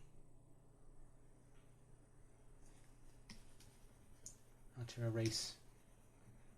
Okay, the ear here is going to be the most difficult. Because I have to intersect. I have to be careful not to erase. There we go. What was that? What was what? Oh, it was just Telegram updating. Oh.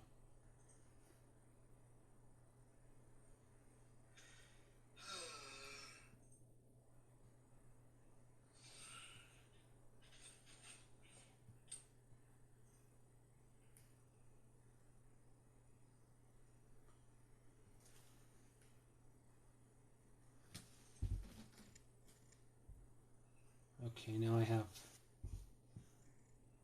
possible tangency. Ear overlapping with the eyebrow, but I can probably just easily fix that just doing it like that.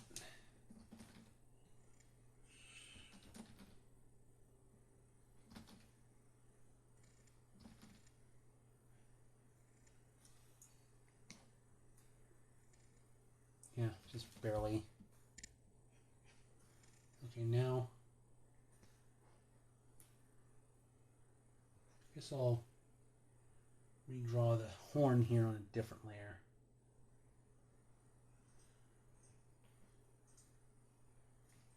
Oh shit, there's another possible tangency with the eyebrow there, but let's see. Just to...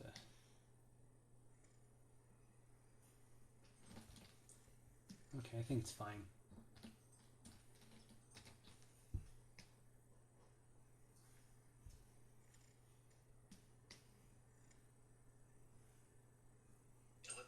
It looks alright. Yeah.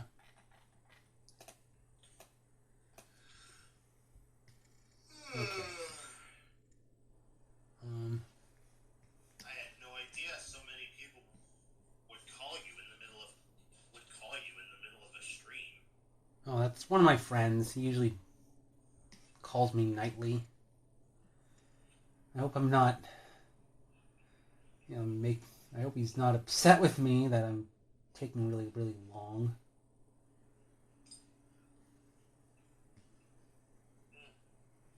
And I hope he's not upset with me spending time with you. I don't think he would. It's just he wouldn't want his voice on stream. Because I tend to get on people's bad side a lot.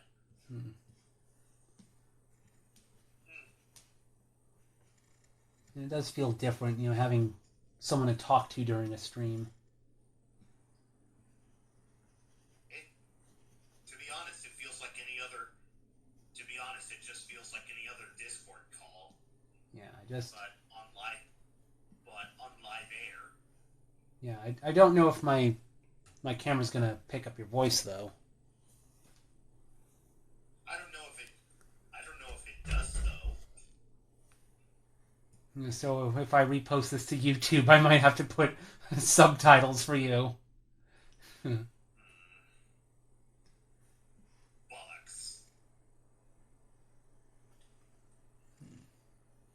See. Shows. think... Shoot, what color do I make his horns? I think it's the same... Yeah, it's this color, I think. The same color as his spines.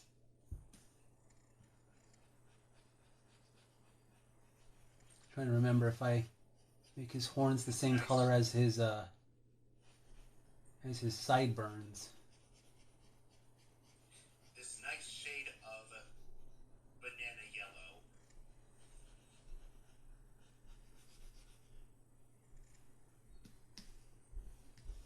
That reminds me of a flower called Angel's Trumpet.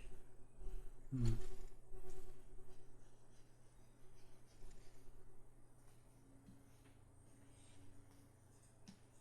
There we go. Come to think of it, you might have to put in subtitles if the camera doesn't pick up my voice. Hmm. I think I'll do his hair next.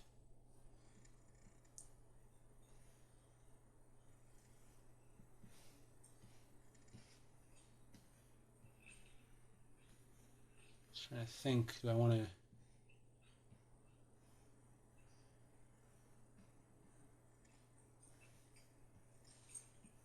Might be easier if I color his skin first and then do the eyebrows. Just so I don't have to like struggle to stay in the lines or whatever.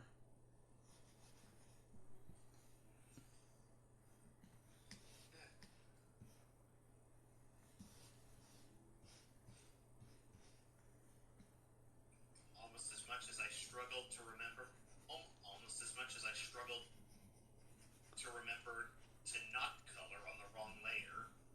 Yeah.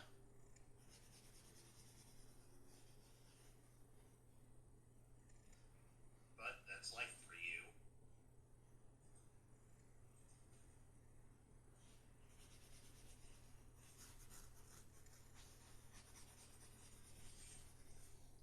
Okay.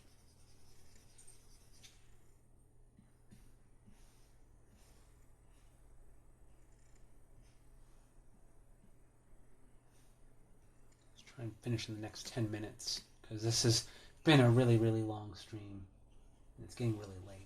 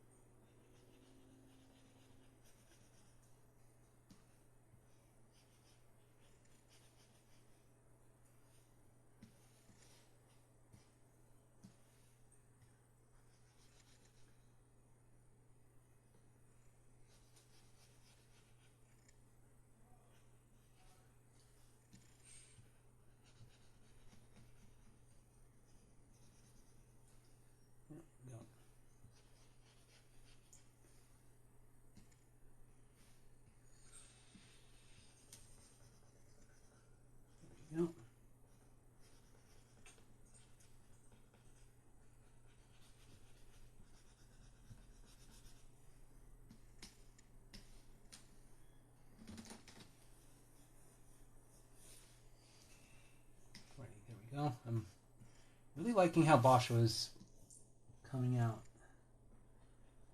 Nearing completion of the coloring. I like how he looks so far. I like how he's looking so far too. Also, I think I'm gonna go to bed in an hour from now.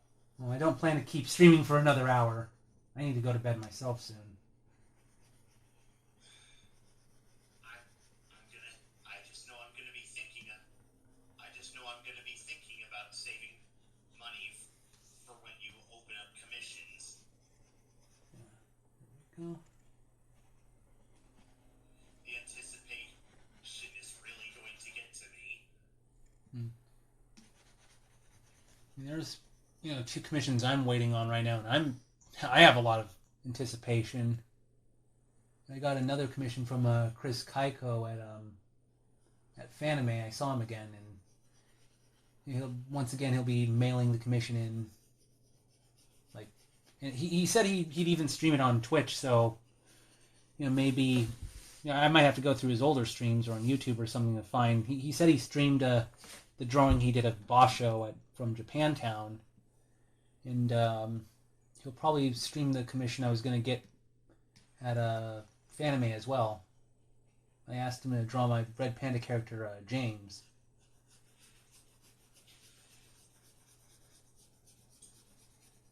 But it would be funny if once again, like, I received the drawing mid-stream or something in the mail.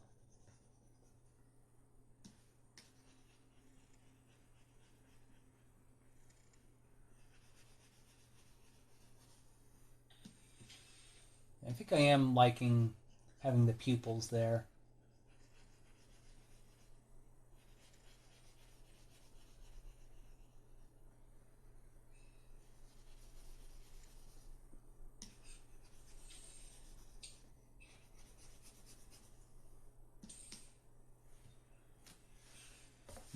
I'm just wondering, should I add like little eye glints? Maybe I should see how that looks really quick.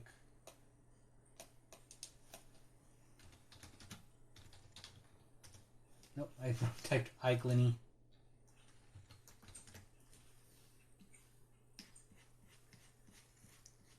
Let's just see how it looks.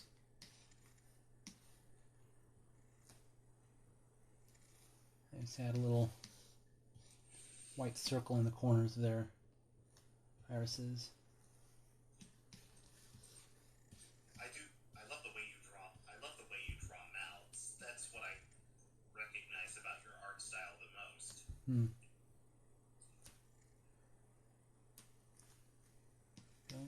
fact, I think I've started drawing mouths like this as well.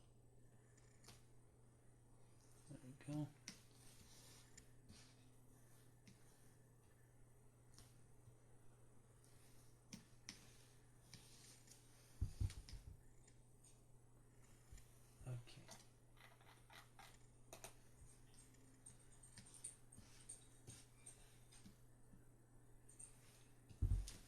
Okay.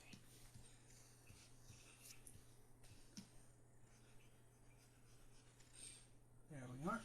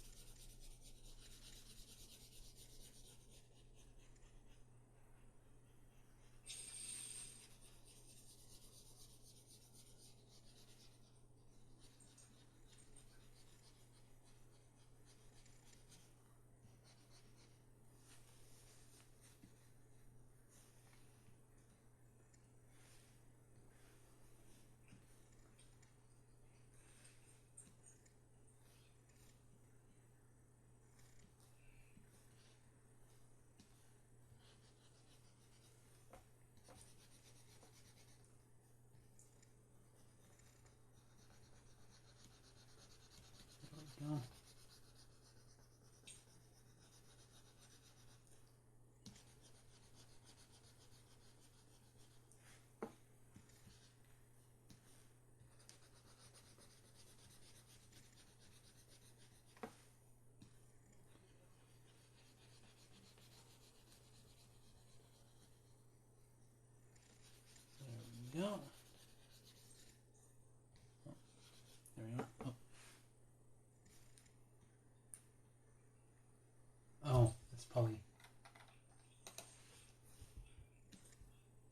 left over from when I color on the wrong layer. There we go.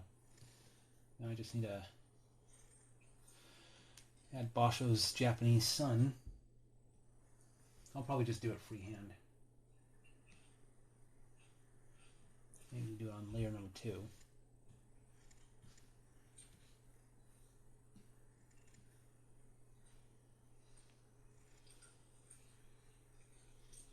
There we go. Yeah. Pretty easy doing it like that. And to make sure it's consistent size, I just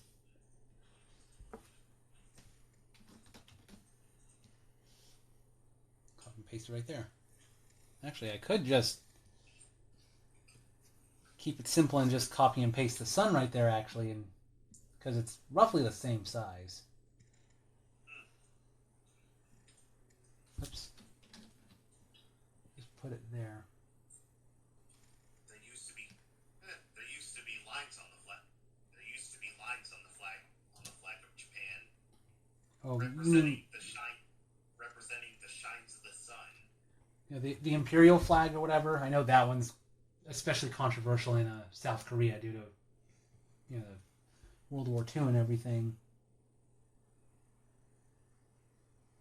In fact, I learned that the imperial flag is controversial in South Korea when, like, John Lennon's his younger son, Sean, like, I think shared a picture of someone wearing some sort of band shirt, and it just so happened to have someone in the band was, like, wearing a shirt, I think, with the Imperial Sun design on it, and then Sean started getting a lot of hate comments from South Korean, I guess, listeners of his music or something. And he had to clarify, you know, this is a band shirt. This isn't associated with me. Please calm down. All it takes is one thing to get a whole bunch of people riled up. Yeah. It wasn't like he meant it intentionally or something. I might shrink the sun here on Basho's shirt just a little bit since he's looking down. Oops, that's shrinking it all the way. There we go. I think there might be a skew option. I don't remember. There we go.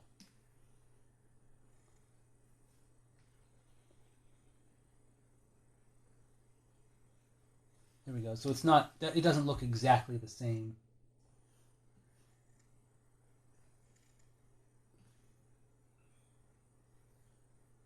There we go.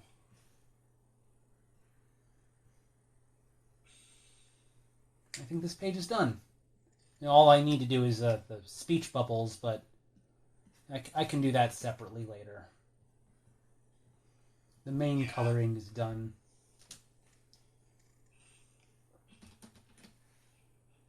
So I'll just save, and I'll continue with some other day. Oh, May, you came in really late. Yeah, now I... Yeah, I should have mentioned that. I should have mentioned that earlier, but I got distracted by. Well, I see he commented at like 10:17, so, and it's about an hour later. Yeah. Hi, May. Sorry, I didn't notice because I didn't have the stream chat on. Yeah, but anyway, I'm gonna.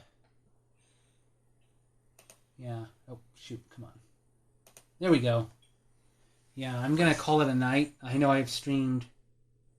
Wow, 5 hours 23 minutes.